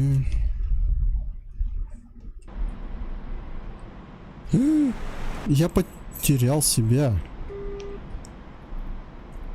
Куда я вообще улетел? А, я так я уже над нашими летаю. Так, ну я через наших пролечу. Можно я так сделаю? Надо просто карту тут изучить. Так, в самом Цхинвале есть еще цели у нас где-то здесь. Хочу по ним нанести поражение. Но там есть ЗУ-23. Это, я так понимаю, Урал. Зенитная установка.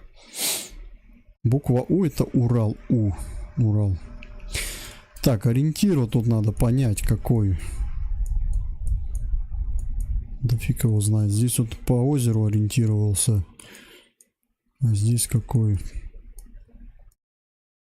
Где-то, короче, между этим районом и этим, да? Возле дороги где-то стоят.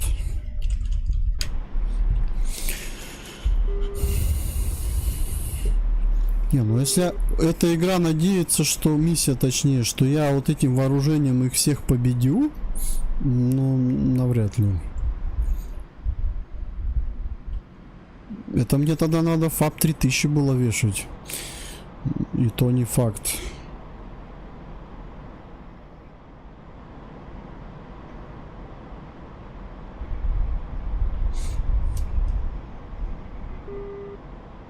Опять в тумане.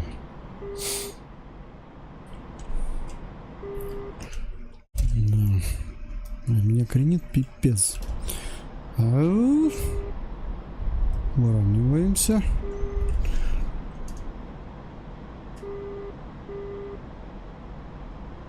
Опять набор высоты идет. Не, давай скидываем немного.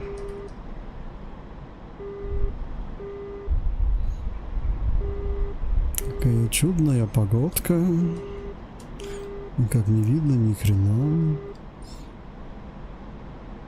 Да, блять, я наоборот хочу спустить ее. Какого фига ты набираешь?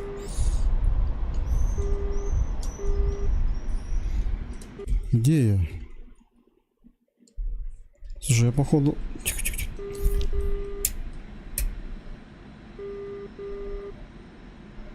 Вон они цели.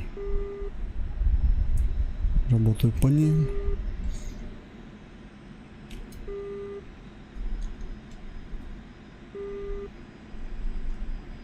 А, нет, подожди, так они уже отработаны. Короче, тут высота 1500 метров надо летать. Но это пипец, ты все зенитки здесь пособираешь. Давай, работай по ПВО. Вон наш лагерь, я вижу отсюда. Все, дальше не пойду вверх. Я там не... Вот, смотри, Эдуард, вот что значит погода говно, вот смотри. Это называется вот говнопогода.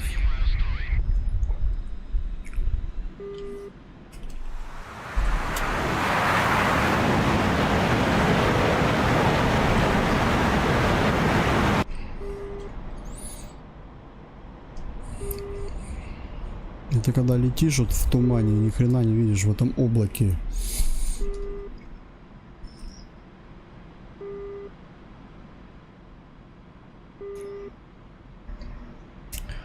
Так, смотрим. Вон они цели, наблюдаю. Ну, вот это Кавказ, к которому я уже привык. А в Сирии я так не могу пока играть. Готовлюсь к сбросу.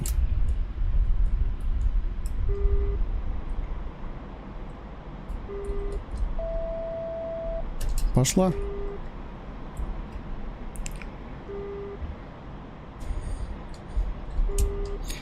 Ловите, пацаны. Не благодаряйте.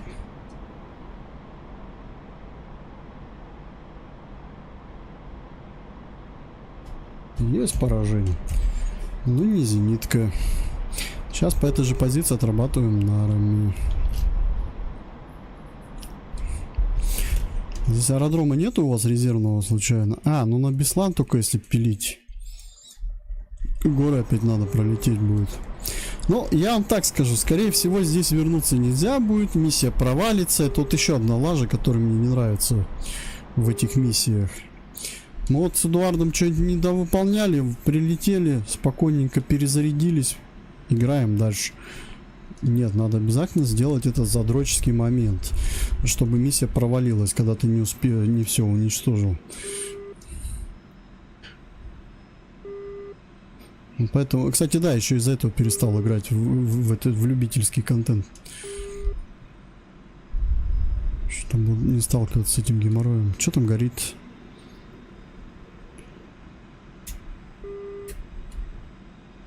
ну это обычный дым, я понял. Цели, цели, цели. Где мои цели?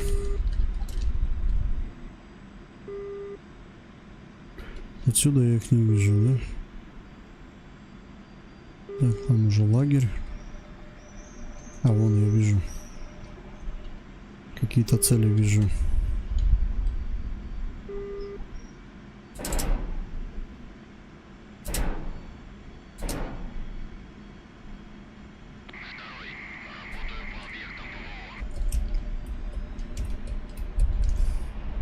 Тут танки.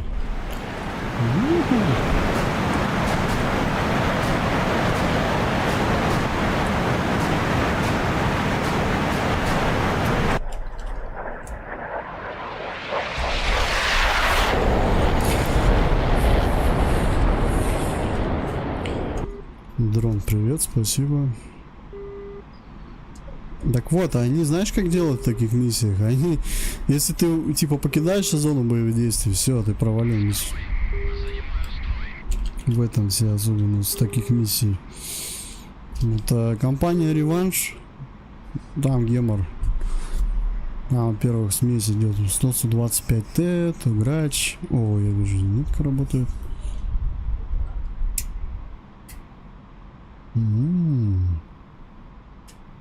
Какая молодец. Да блин, нет. Не надо. Я только навелся почти. Где моя цель теперь? Я ее так хорошо спалил. Блять. Дебильное облако это. Где она? Постреляй еще. Я тебя сфотографирую. Где-то где пучок вот этот она сидит, эта гадость где-то. Что там за гадость? Чуть-чуть, вот видишь, высоту набираешь, уже там это в облаке. Зенитку хочу отрывать. Вон она где. Вон, все, я теперь ее спалил. Вот за грунтовой дороги гадость стоит. Так, ориентир грунтовая дорога, вот эти дымки, мостик слева. Все, скотина, сейчас. Ходи с поднятыми руками.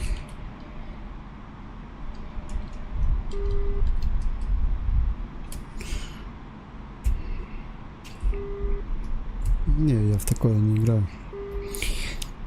А что там, есть грач?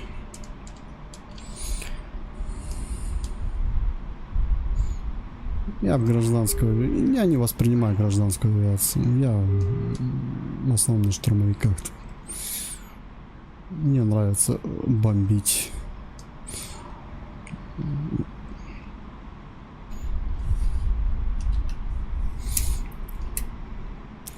Где этот гад?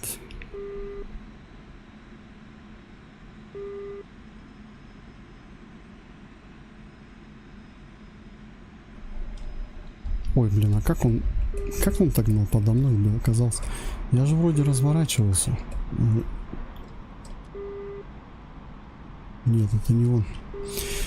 Тут этих пучков... Ну вот, дымы идут, получается. Вот он пучок. Нет, это не тот пучок.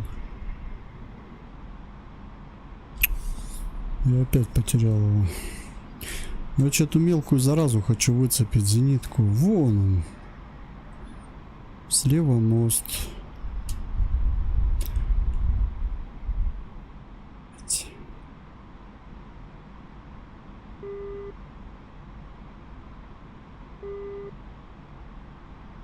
Ну-ка, сейчас попробуем туда ударить.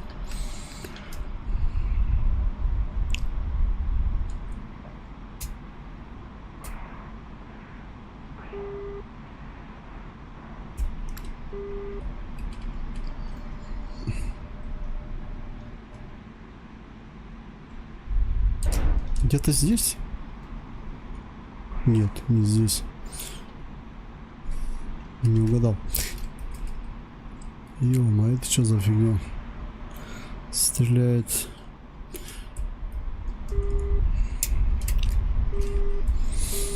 На 10 нет, не полетал бы. На Су-25 бы полетал.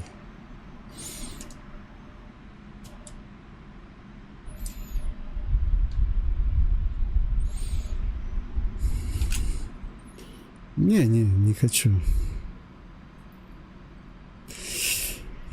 Да причем полетал? Тут вопрос-то в том, осваиваю технику и летаю, а не просто пробую. Мне эти пробы как-то неинтересны.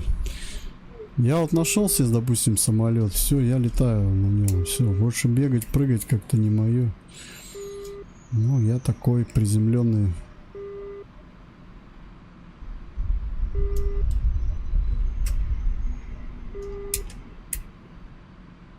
Вон грач летает. Ты давай тоже атакуй их.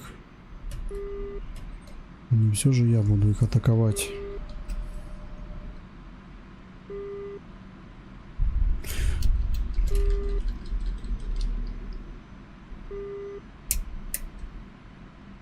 Но здесь нету никого.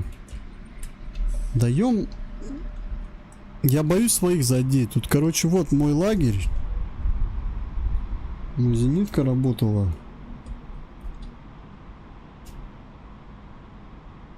Где-то тоже из такого же пучка. Я начал разворачиваться, и я потерял этот пучок деревьев. Тут, оказывается, он не один такой. Вот и все, и заметался. Ладно, я сейчас по карте посмотрю, они же отображаются. Прикольно. А что, они в лагерь заехали, что ли? И как с ними быть? Нифига там жопа. Так, а у вас что, пехоты вообще не было, что ли? Так, у нас в лагере враг получается.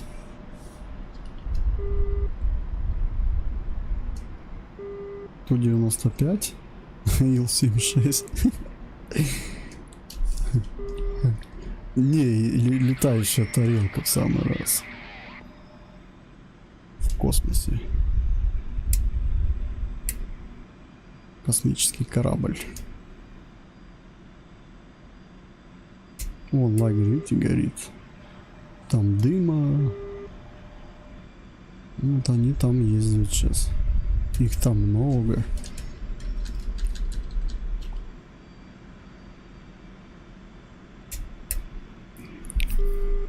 Там все посмешалось. Даже не знаешь, чем, куда атаковать.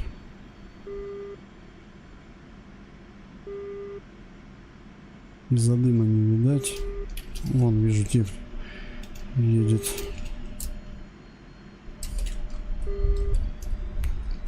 Подожди, пацаны, я понял, сейчас.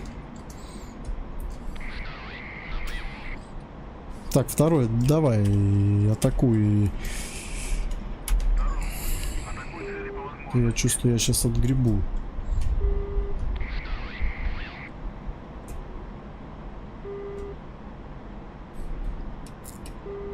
Уже, блин, горючки не хватит тут кружить так.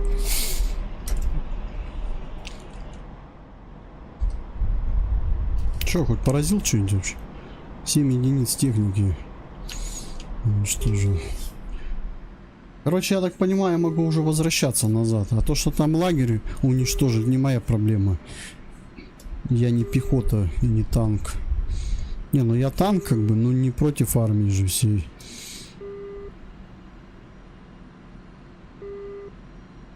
Прикольно, да? Техника заехала и лагерь уничтожила просто. А что там? Нифига ни обороны не было. Толку от этой техники. Ой, точнее, толку от нашего этого лагеря. Получается, они прокакали. Так, ну я сейчас управляйкой отработаю. У меня теперь ориентир есть. Давай, давай.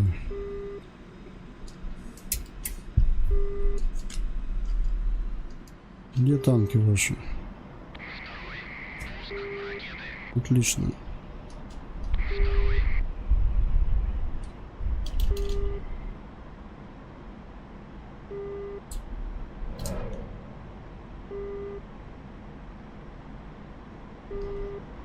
Бам! У-ху! Мы иногда так веселимся. Блин. В дыму, зараза, сидят. Ну я так. В массу запульнул.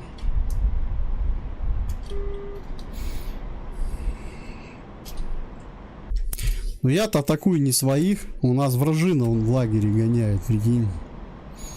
Они все туда заехали. Давай туда еще нарами сейчас прикурим.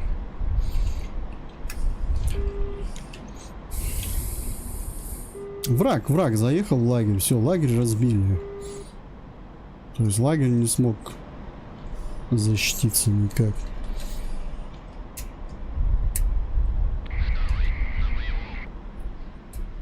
Значит, атаку надо было вести-то не по любым целям, а тем, кто в лагерь едут. Но игра-то об этом нам, по-моему, не сказала. Сказала, выбирайте любые цели, которые обнаружите. Ну, все.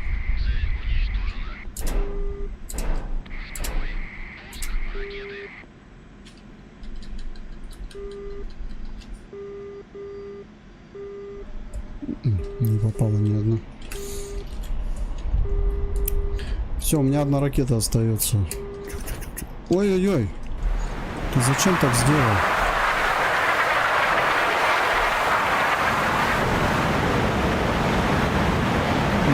Не надо так делать. Ты мою краску красивую попортишь.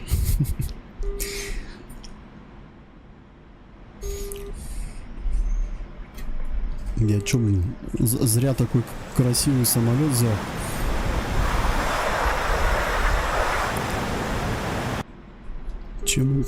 Чем он стрелял? С пистолета по мне там, что ли? Звук такой пук-пук. Блин, смешно. Это, короче, это командирский пулемет. Подожди, это БТР, по-моему, так стреляет.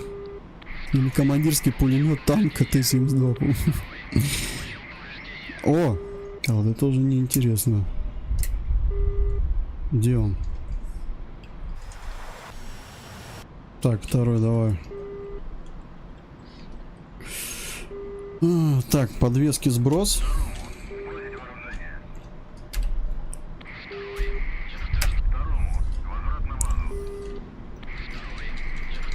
Да ты что ты?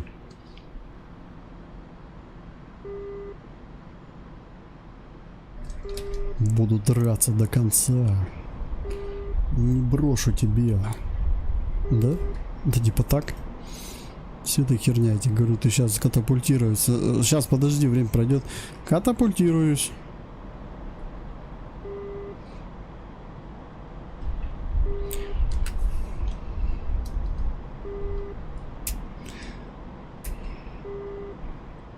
Знаменитая фраза бота.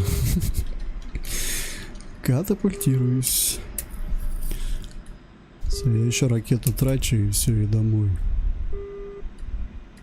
Я не вижу, где вот они там зашкирились.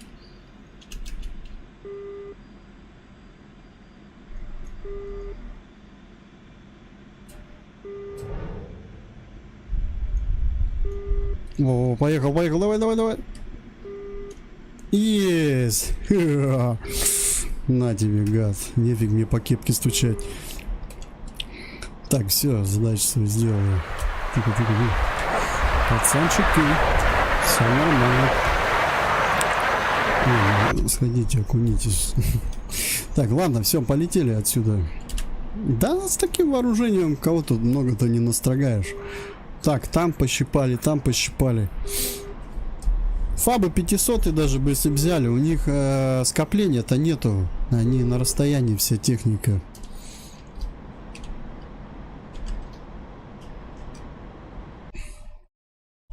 Ну, там смотри, сколько их. Подожди. Есть еще одна тема. Ой, да как же я про тебя-то забыл. Тема, блин. Совесть-то имей. Куда так бьешь-то далеко? Бессовестная фигня. Зенитка где-то. Фига настрогает, да? Пила такая летит в тебя, бруть, в ряд. Под зенитку главное не залезть. Вот у нас задача-то.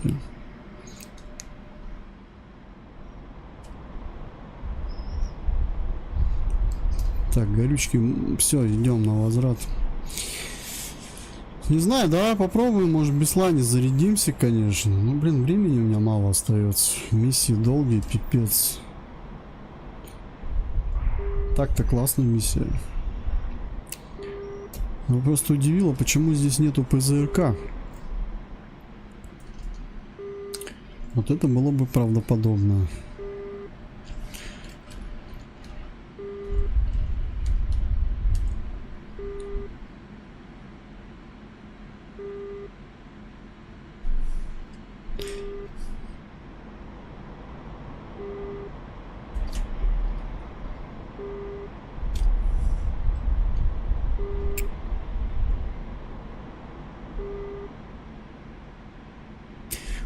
Как вот у них 50 очков,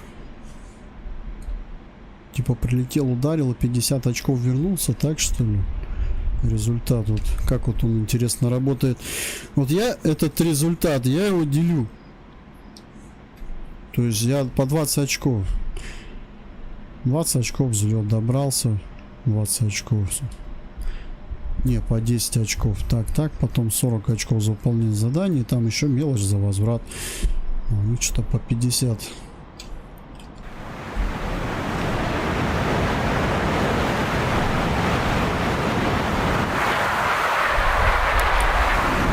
Я удивлен, что мне ни разу не попали.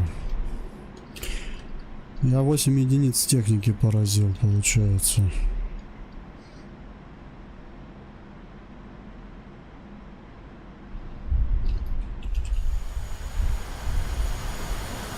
Пока второй живой.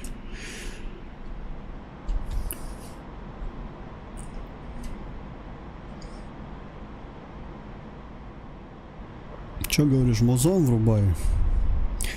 Давай. Только какой?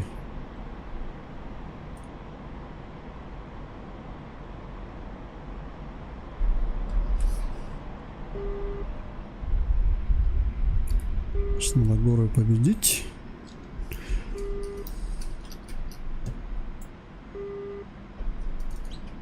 Блин, а у меня... То мне сейчас, чтобы музыку включить, надо зайти в папку. У меня там музыка. В папке миссии.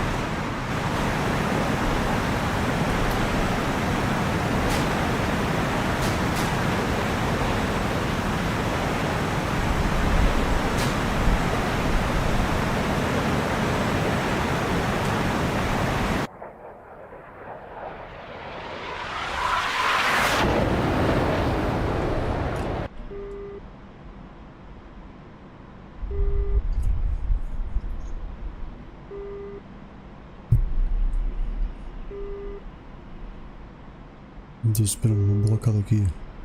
Это тучи, наверное, да? Такие черные, темно-синие. Интересно. До основной базы 140 километров. Да блин, там столько целей, у меня аж глаза разбегались, я даже не знал, кого атаковать. Да они еще находятся друг от друга на расстоянии, конечно.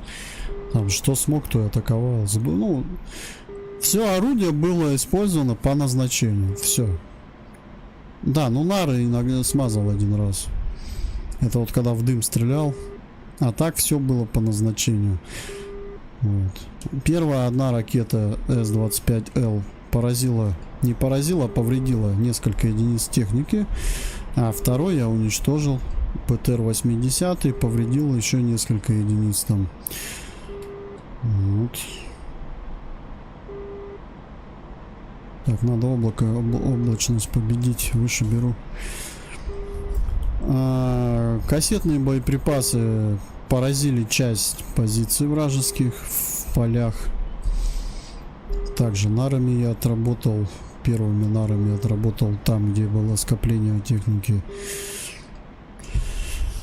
Мне вот единственное, почему они так как-то рассчитали, они куча техники отправили просто в лагерь с палатками. Для чего? Чтоб танки палатки победили.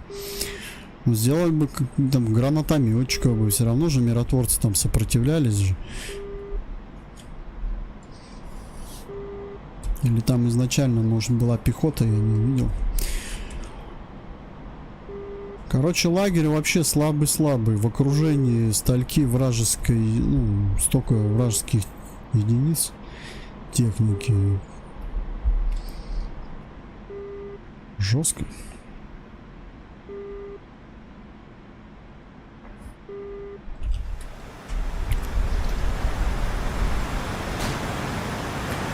Так что, Эдуард, сложно нам сейчас будет с тобой с Кавказа сразу на Сирию перейти. Карта красивая, но нам-то надо цели воспринимать, видеть. Я вот сегодня летал, и я смотрю машины, я их вроде вижу, все, но потом я начинаю разворачиваться, и я их теряю. То есть не могу я вот ориентиры вот эти пока запоминать там.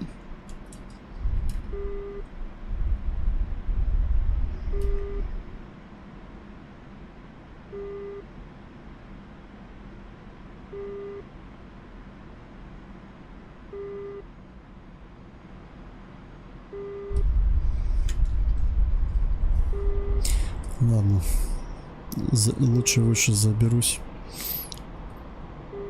Так, главное с курса не уйти.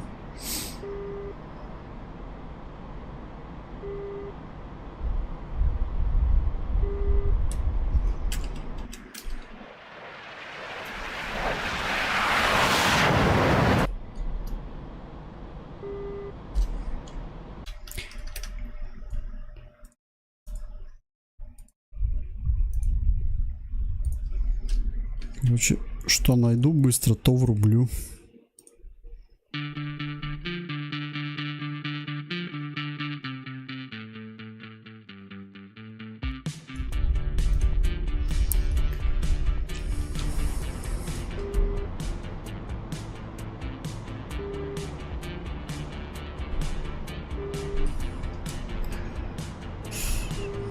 Вот видишь, за то, что я нанес удар, меня опять в рай отправили за это. Значит, я правильно действовал. Опять я на небесах со своим штурмовиком. Да.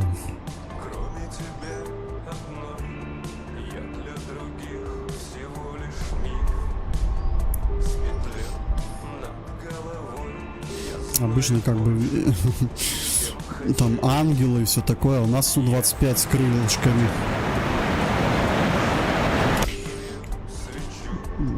Пускай будет как ангел.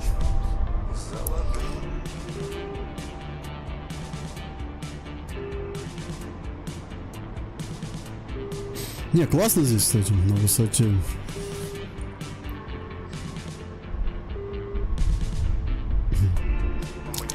Благодарю.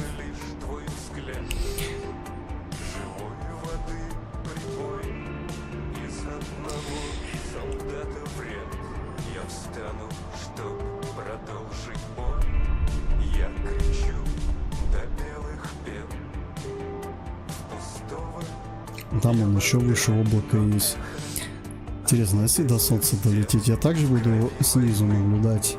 Или вот так на уровне лететь и солнце такое? Ладно, полетели, ускоряемся. Пилить еще 90 километров. Сколько остаток?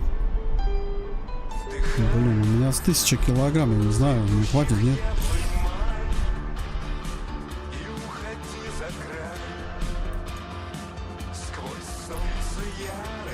Я уже... У меня тут Беслан недалеко. Так, за Беслан, давай познакомимся.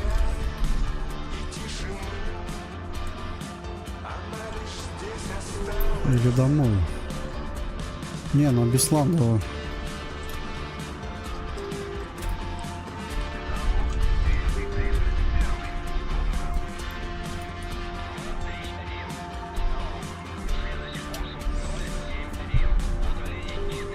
Все, я снижаюсь.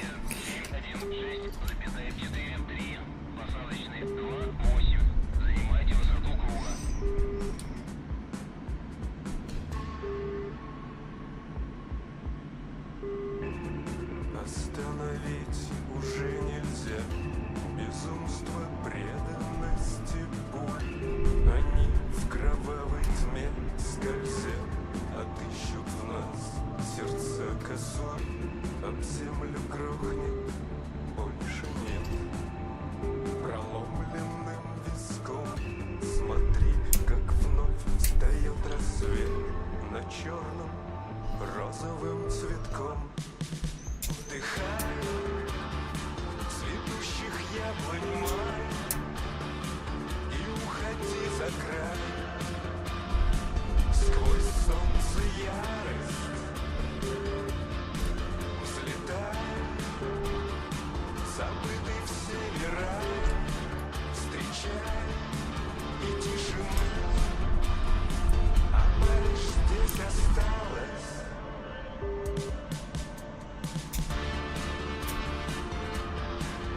Вижу полосу, работаю.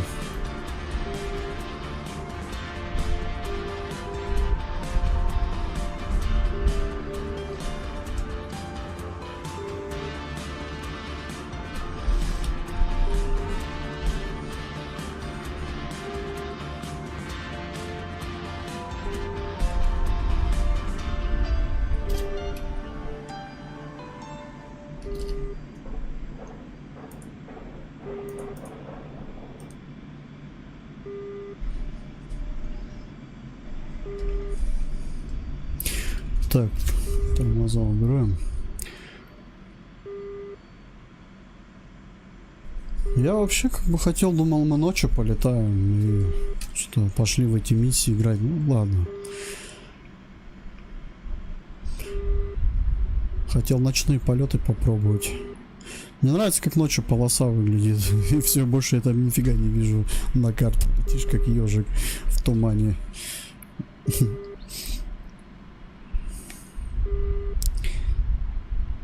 Сейчас заряжусь, да еще пойду ударю по гадам. Да. Сейчас.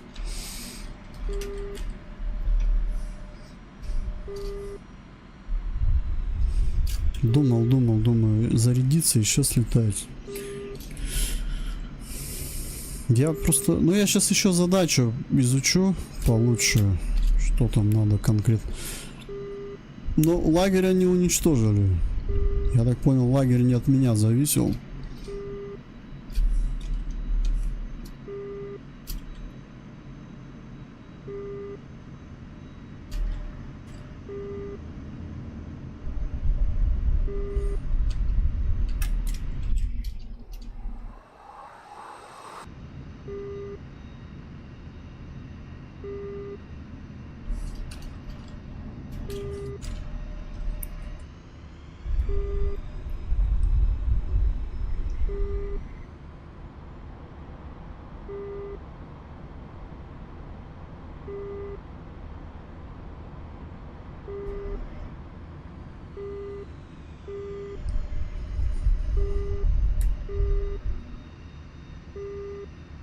Прикинь, на вражеский аэродром так приземляешься.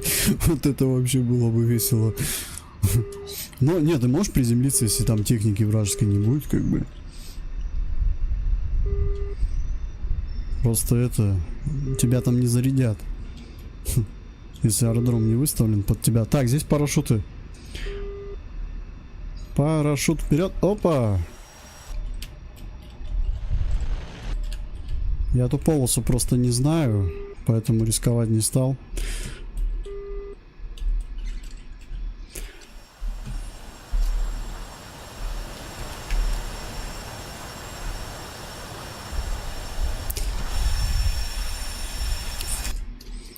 Второй, блин, помогу. В итоге его подбили. Не, ну он уничтожил технику какую-то тоже. Молодец. 231. Заруливайте на стоянку.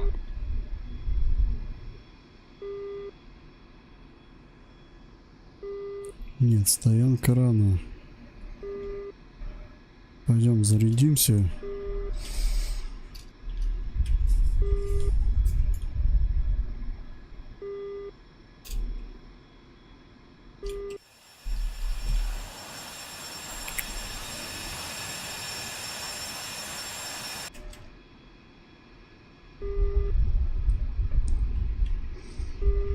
Сейчас пока заряжаюсь, надо будет уточнить еще задачу. Посмотреть. Не, на Граче, на Су-25Т мы бы смогли бы выполнить эту задачу с максимальным результатом. То есть вот эти все позиции я бы мог через шквал бы сейчас перебить и все ракетами Викой. А на Граче здесь много не уничтожишь. Так, пощипать немного. Я смотрю, у него ракеты воздух-воздух были. Ну, точнее, есть. Просто там это самолетов я не видел.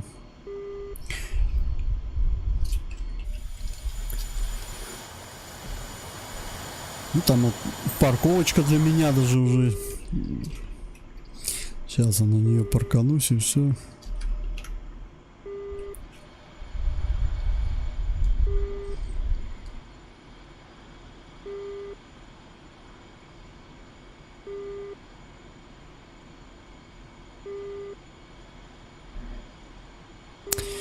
Поэтому не знаю, как у нас летчики переходили с опытом, допустим, Кавказа на Сирию.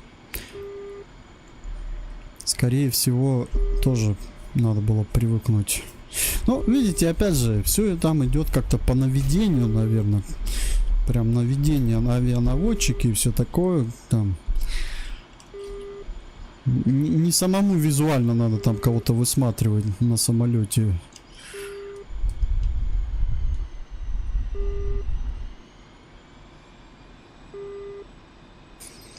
А я, знаете, сразу что вспомнил? Африку. Где там эти бандиты-то на пикапах ездят. Вот так вот попробуй пикап этот в самолет поймай по этим джунглям, блин. Просто нарами, если его забросать где-нибудь и все.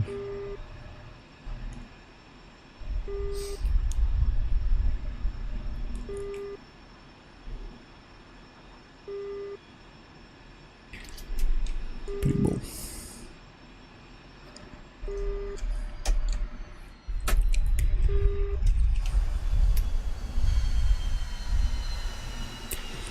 Ну, че, есть какие-нибудь повреждения где-нибудь?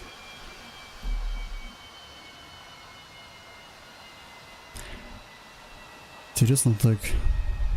А, вон, смотри, попадание в двигатель было. Вон, видите, 2 точки.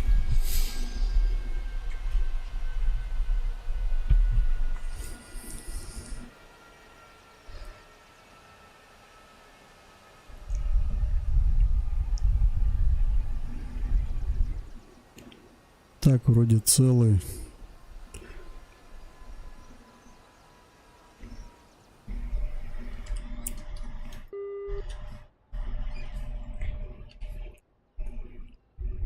ДРЛО.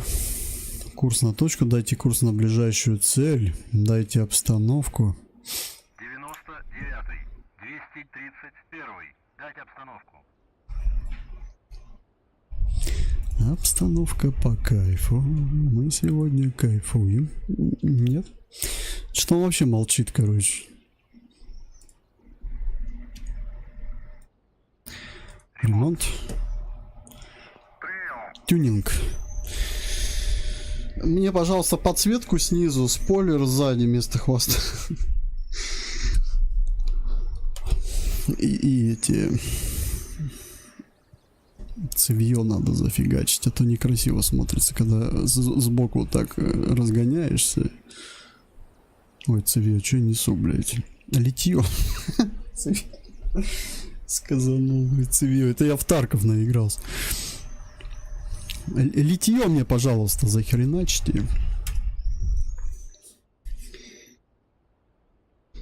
Блин, вот что значит с калашом бегать, разбирать его, собирать. Будет у тебя цевьё.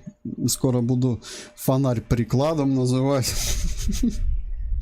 А пилоны рожками.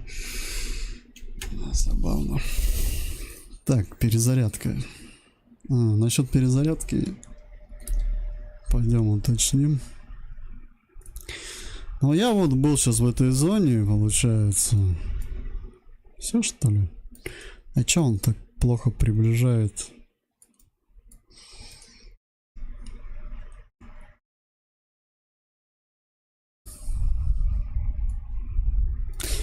Смотрите, у нас здесь в Цинвале есть где-то... ну это вот лагерь был отмечен. Его уничтожили уже.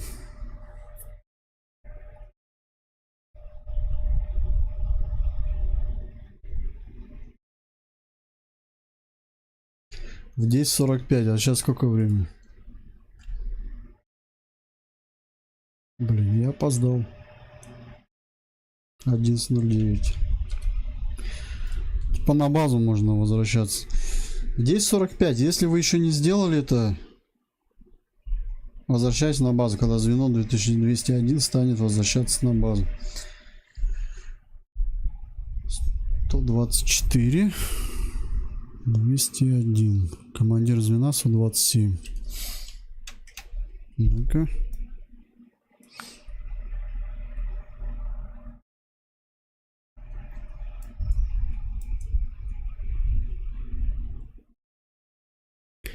Нормально. У нас главная техника здесь стоит на территории вражеской, получается. И нифига. Лагерь разнесли. Я не вижу самолетов. Значит, они, скорее всего, на Моздок ушли.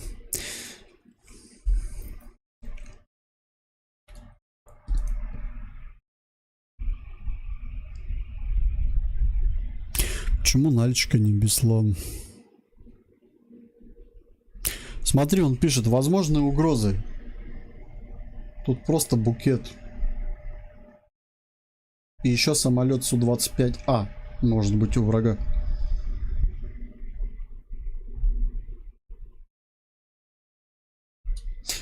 Ну, задание не провалилось. Так что можно это еще пошалить немного. Пока у меня чуть время есть. Потому что уже скоро надо стрим завершать. Сейчас мы зарядимся, еще слетаем, нанесем удар.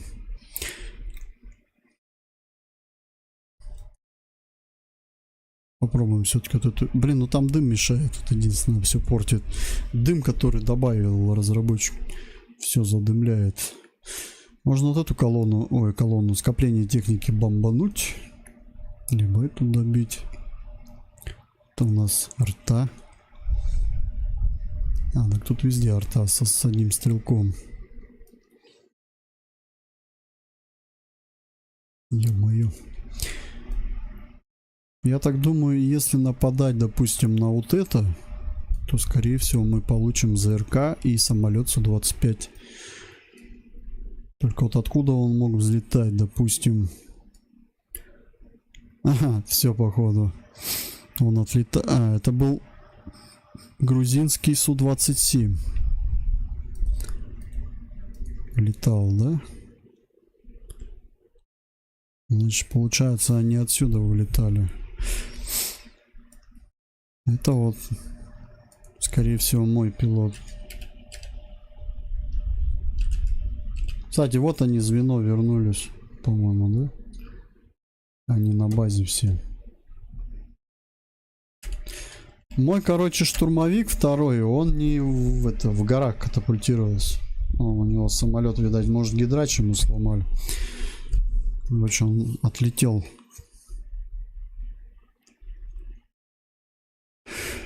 Ну вот смотрите, зачем нужна, допустим, вертолет Ми-8, вот если его приобрести. Можно совместить приятное с полезным. Допустим, летаешь на Граче, и если пилота сбивают,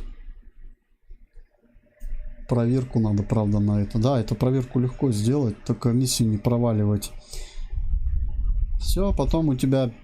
Ты переключаешься на Ми-8, и тебе надо типа долететь до этого места и выполнить эвакуацию. Тоже можно что-нибудь такое сделать.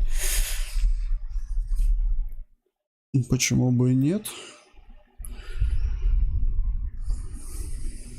Вот сейчас вот этот пилот упал в горах. По идее, а как его оттуда забирать? Только на вертушке, на спасательной.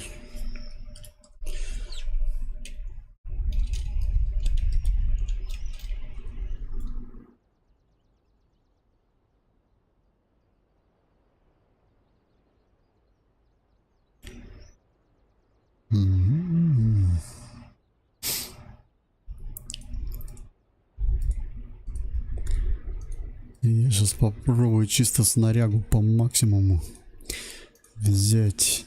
Воздуха там вроде нету. Давай-ка попробуем фабами побросаться немного.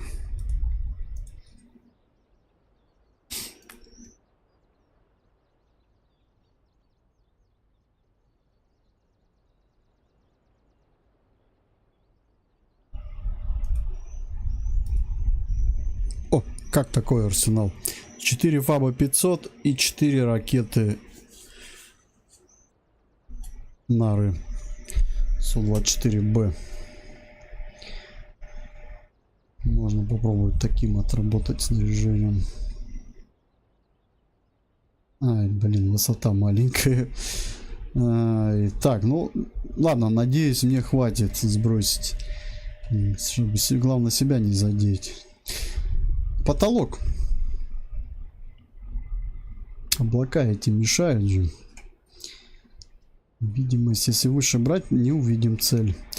Можно сыграть так, можно подготовиться к сбросу, а потом просто высоты набрать, но лететь до конца и все. Главное сброс не отменять. Попробуй так обмануть это. Ну и не сбиться в этом облаке, можно в этом облаке сбиться. Но я лечу по прибору, если что. Мне главное только скалы обмануть, все.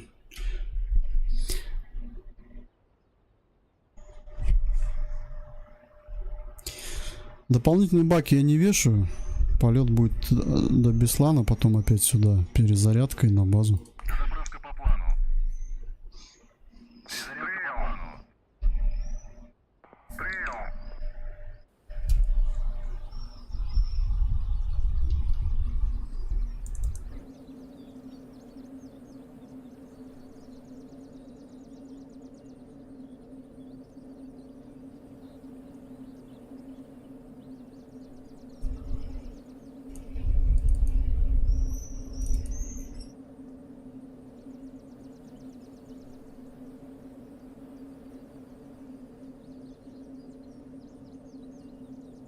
Сейчас что-нибудь врубим интересно.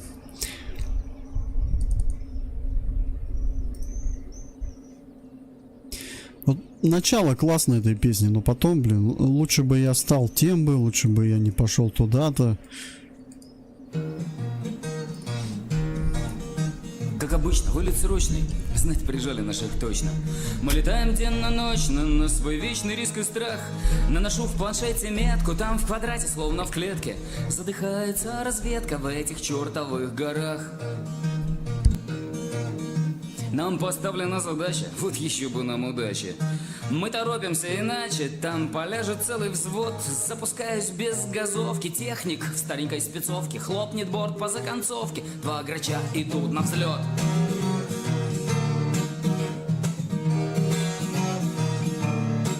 Мы не смотрим на пейзажи, надо быть всегда на страже. Между гор и скал виражем, эй, браток, не отставай. Выхожу из-за пригорка, осмотрелся я на горке.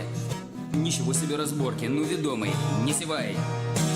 Эй, внизу, держись, пехота, начинается работа. Справа 30 пулеметы, мне земля в эфир орет. До ворот бросаю фабы, и на выводе не слабо. Словно я попал в ухабы, сболтала самолет.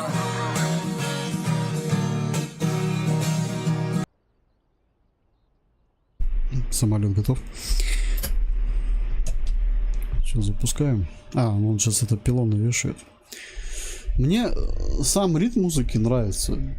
Как вот под гитару исполнитель играет, все. Но мне вот единственное не нравится, что он потом начинает рассказывать, что я пожалел. В общих словах, что он пожалел, что он летчик.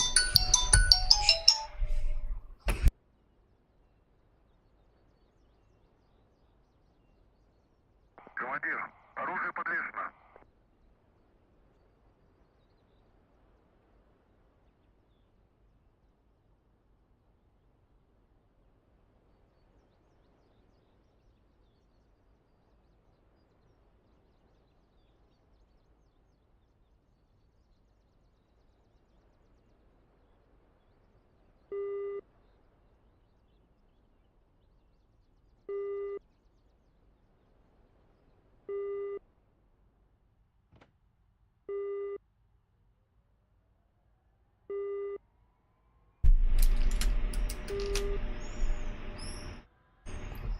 Запуск.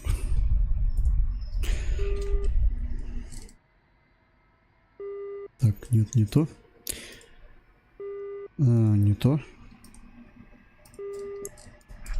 Все-таки то. 31.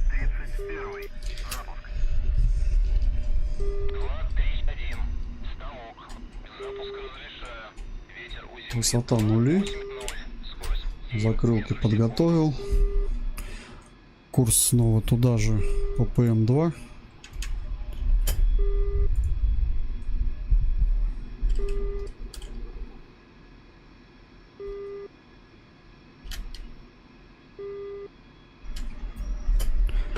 Все.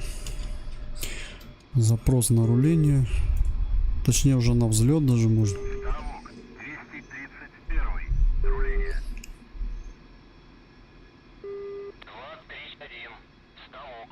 Разрешаю руление на полосу 28.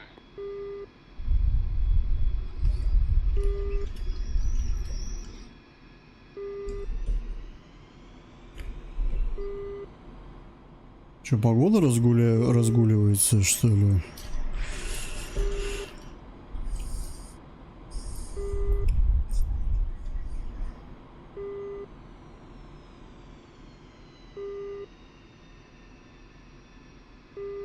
Солнышко уже появляется.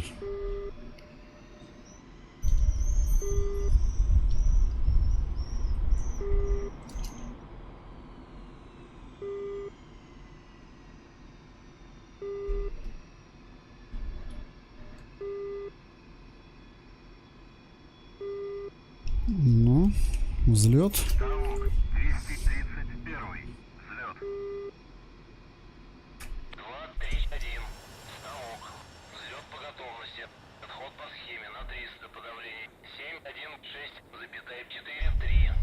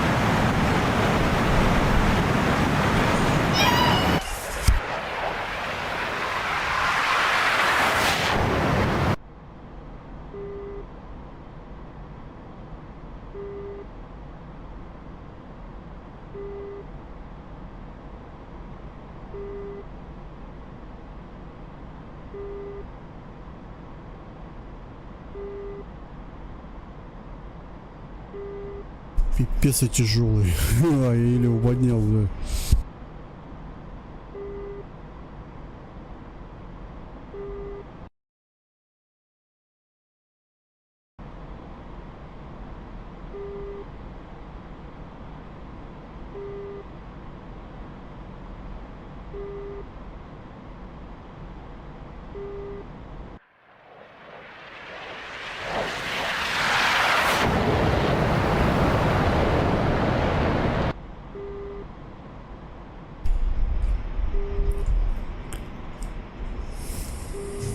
Тяжеловато было взлетать. Не, надо было его просто разогнать побольше. Где-то до 250.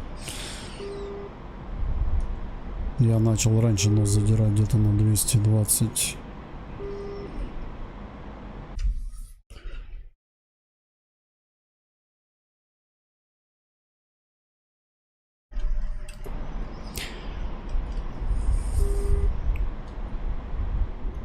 Ну все, сейчас выполняем бомбардировку. Потом возвращаемся на аэродром Беслан.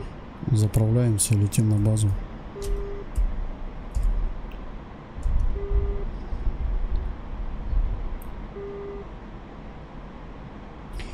Так, значит, по каким целям буду наносить удары?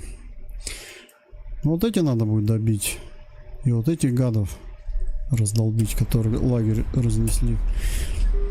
Наверное. Ну, танки, наверное, навряд ли я особо сильно поврежу что-либо. Вот бэхи можно.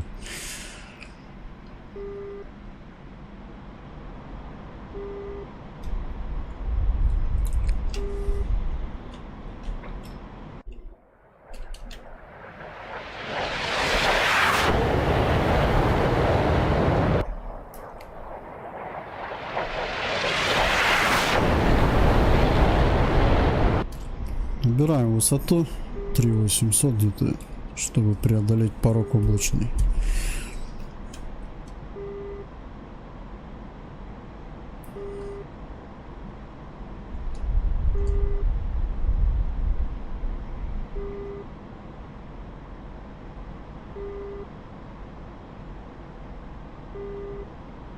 Слушай, даже 2500, это там чуть дальше будет. 2700 даже нормально, да? О, на невысокие, где аж облака. Ничего себе там. Это тучи, наверное.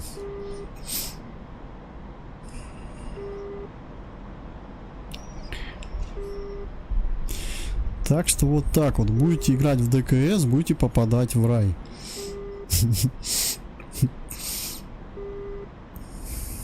Кто играет в ДКС, тот попадет в рай.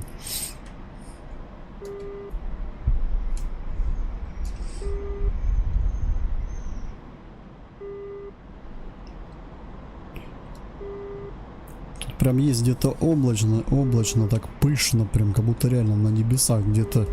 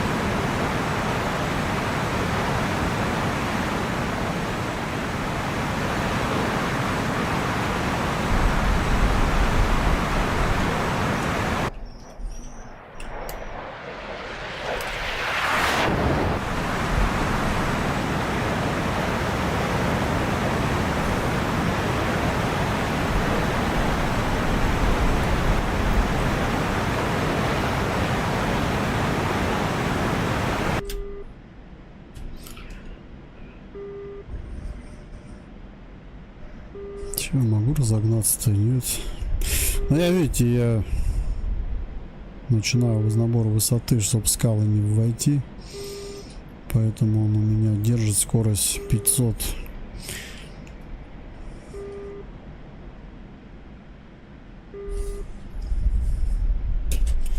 Вот весишь, допустим, если крепишь себе баки дополнительно, это считай вот 2 пилона. На них ты можешь либо бомбы зацепить, либо ракеты. Считай, жертвуешь с этим боекомплектом. Но иногда без них ты ничего не сделаешь. Ты только долетишь, у тебя уже горючки нет, а тебе еще маневрировать и наносить удар. А если еще, допустим, столкнешься с воздухом вражеским, это вообще расход горючки здесь в игре. Так-то, по идее, истребители прикрывают такие самолеты. Воздух — это дело истребителей. Потому что нет у нас только горючки, чтобы и танки уничтожить, и воздух уничтожить, блин. Где мы ее столько возьмем? Там маневрируй, там маневрируй.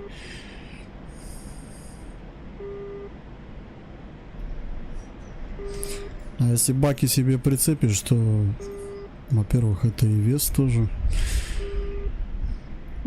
С баками летать против самолетов прикольно. С весом таким.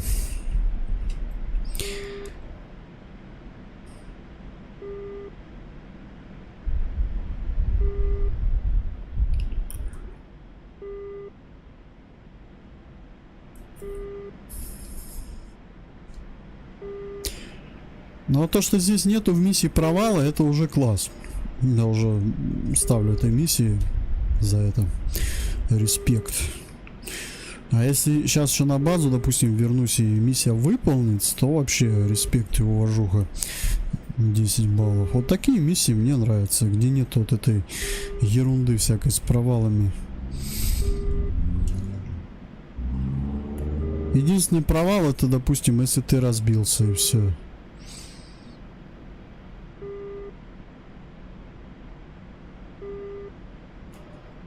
Так, ну что, подлетаю я к цели.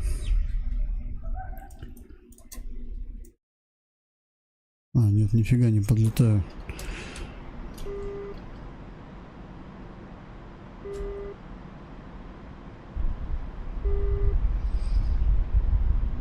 Блин, еще нормально лететь.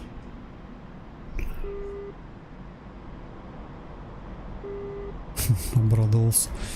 40 километров. Еще 47 километров. Я вообще в горах. Так, стой. Равновесие теряю. Надо облако. Вот здесь высоту надо выше 3800 набирать. Во.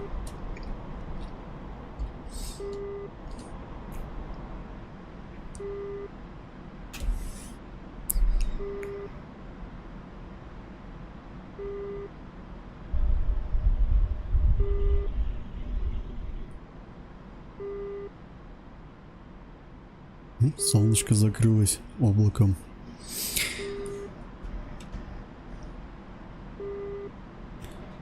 Да, здесь все у нас живое. Здесь дождик, может быть, снег. Я в миссии даже помню выполнял зимнее задание, тоже пурга была снежная. Прям против метели летишь. Ветер очень большую роль играет, бывает. Смотри, какой ветер. Я помню, самолет чуть не боком приходилось садить. Это вообще полный пипец. Бывает витрина такой, что ты его даже посадить не можешь. Я как-то один раз переборщил в миссии с ветром. Начиная к полосе уже подлетать, меня как развернет.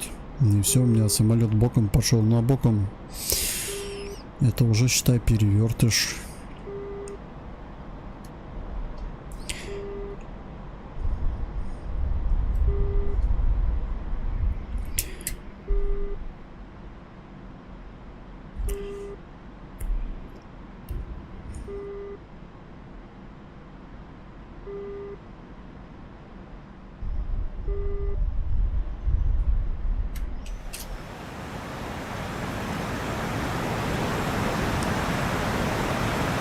Так, входим в облако опять. Надо высоту набрать.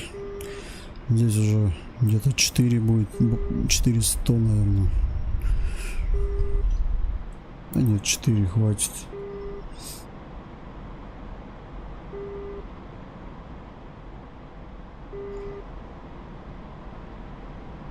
Нет, 400.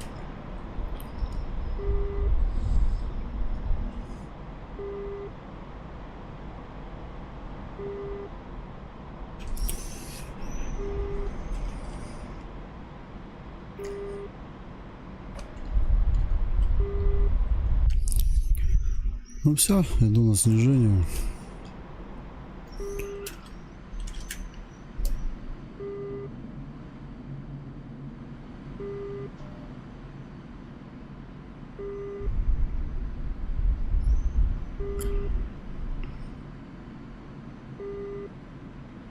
Мне вот в эту дырку бы залететь.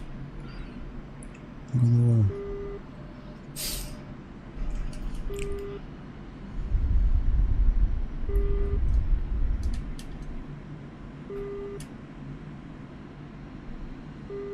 Так, готовимся. Бомбы, ФАП.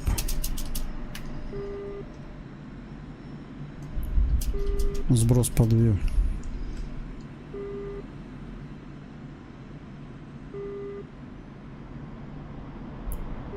Он опять в тумане.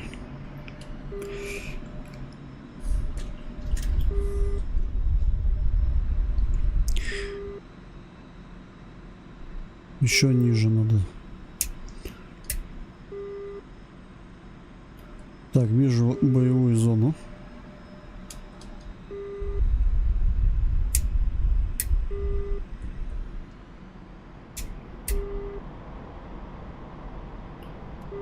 Вижу лагерь.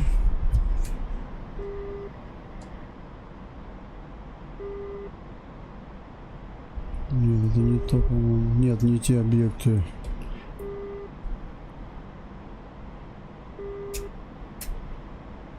Вон вижу лагерь.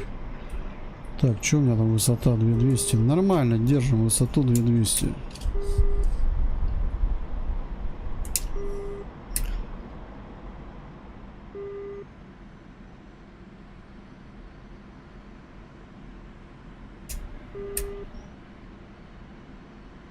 Вот туда сейчас будет бомбардировка.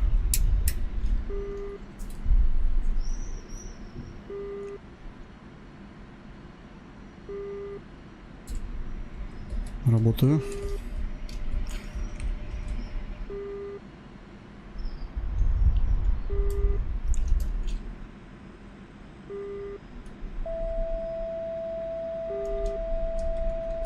Сброс выполнен.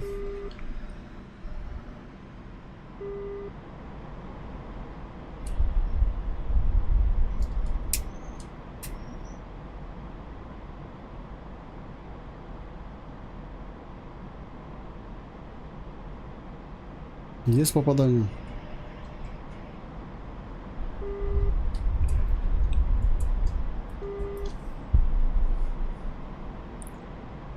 Так, работаю теперь по одной.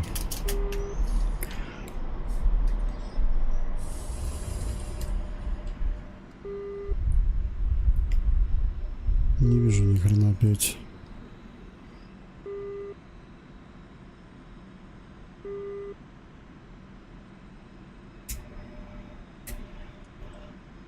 Блин, там разноброс целей. Где озеро? Вон озеро вижу. Так, ориентир от озера. Вот вижу цели, работаю по ним.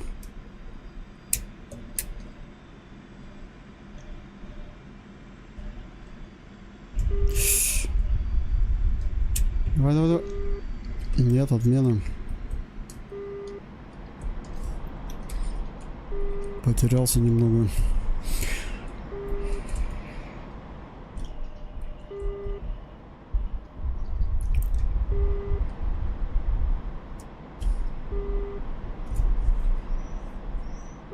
Да, я понял, что у лесного. Но тут несколько их пятен, я что-то путаться стал с этими пятнами. Я тоже вроде одно пятно засек лесное, потом хоп, мне в другое бросилось в глаза. И все, я потерялся.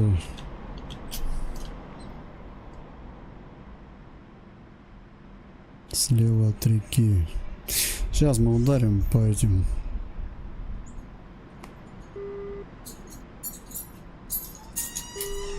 По машинам.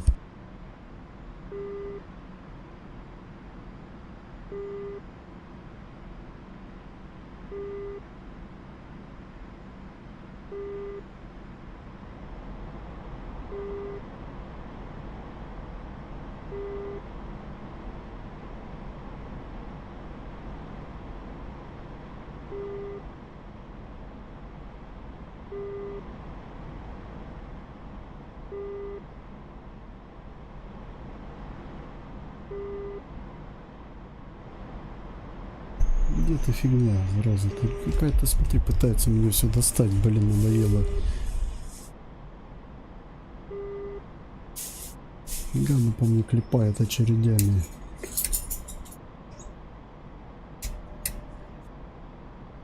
Так, говоришь, пятно. Сейчас, подожди.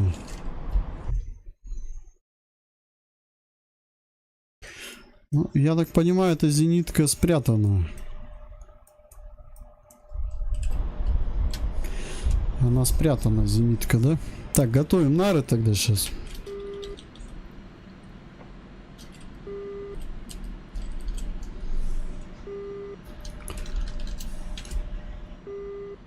Блин, когда у него боекомплект уже закончится? Мне надоело.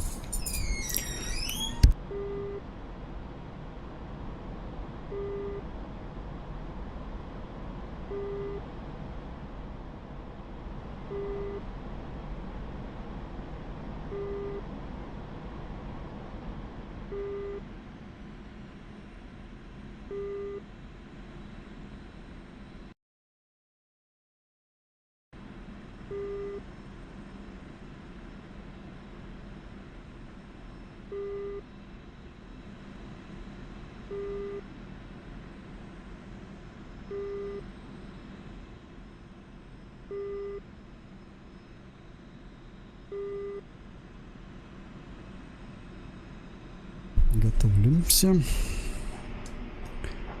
Сейчас с нарами буду работать. Блин. Чуть-чуть нос задерешь, уже в облако залезешь.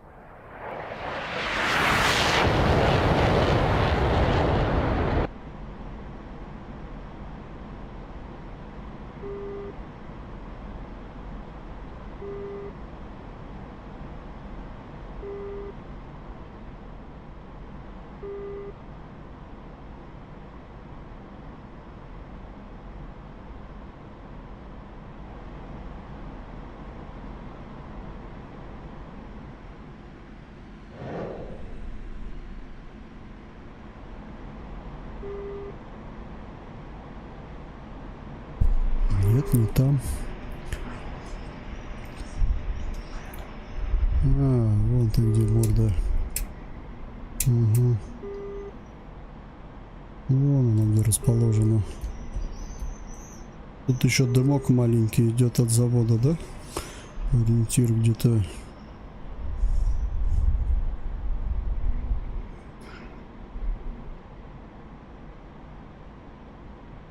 Короче, этот клочок деревьев и дымок возле. Попробуем так ориентир поймать. Ну чё? Придется ВПУшкой работать, не знаю. Бомбу я не хочу тратить. Я мазохист же. Шутка. Нет.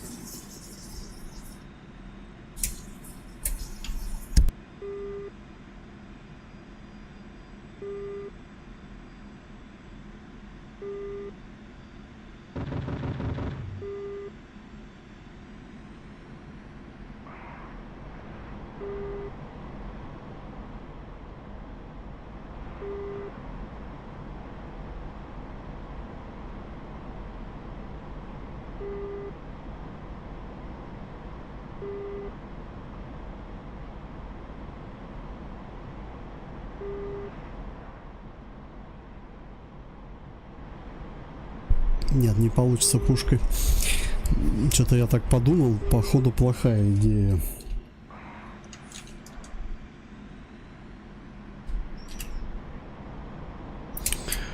Что-то зенитка какая-то вредная мне попадается. Ладно, давай еще бомбанем сейчас кого-нибудь. Слушай, давайте бомбу скинем, козел. Ты такой. Ради тебя даже целый фаб потрачу. Надоел. Сейчас только это... Опять дымок окутал потолок.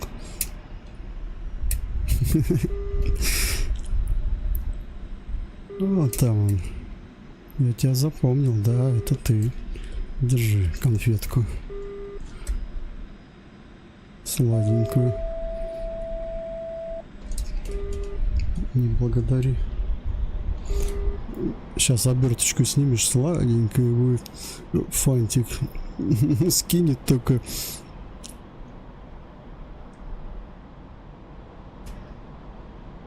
Слушай, что-то она слабая его. Вообще ни о чем она его. 7%. Что за фаб? Что с фабом, блин?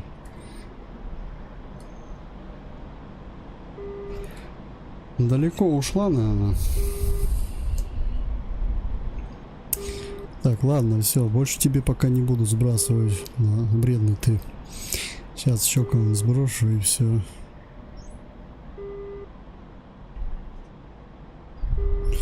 Давайте, наверное, туда же сейчас зафигачим. Там просто скопление, там интереснее. Где лагерь был?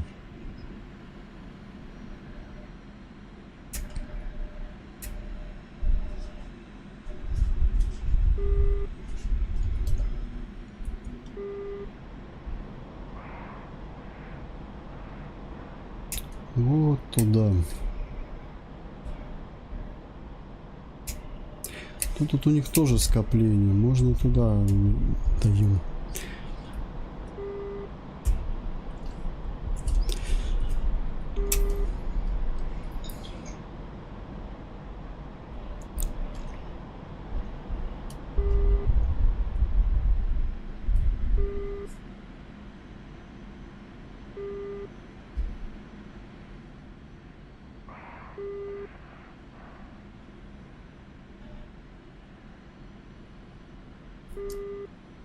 Одну позицию я разбил.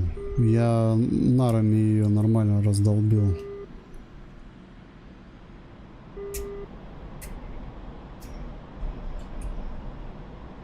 Все, я работаю по вот этой опять.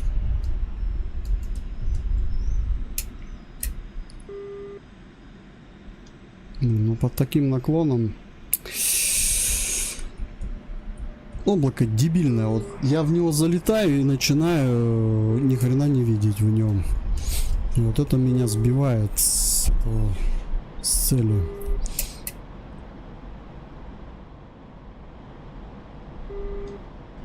Только вроде приготовлюсь. Че там горючки? Блин, надо это действовать уже.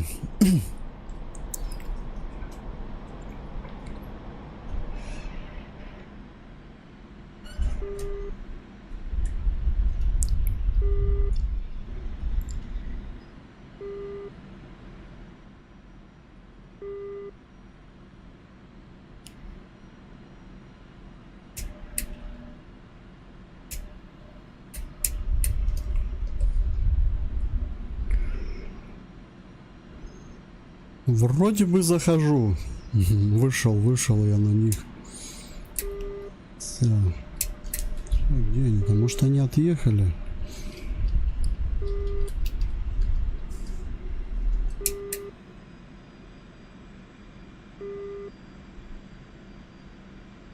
Оп. Готовимся к сбросу. Ёп. Твою дивизию. Я что, я крылом зацепил, что ли? Ну да. Я подсечь хотел. Ну, бомбу зацепил крыло. Я и наоборот тут... еще гидрач повел. Прикольно, блядь. Вот видите, не всегда удачно этот финт получается. Но если получился, она бы ушла бы точно в цель. К сожалению, не получилось в этот раз. Крылом же свою бомбу зацепил, походу. Так, ну что, у меня гидрач выбьет. Надо быстро возвращаться сейчас. Не знаю, смогу ли я горы победить.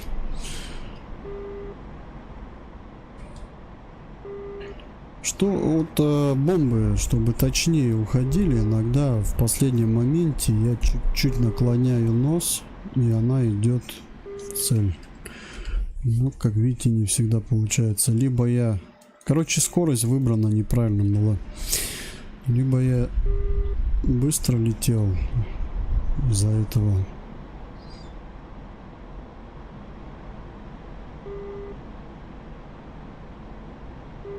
Гидрач повредил. Ладно, выставляемся на курс базы, но сейчас надо будет приземлиться в Беслан, сделать аварийную посадку, отремонтироваться, если получится. Я думаю, получится, только без гидрача это делать придется. Так, что в итоге? 14 уничтоженных целей, все, пока. Под конец все равно гадость себе сделал.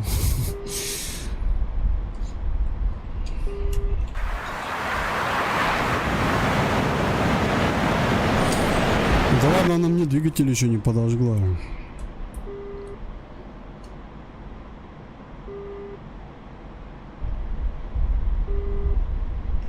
Даже странно. У меня получается навигация сломана, да? Ну да. По-моему, ну-ка. А, нет, все нормально.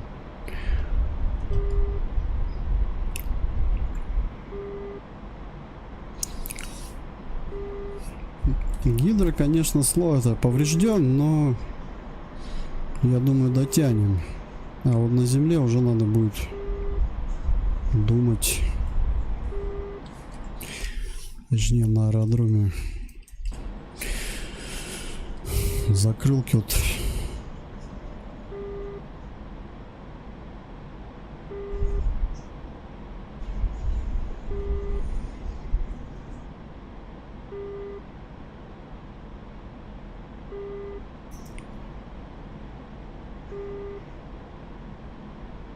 Чего, боевую миссию отлетал? Ну, классно, классно. Че хоть за боевая миссия-то? С чем связана? Миссии боевые бывают разные. Там утку застрелить с ружья, не знаю, бабочку поймать. Какие миссии? Какая именно? Надо конкретно. Ну, для меня даже боевая миссия бывает вылететь и дерево поразить. Правда, это полигон какой-нибудь.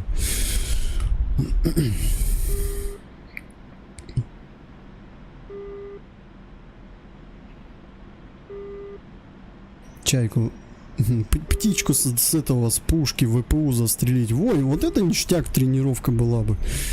Ну, ювелирная работа. Ага, сейчас мне скажут, ах ты животных убиваешь, негодяй.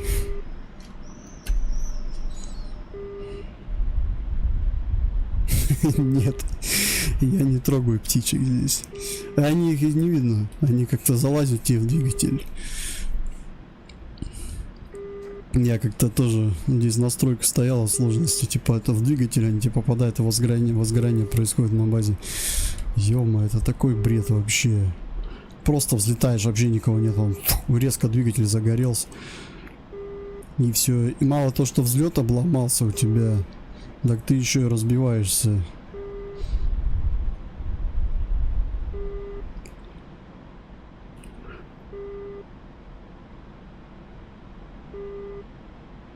Ага, понял. Ну и чё? Все выжили. Техника вся целая.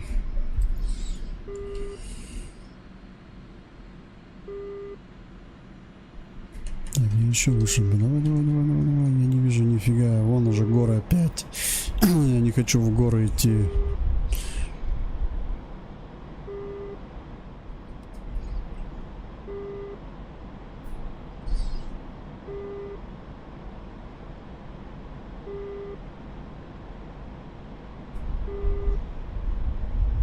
Так, ну я так понимаю, у меня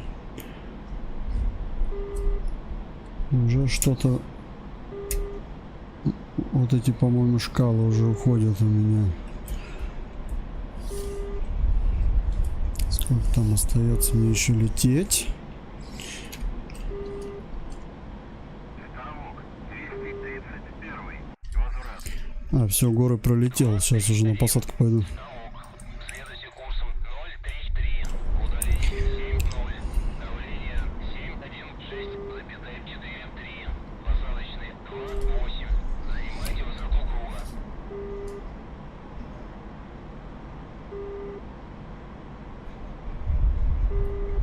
Ну все, поздравляю, молодцы.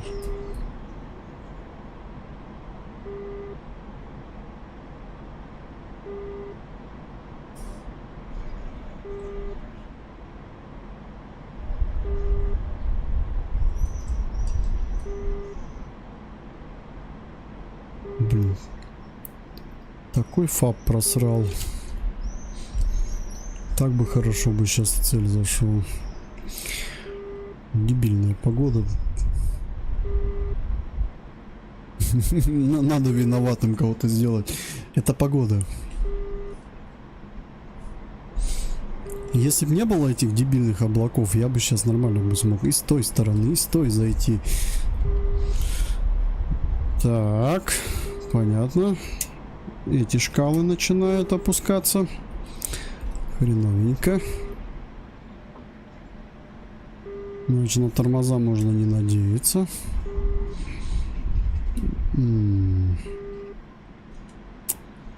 Гадость.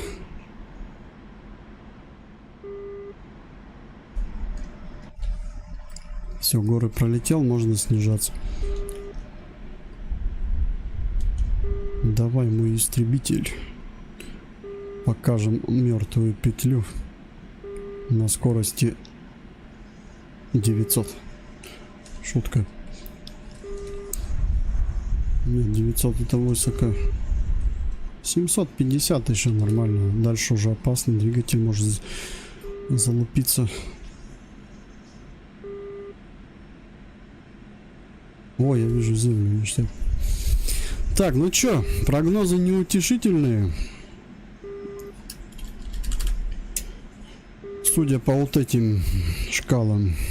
Сейчас, если выдвинуть что-либо, оно уйдет в ноль сразу. Поэтому тормоза отменяются, закрылки отменяются, шасси отменяются, пилоны у меня благо нету, повезло.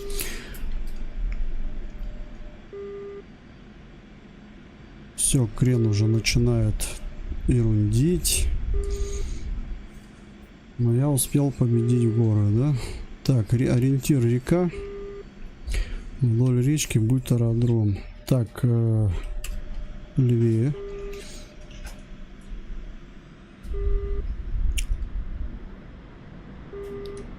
Сейчас надо будет крюк сделать.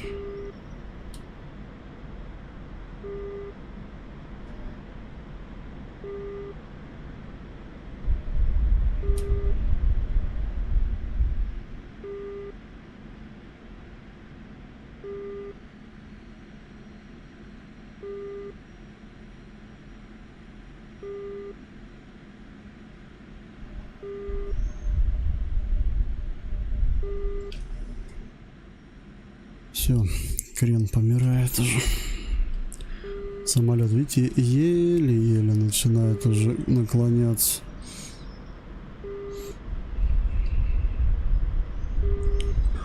Сейчас будем делать аварийную посадку и надеяться на удачу.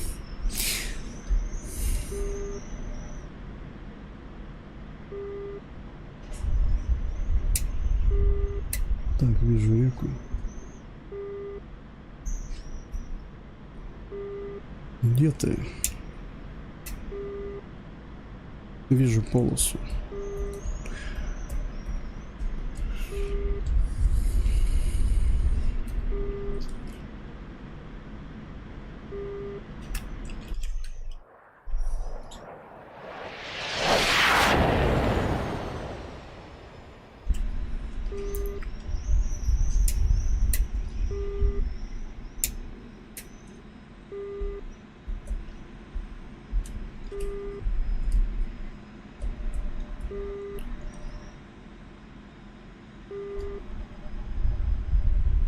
Скорость 600.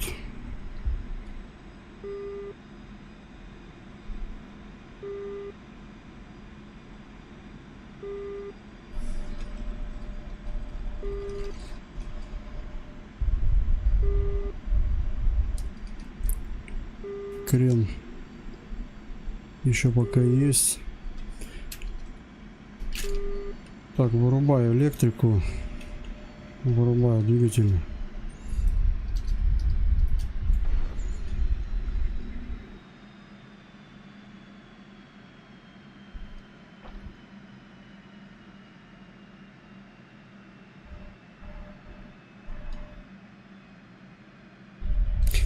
Слушай, давай еще врубим.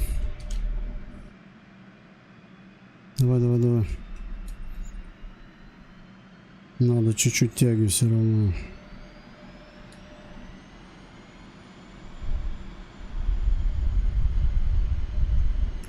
Надо дотянуть до полосы.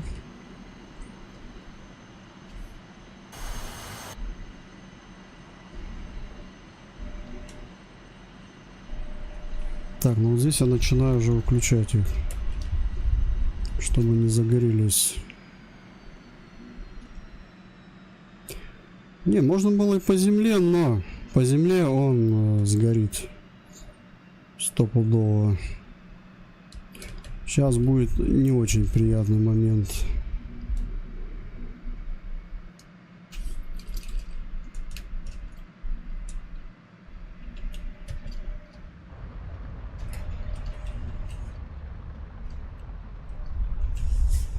Горю, да?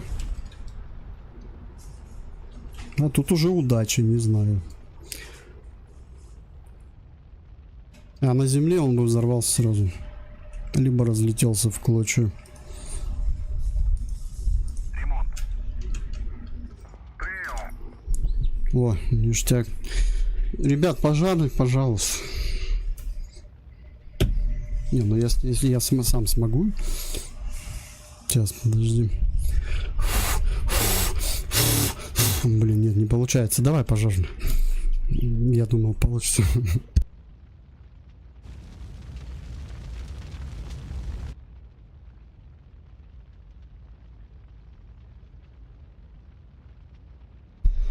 Не, Иркут, у меня все попроще.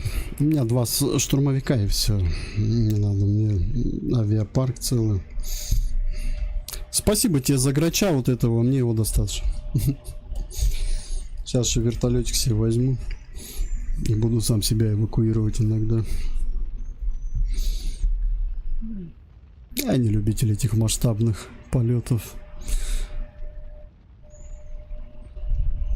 Спасибо, что тогда дали попробовать и убедиться в этом.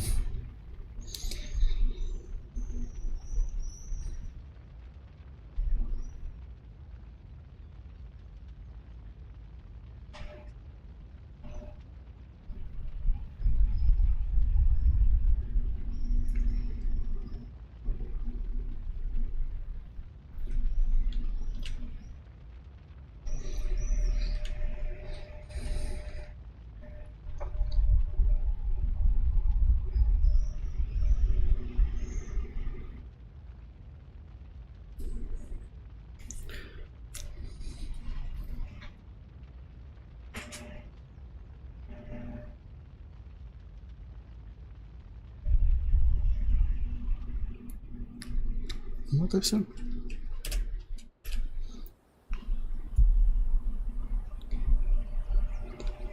Фу.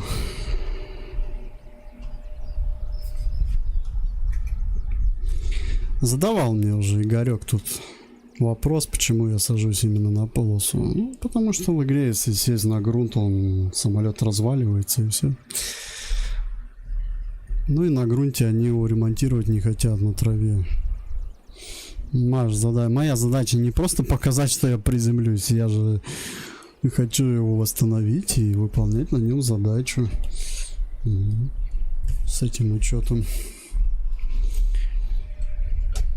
Так-то да, в реале-то в поле где-нибудь он посадил и все. Ну. Игра вот Ил-2 штурмовик, там же можно в поле садить. Только что дальше делать, не знаю. Посадил ты его в поле и прыгаешь радость. Ура, я его посадил, а дальше-то что?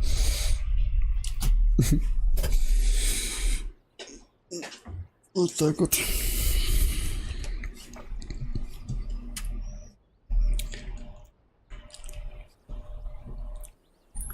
Ну и все. А теперь надо его заправить и выполнять задание. Вернуться на базу.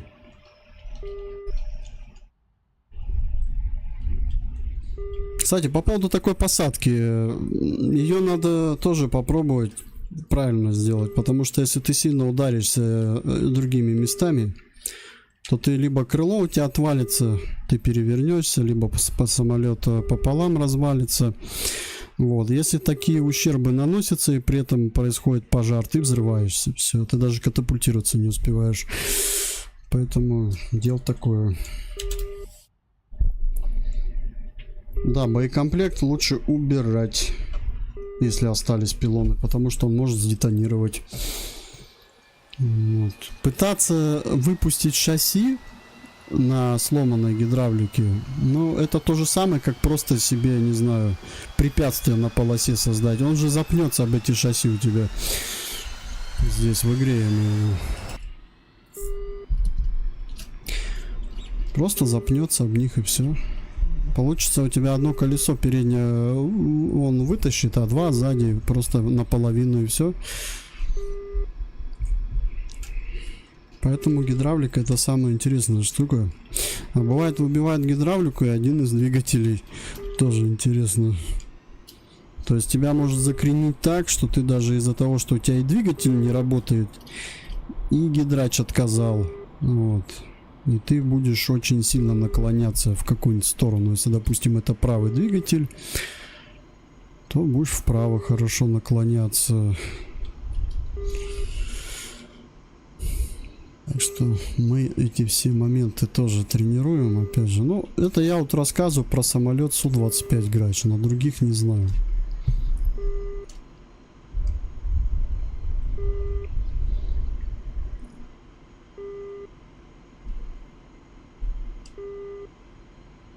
В воздухе он выносливый.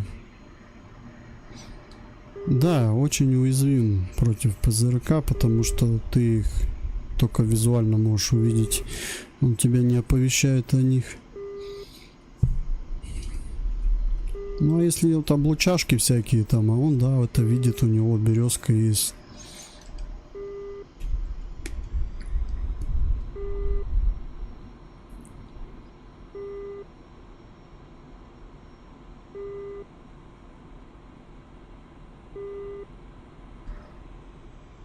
Самолет хоть и старый, но вооружение все равно здесь. И Х-29 можно использовать. Ракеты. Правда, воздух-воздух у него Р-60, только М и все, максимум. Но он не рассчитан в сражении, я так понял, с воздухом.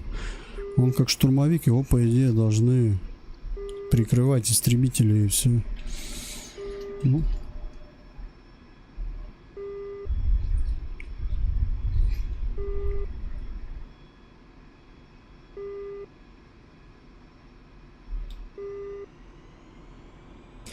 Сейчас я на парковку свою встану, заправлюсь, снарягу полностью уберу. Ну, мне не нужны сейчас боеприпасы уже, все, я пустой полечу.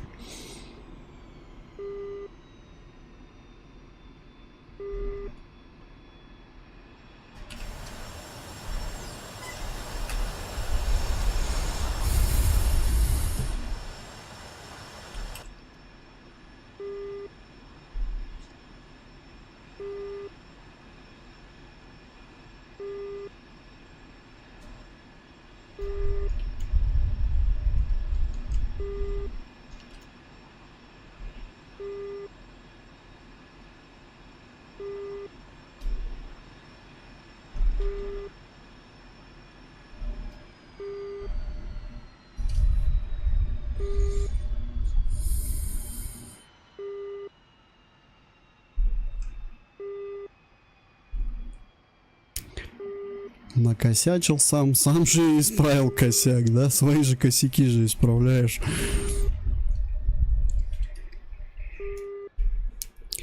Косяк чей был? Мой. Фаб кто не сбросил нормально? Крылом его цепанул, блин. Короче, он у меня сдетонировал как-то, фаб.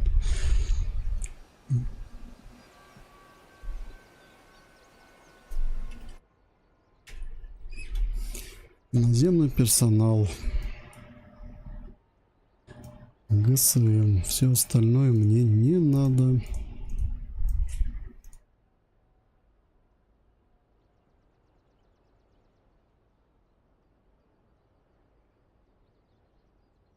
Заправка по плану. Перезарядка по плану. Прием.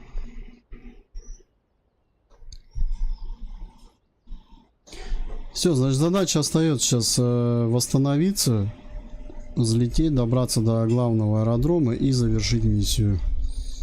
Все, больше боевых задач у нас нету. По идее, даже второй раз, когда я вылетал, я сделал. Вот видите, они в Нальчике приземлились. Я думаю, что, где их ищу? Давайте в Нальчик приземлимся тоже. Для разнообразия. И все. Ну, то есть, я так понимаю, я могу либо в Нальчике завершить миссию, либо в Моздоке. Можно в Нальчике. Можем изучить те цели, которые были поражены мною, пока самолет заряжается.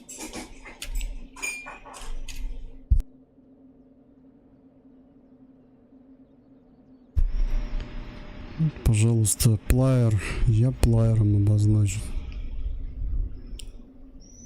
С самого начала смотрим.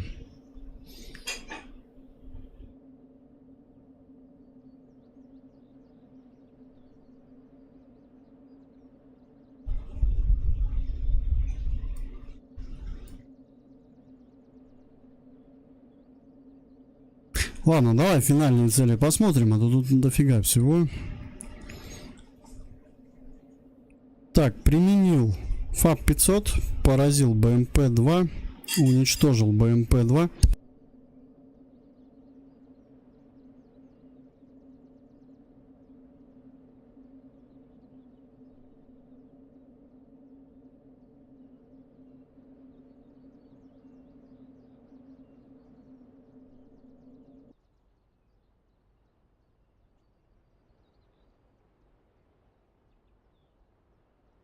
Так, сейчас, ребят, секунду. Командир, борт заправлен.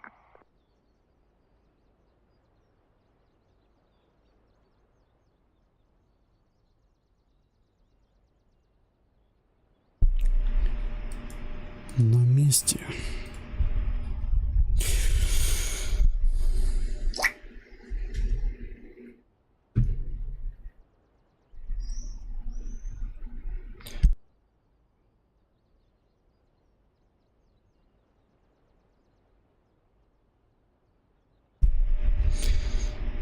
Так, даже, значит, применил.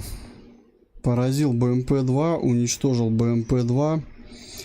Поразил БМП, поразил танк. Ну, фабами. То есть я нормально им фабами нанес. Вот последний фаб, единственное, я так и не понял, как он. Гидроотказ. Так, вот. Применил фаб. И поразил сам себя. Но это примерно выглядело так. Я самолет крутанул, вот, кабиной вниз летел и себе сбросил фаб на крыло. Прикольно было. Наверное, так это выглядело. Оценка результата фаба. Отказ. Гидро.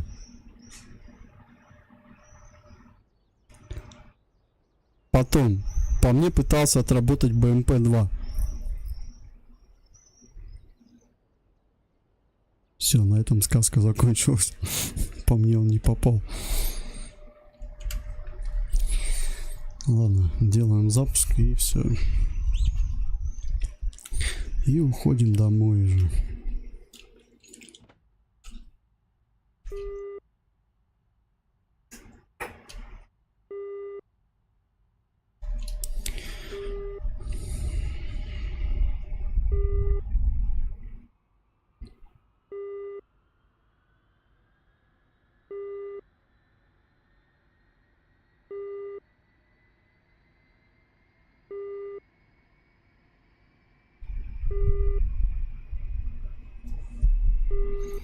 летчиков, но она про другой самолет. Сейчас я ее запущу, это посмотрю, где-то она у меня в миссии. Я как-то ее находил. Что летчики, мы же братья там. Сейчас я найду ее.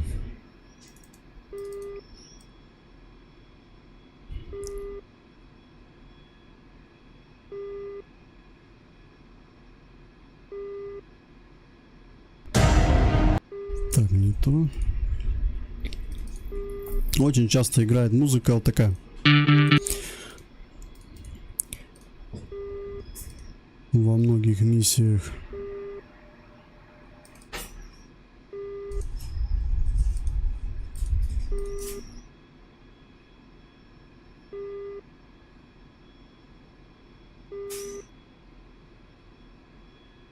Что за музыка?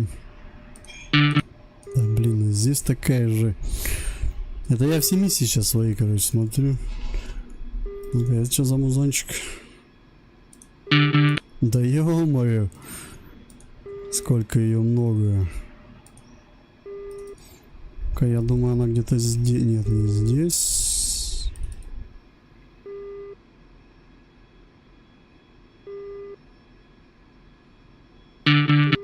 И здесь она есть, эта музыка. Так, грачи мы слушали. Орлята, что за музыка? Ну.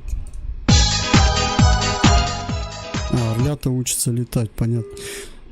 Не могу я найти ее пока, эту музыку, ладно. Видать, я ее убрал.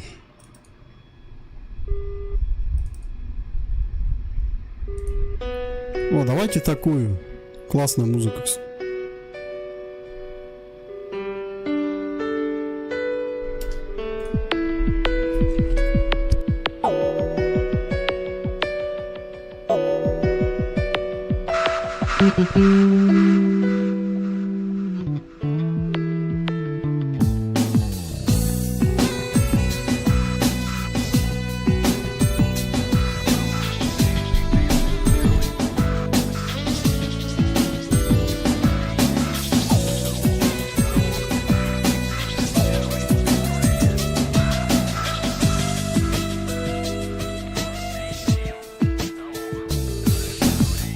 Звезды с неба падают бисером.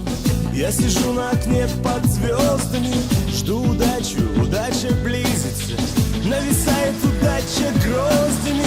Жизнь на Марсе, смерть на Юпитере.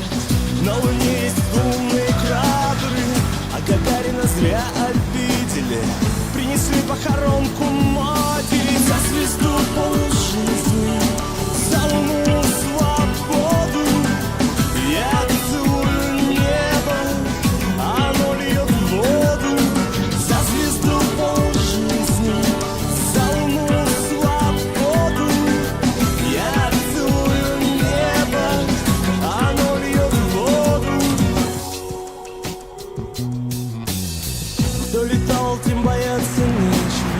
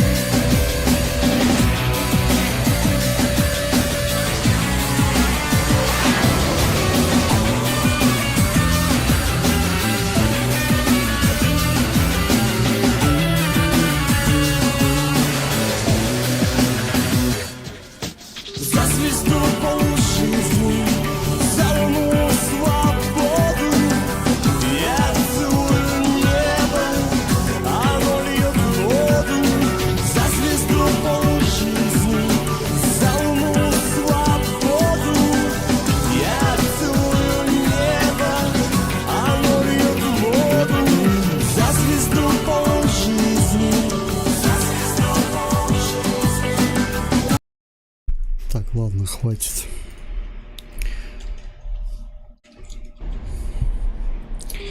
Все, я уже к Нальчику. Что-то не могу выставиться на него. Ладно, сам по карте лечу примерно, где он. Блин, нифига он разгоняется, пипец. Сколько? Не, какой 900? Эй, стопори, блин. Мне еще не хватало двигателей тушить. Знаю я твои 900. Помню, на Су-25Т тоже. Ой, нифига себе, 700. Ой, 750. Пожар правого двигателя. Потом пожар левого двигателя. Не, грач-то он, конечно, наверное, покруче будет. Ну, он поддерживает. Нагрузку лучше выдерживать, наверное, но все равно лучше не будем рисковать. Для меня вот здесь самая оптимальная скорость где-то 700-650, если мне надо маневрировать против ПВО. Все, выше я больше уже не разгоняюсь, либо его начинает трясти.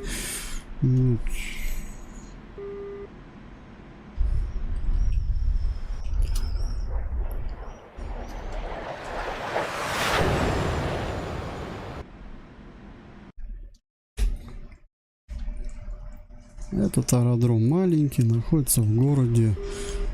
Заходить лучше с востока на него, наверное. Северо-восток.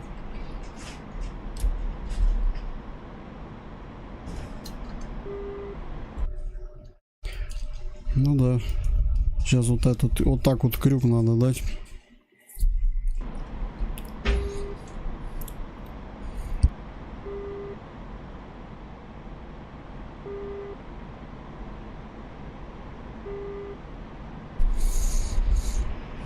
Ну, у меня сегодня тоже миссии нормальные получились, кроме Сирии. Сирии задачу я не выполнил, потому что там пока я не воспринимаю текстуры карты вот так вот на глаз. Не, карта красивая, но очень сложно мне там обнаружить цели. Тем более движущие, это пипец. Они сливаются очень сильно. Ничего, будем тренироваться. Одно дело, вот мы летаем, там задание выполняем на СМ-ке, то там есть солд, через солд наблюдаешь, как в дисплее там этот. Просто вот визуально цели наблюдать сложнее.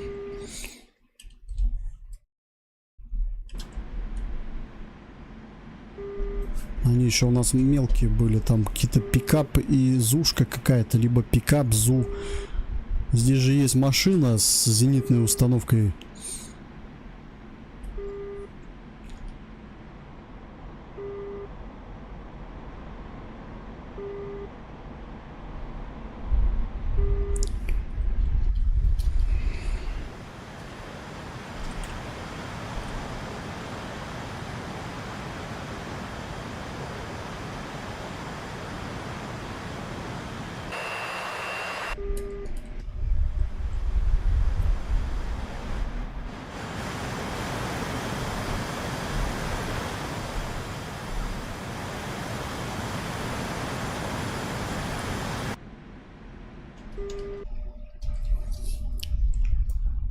Так, не так. Ладно, давай разгонимся быстро. Что я ему как-то это... Он у меня по горизонтали оказался.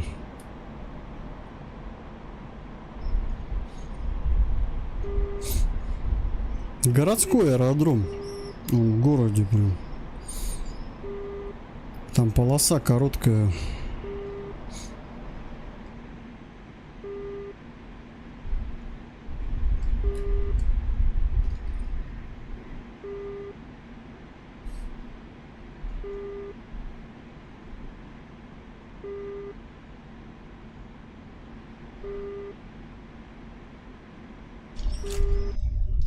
Вот он получается.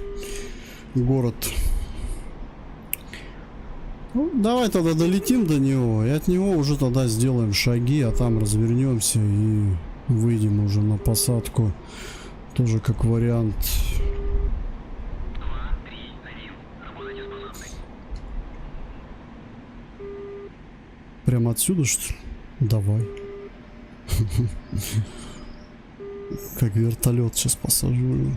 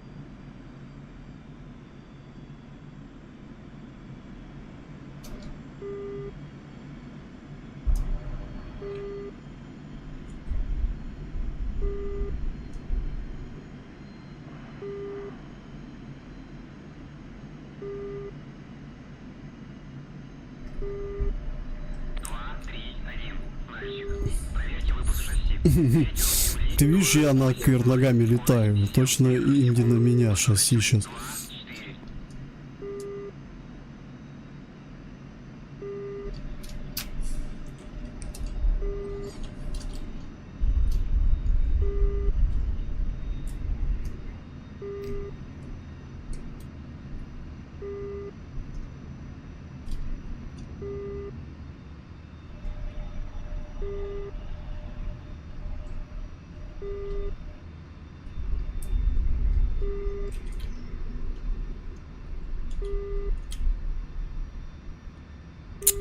Блин, что-то как-то не мягко.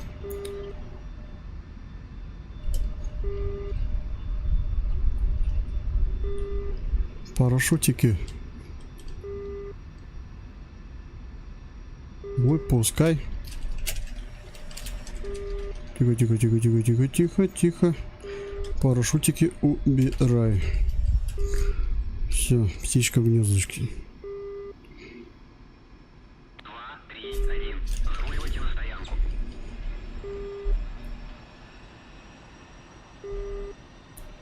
Ты уволен. У нас так не садятся. Ну простите, я просто в ДКС поиграл. А перед ним в Тарков бегал.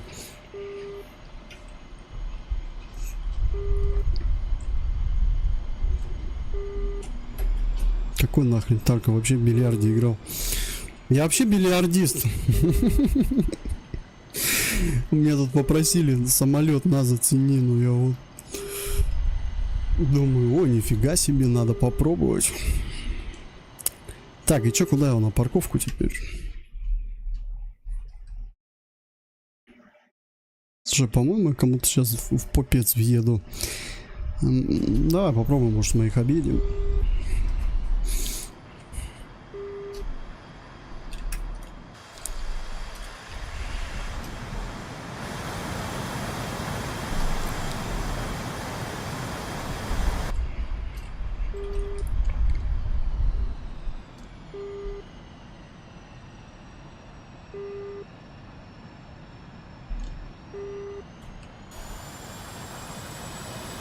Нифига их там просто много. Блин, они здоровые еще эти самые. Это же истребители, да?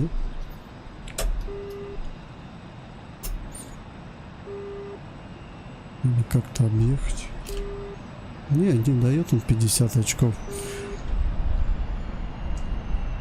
Может, что-то не так сделали.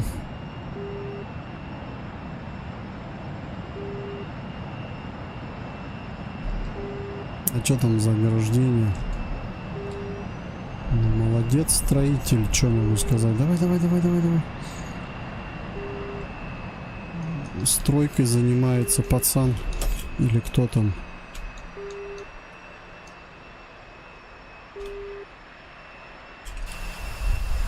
Блин, колеса повредил. Какую-то ерунду набаррикадировал здесь.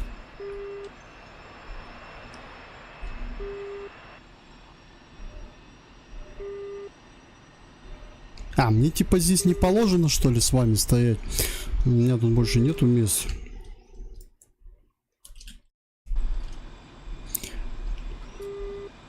Так, все, стой.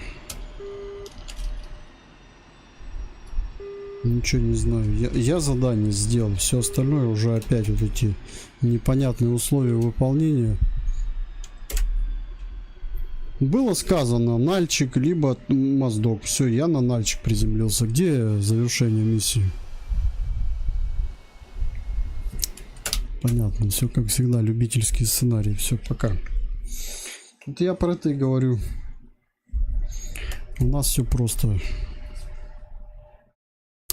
Ладно. Задание мы сделали. Все, на этом можно завершить. Я думаю, вполне нормально полетали. Грач свои задачи выполнил.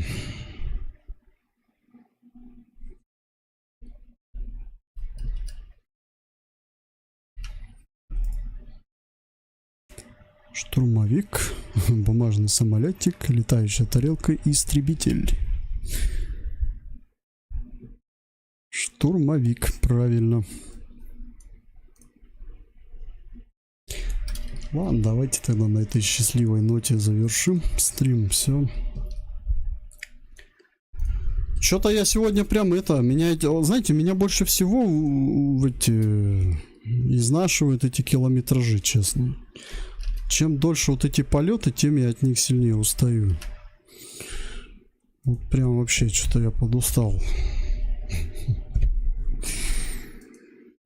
Пипец. Так что нормально полетали. Надо будет еще в реванш заглянуть как-нибудь. Не знаю, с Буком, наверное, драться не буду. За Бука поиграю и все. Там просто Бук. Бук. ЗРК Бук, знаете, да? Так?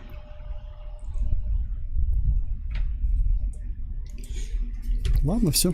Все, никого не задерживаю. Всем хорошего вечера. И до новых встреч. Все. Играйте в игры. Больше позитива. Всем пока-пока.